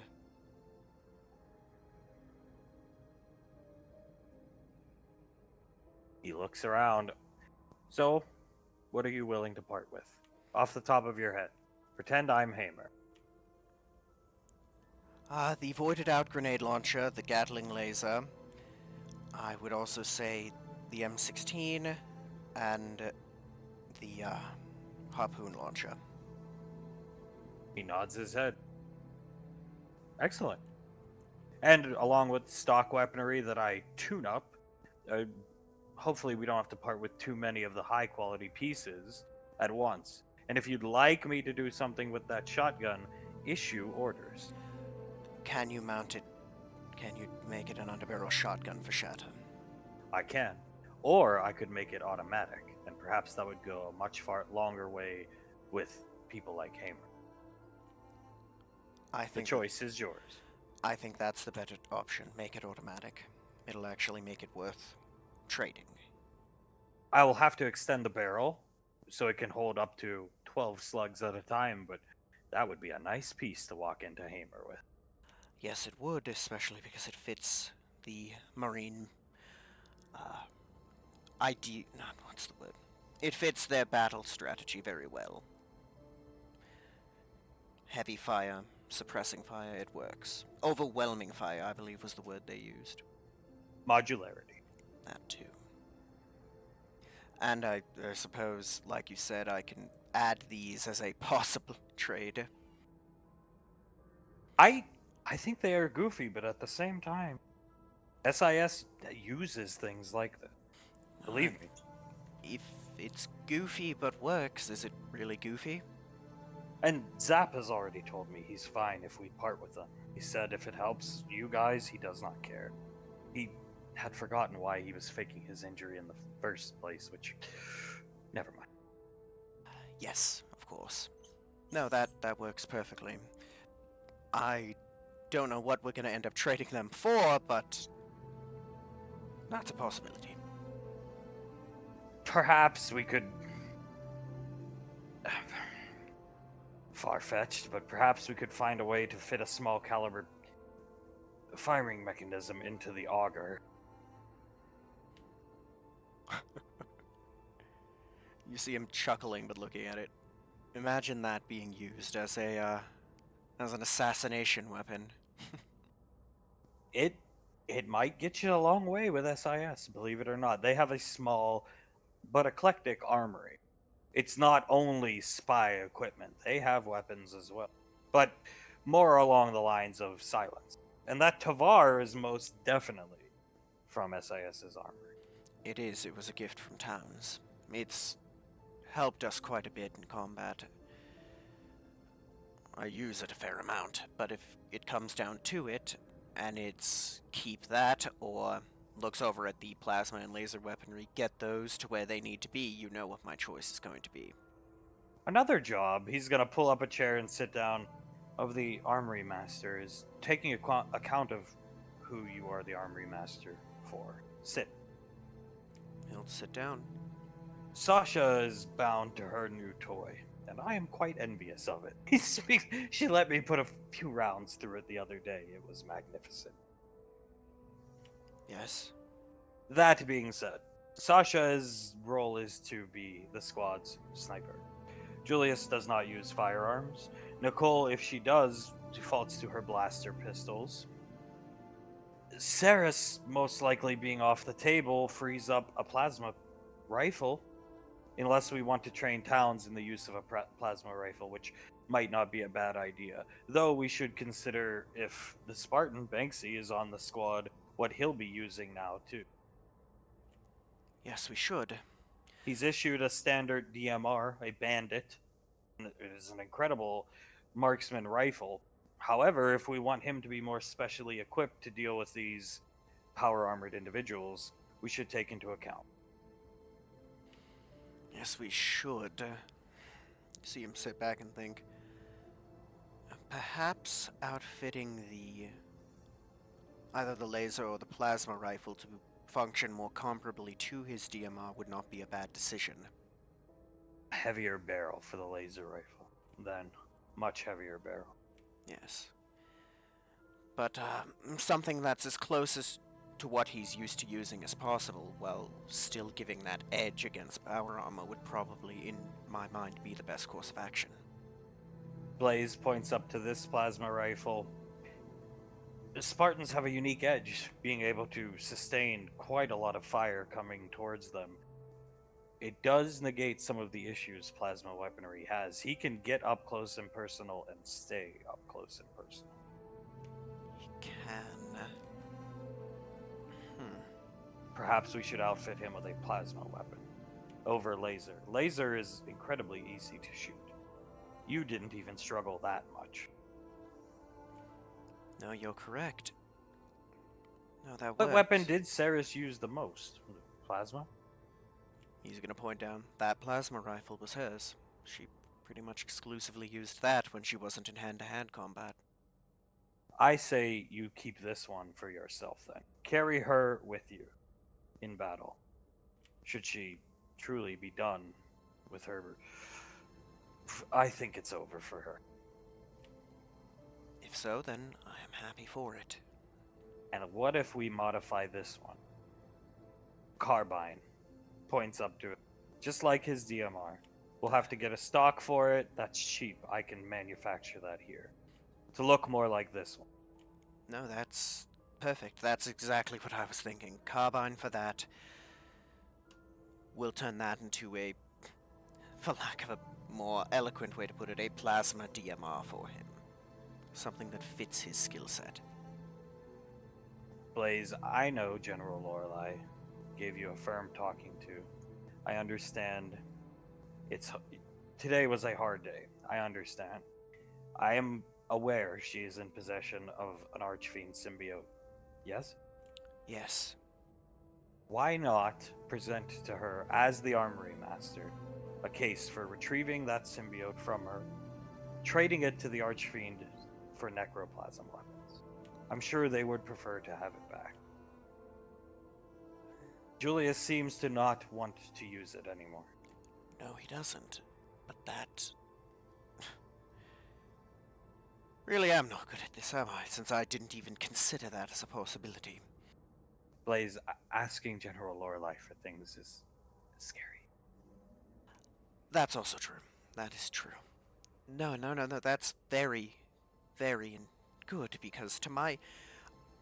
I've only seen necroplasm when we fought Archfiends, but it seemed to be very effective against most things. I think having that, much like, and he's going to point to the shotgun, having that as an option would go a long way to diversifying our abilities. Unlike the Major, I do not hold grudges. And unlike you organics, I don't need to sleep. I've spent time down on Gateway, alone.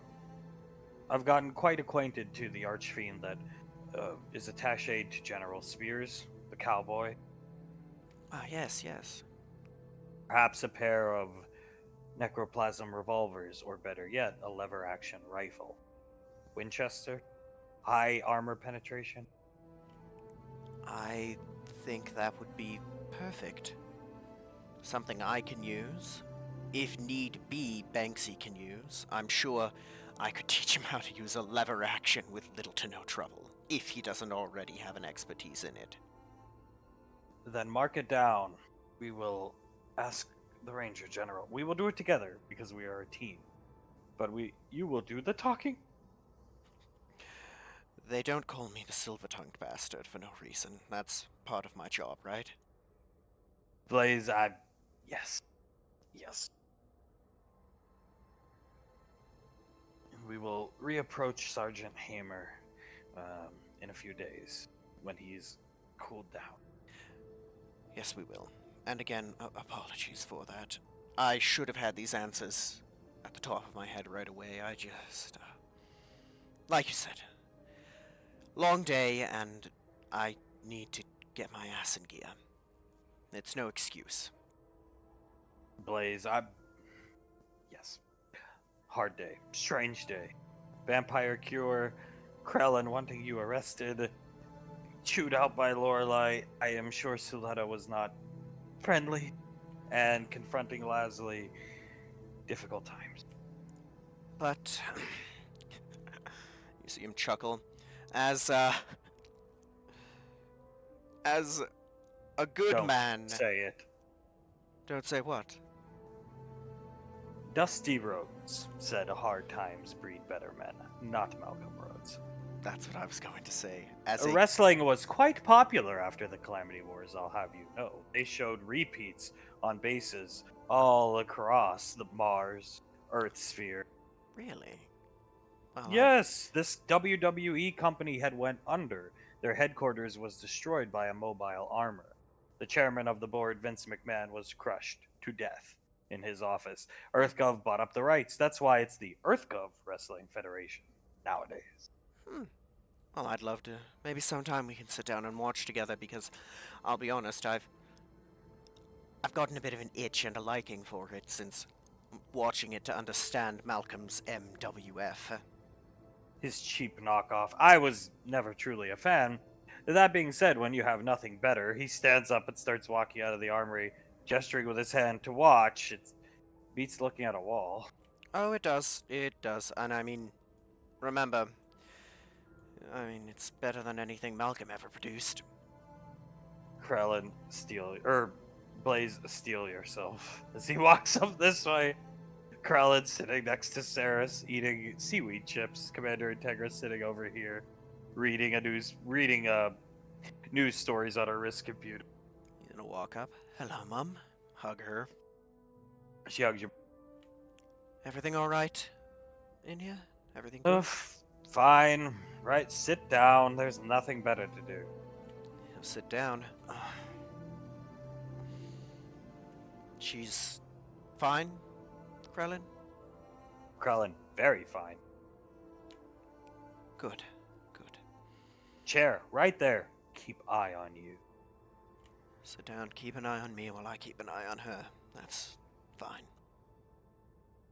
Much prettier now. Points down to Sarah. She is. She was always beautiful, but she's even more so now. Blaze, yes. Natural looking. Natural. That, hearing that and everything else we've been saying about her, it makes me want to laugh and cry at the same time. Krellin, cry now. Puts his finger on her lip and lifts up, and you see no fangs. See? Oh, I... Thank you, Krellin. Thank you. You've made me incredible. This is... I don't even know what to say. It's the best gift you could have given. Your word, honesty. If Nu was your mate, wouldn't have helped. That's fine. But feel bad for her. Pats her on the head. Save soul. Thank you. Thank you for looking past my foolishness and helping her. Want to play Suoto.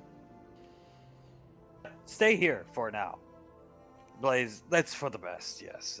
The raid team will kick into... It'll be firing on all cylinders, as they say, in a week.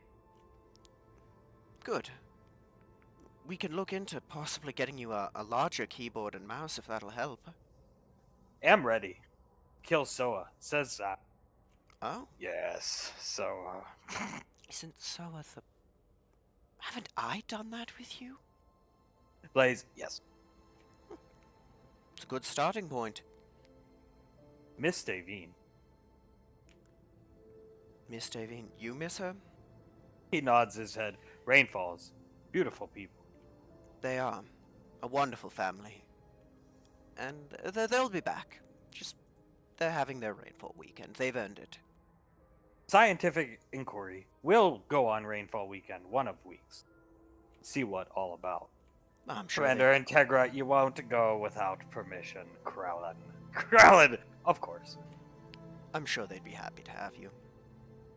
From what I've heard, they're very enjoyable to be on.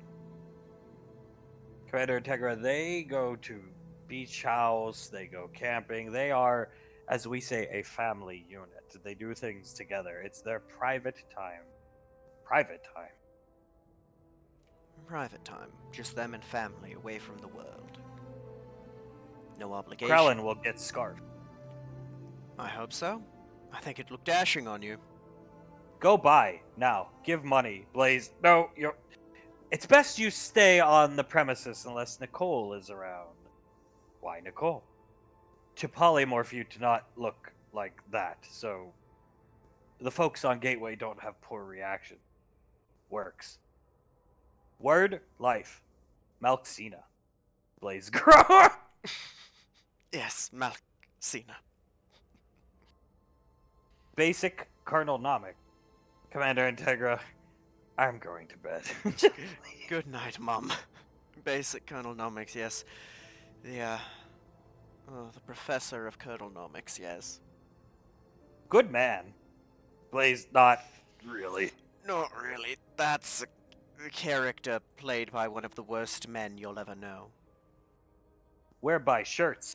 Blaze, there are stores that sell MWF memorabilia. I'm sure Nicole will take you down and buy you whatever you want. Size for me? Blaze, I'm sure they've got something in your size. I'm sure. I mean, we both have seen some very big men in our time. Hey, Blaze? Blaze nod. Though we might have to get a custom built for his build, but should be fine. Krellin, stay here at all time. By this time next week, awake. Points to her. Maybe even before. Strong. Very strong. Pats her on the head. She is. She's always been the stronger of the two of us. She's special.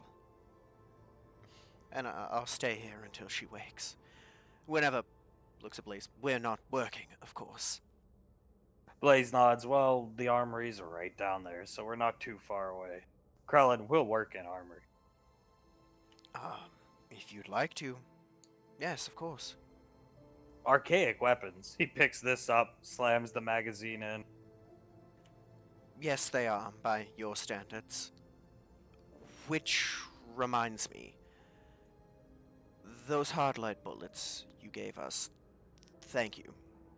Using them helped get family out of a tough situation. He nods his head. You see him rack the, pulls back the charging handle on the M16. No problem. If you ever want to shoot those, we have a place we're able to. I can take you down at any point. Someday soon. Looking at the gun, sets it down. Well, if that's the case, then I'll bring the fun stuff that we have in the armory, because those things, they're lower end. They're for trading. The stuff in the armory, that's where the fun begins, right, Blaze? Blaze, yes. Yes. Quite an eclectic group of weapons. You'll have fun, Krell. Very good. Go see Zap. See you. And he walks away. How is he not the most interesting person in our little family unit? Blaze, he fits right in. He really does. Think about it. If we look at just 3 members of your raid team, you have 4 members, I should say. If you look at just 4 members, you have the first Millipidian movie star superstar. We have you, a Calamity War exoframe, alive and well now, after being brought back from the dead. We have Zap, a Walrin who's just as old as you are, and to my understanding, well past the normal maximum age for his species. And we have the last of the Star Children. What a group. Blaze, I knew Nicole would want to keep him the second I realized the claims about him being a real Star Child was true. Oh, I thought her. If not her, then Pequod. One of them.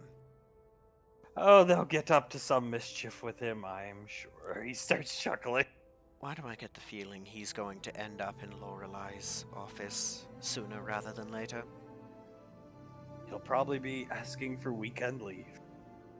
And Oh. I'm sure the Ranger General will grant it. Oh, gods, they're gonna put him in a postman outfit. Have him walk up and hand the letter to her.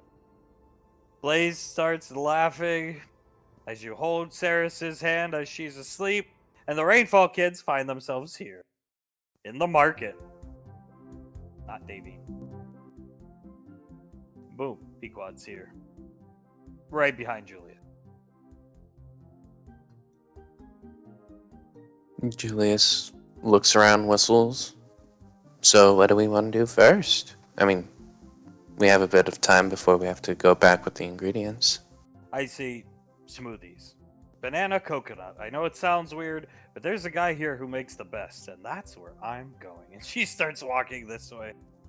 Lead the way. Pequod, yeah, they sound good. Walking right behind Julius. I could use a piggyback ride. This He- suit's riding up on my ass. He chuckles, gets on one of his knees. Hop on. She gets on, and she's got the list from Grandma. And she points this way. Alright, what do we need? Pequod holds the list up to your face. A bunch of different random fish. A bunch of different random... We just use our money and buy everything. Yeah, fair enough. They seem like nice... Are those empanadas? She looks over here. Julius smells in the air for a second.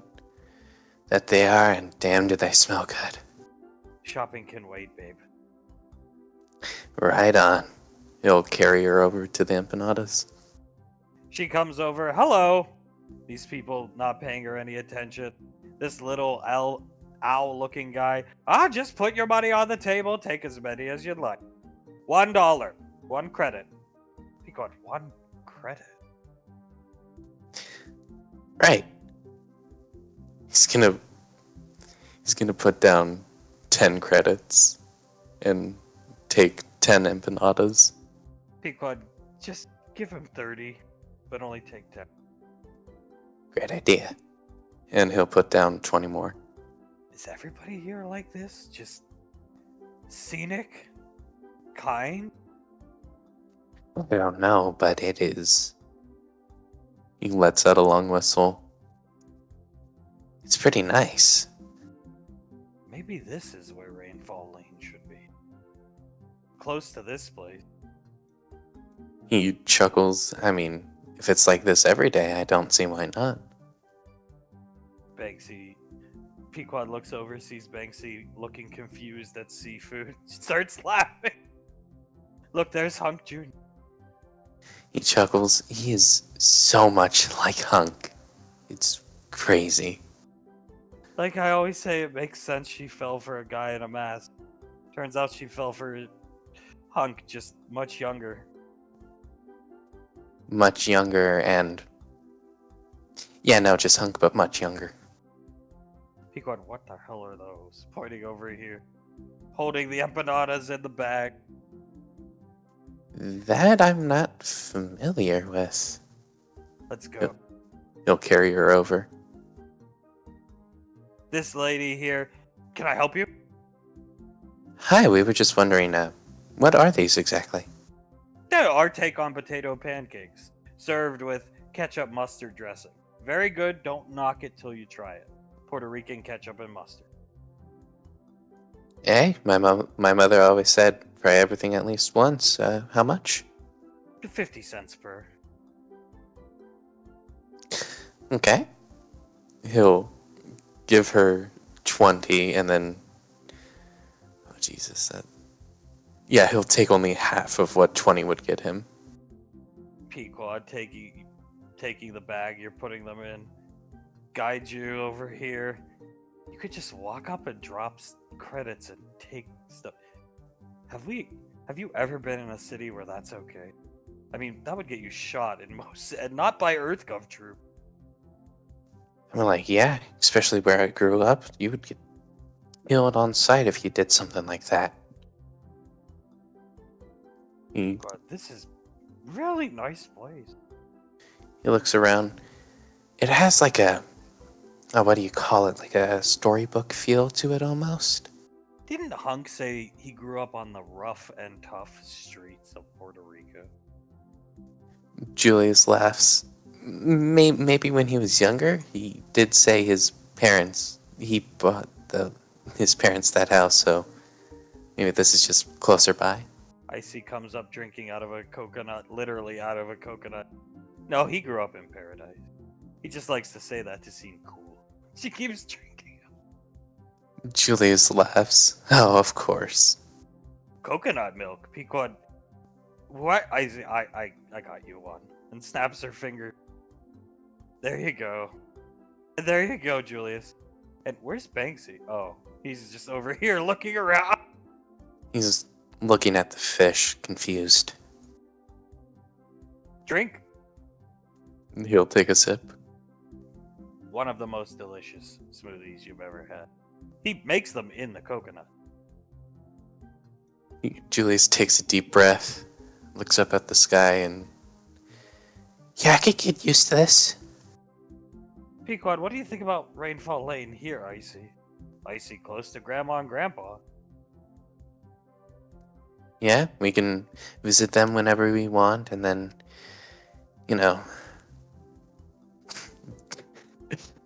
take pictures of Hunk's old room to use as blackmail against him or something like that. Who knows?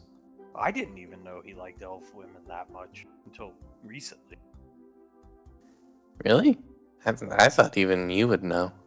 Icy shakes her head. I mean, his room on the the Nova was all lazified, and then it was weird. It just all disappeared one day. Wait, disappeared like before or after everything that happened. I see. When he retired, I kept his room that way because it reminded me of him, even though I don't like her. And then we docked on Gateway one day. He came up to the ship and said he needed to do some things, and I think he was done with her a lot longer than people think. Like, first time she left type deal. Yeah. Well, I mean, I think even before that, honestly. Oh, shit. Damn. He takes a sip from his coconut. Well, I mean, fair enough. Probably Yeah. around the time he met this lady named Davine. I see drinking out of the straw. Oh, she sounds like a nice lady. Wish I could meet her. Pequod, oh yeah. Oh yeah. Took his mask off and everything for her. What a joke. Took his mask off before he took it off for either of us. I see. Well, I'm glad. Oh, like, yeah, don't get me wrong. I'm happy for him. It's awesome. But still, took it off before us. Rough and tough streets. Pequod looking around, drinking out of the coconut. She's gotten off your back. Julius scoffs. These are probably the least rough and tough streets I've ever seen. I see. No, it's pretty cool here. Everybody's really laid back. There's a military base close. There's not even a police force in this town. Rough and tough streets. Julius chuckles. Even the town near the beach house was more rough and tough than this. And, I mean, Greta Thunberg and the crackhead lady wasn't there. Exactly. That's why it's more rough and tough. It's a beautiful place. Icy's gonna sit down here and drink out of her coconut. Nice and relaxing. You can't beat this place. Sit, Julius. Relax, Pequod. He's already sitting. Icy grabs an empanada out and starts eating it, looking over at poor Banksy, just grabbing random fish from this fat guy. Should one of us go help him? Icy, no, he's gotta learn on his own. Julius laughs. It sounds like you're talking about a dog. Icy, I don't think of him like that at all. I love him to death, but he gotta learn to interact with people better. No, yeah, that's that's fair. He's younger than me, Pequod. I didn't know that. Wait, so how old is he? Like 19? He's 17. You're kidding, right? Icy looks over. No. He got into the academy at his age because genetics. She shifts this way. He's young. Pequod, like I'm young, do you, Kruger? Or Cougar? Easy, I'm not a cougar. Robbing the goddamn crib, aren't you? Icy, please. Julius was like 19 when you were, what, 24? Pequod, he wasn't under 18? Icy, who cares? We're good for one another. Julius chuckles, shakes his head, and takes another sip. Yeah, he's got a good head on his shoulders for a 17-year-old. Icy, besides, now he's part of the combat deployment squad. Oh? He's got to learn how to talk to people. Can't hide behind Ash all of his life. Yeah, that's fair right there.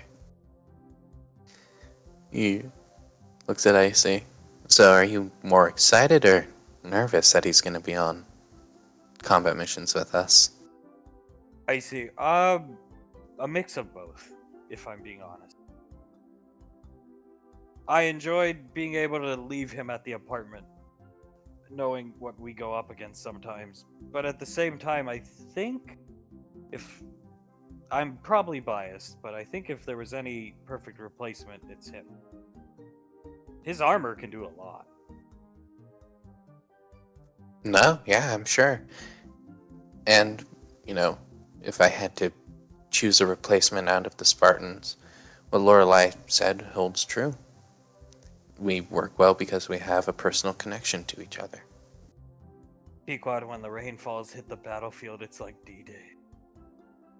And hey, now there's one more rainfall to hit the battlefield. I see, he can shoot this thing out of his wrist that makes enemies mad at him and punches him. What? Pequod, I see, it's like that thing in SWTOR, a taunt. He can shoot it, and it makes them attack him. Oh, okay, yeah, no, that's really useful. It's a damage amp, biotics. Pequod, I remember my dad saying that Red Team had those too. So he shoots somebody with it, she's drinking out of the straw stop, and then they're easier to hit for you guys. Yeah, it makes sense. With their focus being on him, it would be easier to hit someone who isn't trying to dodge your hit punches. He's got a shield wall, like your Mercurius should have had on the Majestic and didn't for some reason. Julius just shakes his head. Malcolm, it had a shield wall, and then Malcolm decided to take it off, and then he gave it the Void shotgun to replace it. Pequod. I see, he's got shoulder cannon. Spartans they do a lot of crazy stuff, and they can like bust through walls, but they're mostly teched out with support tech for the people they fight alongside. No, yeah, I hear that. When the few times that Carter, Nick, and me and Ash got to fight together, they seemed more support and defense based than anything truly damaging. Pequod, I give them more damaging equipment when they can already run through people. Exactly. Although, I'm pretty sure it was Nick that had this like sick ass plasma grenade wrist launcher or something like that. Pequod, maybe we can get Banksy one. Wouldn't be a bad idea. I see this shield wall will come in a lot of handy, I think.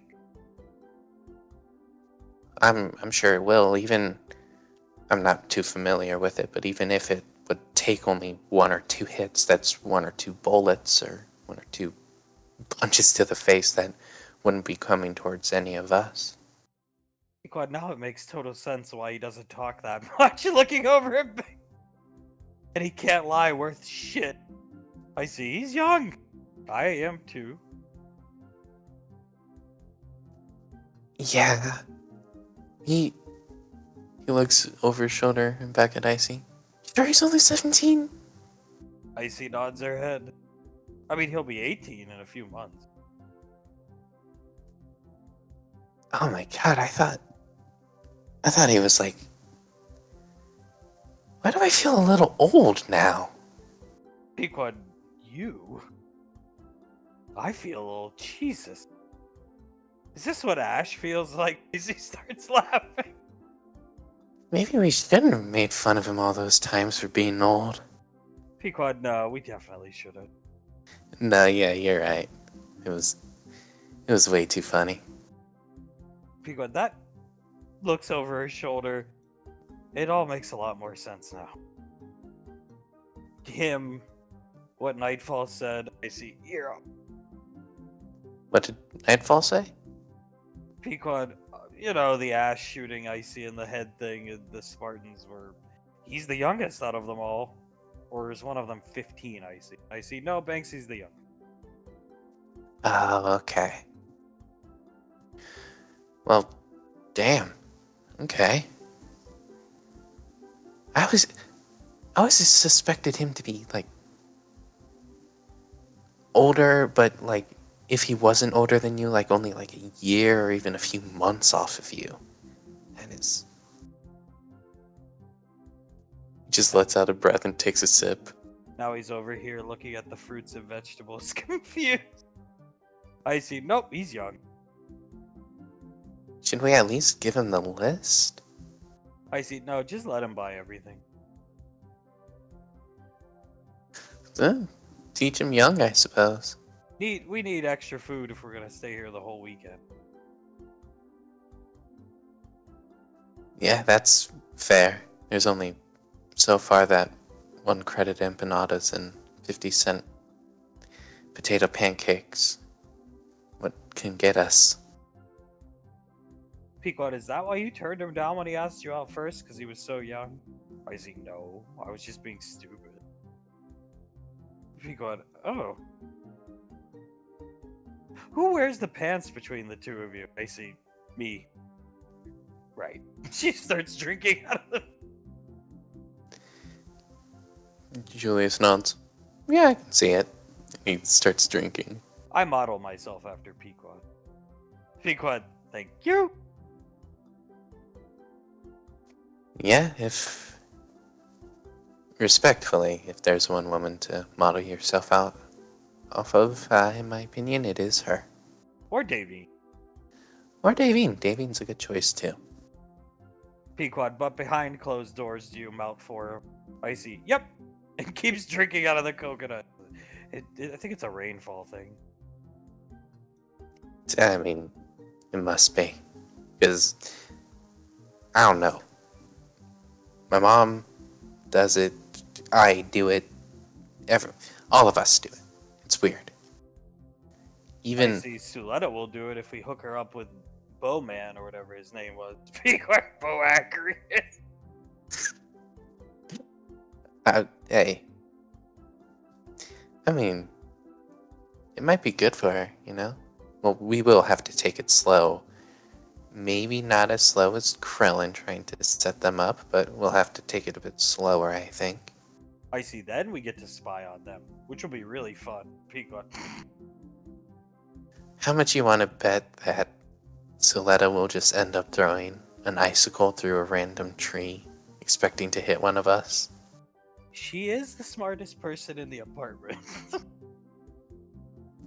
Julius nods. Yeah, and given our past actions, it would be a logical conclusion, I think. She'll be on to us, but don't worry, we could follow them around in furry suits. Julius blinks a couple times, looking down at his drink, then over at Icy. Would that not make her more suspicious? Especially, I don't see Bo as the type of guy to just let that kind of thing go. I see. Fair point. We might have to step up our game. Could just go invisible. I see. That's boring. Keeps drinking out of the coconut. Alright, how about Part we of the try fun to... is the risk of being caught. At least that's what Hunk always said. How about we try to convince them to go to some kind of sports game and dress up as mascots, selling them peanuts and hot dogs? Pequod, excellent idea. And Hunk loves sports games and has a line to multiple different types of tickets. Oh, God. Well, I mean... Yeah, I think I would look pretty good in a mascot costume. Banksy comes with like 10 bags of groceries, some of the bags moving because there's live lobsters still. This stuff only costs 50 credit. Icy hands him her coconut and he starts drinking it. Jesus Christ. This is a nice place to live. All that for only 50? He nods his head, lifting his mask, drinking the coconut. Icy, think about it this way. Hunk was having Zanzibar beat up a 17-year-old. Banksy, yeah. Yeah. You know, I feel a lot worse for threatening you that one time. Sorry about that. No problem. It makes sense now. The rainfall thing. Family. Yeah. I'm really sorry. I really thought you were like 20. No, I'm pretty young. Icy, Hunk cried when I told Hunk Banksy's age. It was right around the time Zanzibar was throwing him through the front door again. Pequod. Is that one of the reasons why he started to go easier on him? Yes. Drinking the coconut. Oh, well, you should look at your age as a blessing then. He didn't believe me at first. Then I had General Rico come tell him. He's goddamn 16, 17-year-old. What the fuck are you doing? The fuck's wrong with you? Take that mask off when I'm talking to you. Oh, you got dad chewed out for. That's pretty badass, not gonna lie. I see, it wasn't my doing. I just asked Rico for help. Rico had questions as to why our front door was always being broken. The hell's going on up in that apartment? Oh, I could just imagine it now. I've had to send engineering up there to fix the door 3 times this week. You better tell me what the hell's going on up there. Banksy, it was getting so bad, I think I was gonna have to start paying for the repair. But thankfully, General Rico wanted to know what was going on. Keeps a good eye on us drinking the coconut. Well, he's a good man. He loves his troops. And I think he's gonna be keeping a special eye on you. And the rest of Crimson. Banksy nods his head drinking the coconut. Pequod, and soon he'll face down against Cornstalk. His greatest battle yet. His greatest battle since the Archfiend incursion. I can see it now. Banksy hands Icy the coconut back. You finish it. He keeps drinking it. Icy, we just have to find the perfect battleground. Julius shakes his head. I mean, I wouldn't want to bring that on a place like here, so I don't really have any ideas right now. Can't be the Rico estate. People will think it's set up. Icy looking at Pequod, and Pequod, yeah, I can't be Gateway if we want him on as Marauder. What's that place that the Saint took us to? Not Garden City. Icy, Garden City, no. That's where you guys helped kill the menace. Yep. Find a place, Icy, tapping her chin. The answer will present itself, Julia.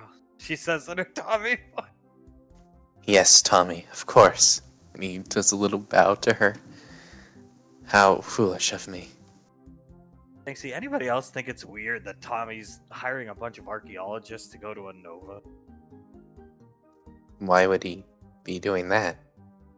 Icy, try to ground penetrating radar scans from a safe distance from the wildlife to try and find fossils.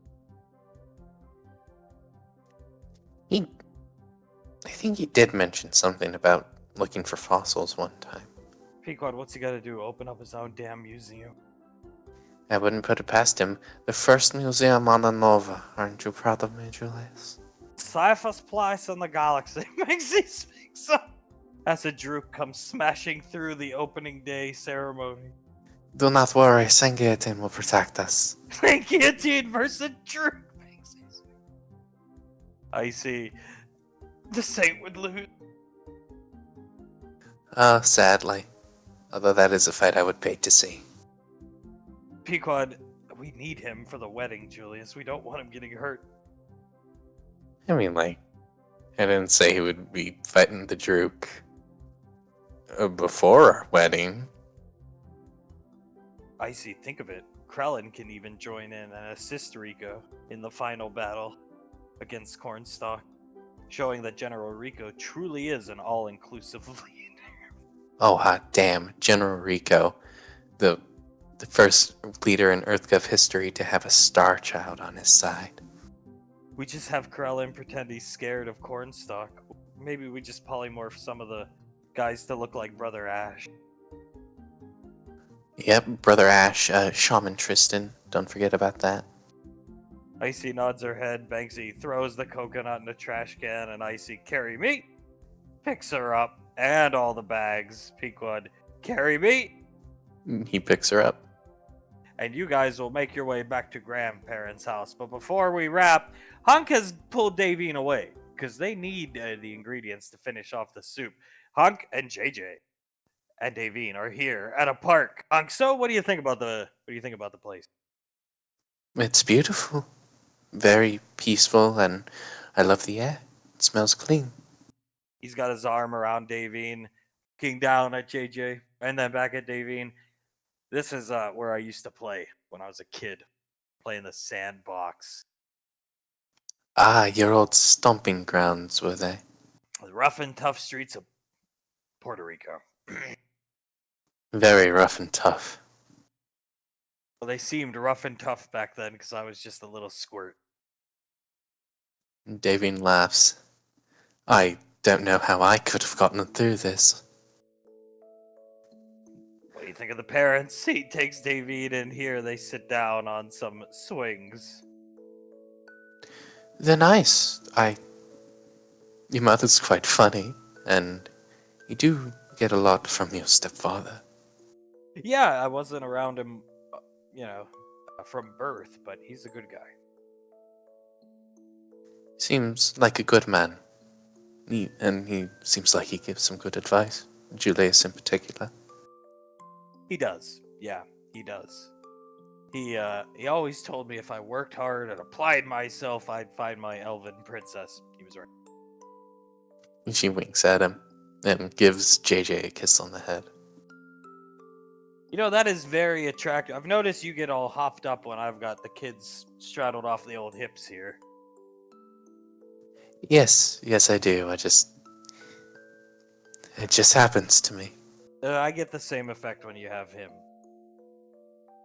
Oh yeah? She'll hop off the swing and rest him on her hip and then, play with his nose a bit. Yes. He's on the swing just sitting there looking at Davine. Yes, I do. It's quite intense. Ah, I see. She walks up to him and plays with Hunk's chin. Everything's been going so good the past couple weeks, month. He was the only thing I was really worried about. The only, spot in my mind. And now that that's taken care of, Yep! He's gonna grab the base of his neck looking at David and him. Davine smiles at him, holds JJ up so his face is equal with hers. And he's quite a cute kid. He'll grow up to have a good mom, so. And I will try my damnedest. We'll get him a scarf if that's okay. Oh, of course, he's a rainfall now. You don't say. Wiping some sweat off his brow. Yes, he is. He is my son. And hopefully we'll give him a beautiful sibling later in life. Oh, we will, trust me. No matter how many times we have to try. Naveen giggles. Oh, I look forward to it. You know, when I was a pathetic teenager, he's gonna take JJ in his arms. With his one free arm, pull Davine in. I used to fantasize about finding my perfect elven girlfriend and kissing her here. I'd sit on these swings alone for hours daydreaming about it. Well, daydream no longer. She gives him a kiss. He takes the kiss and forces one back onto Davine. And they tongue-to-tongue French kiss of mastery and passion. And we cut.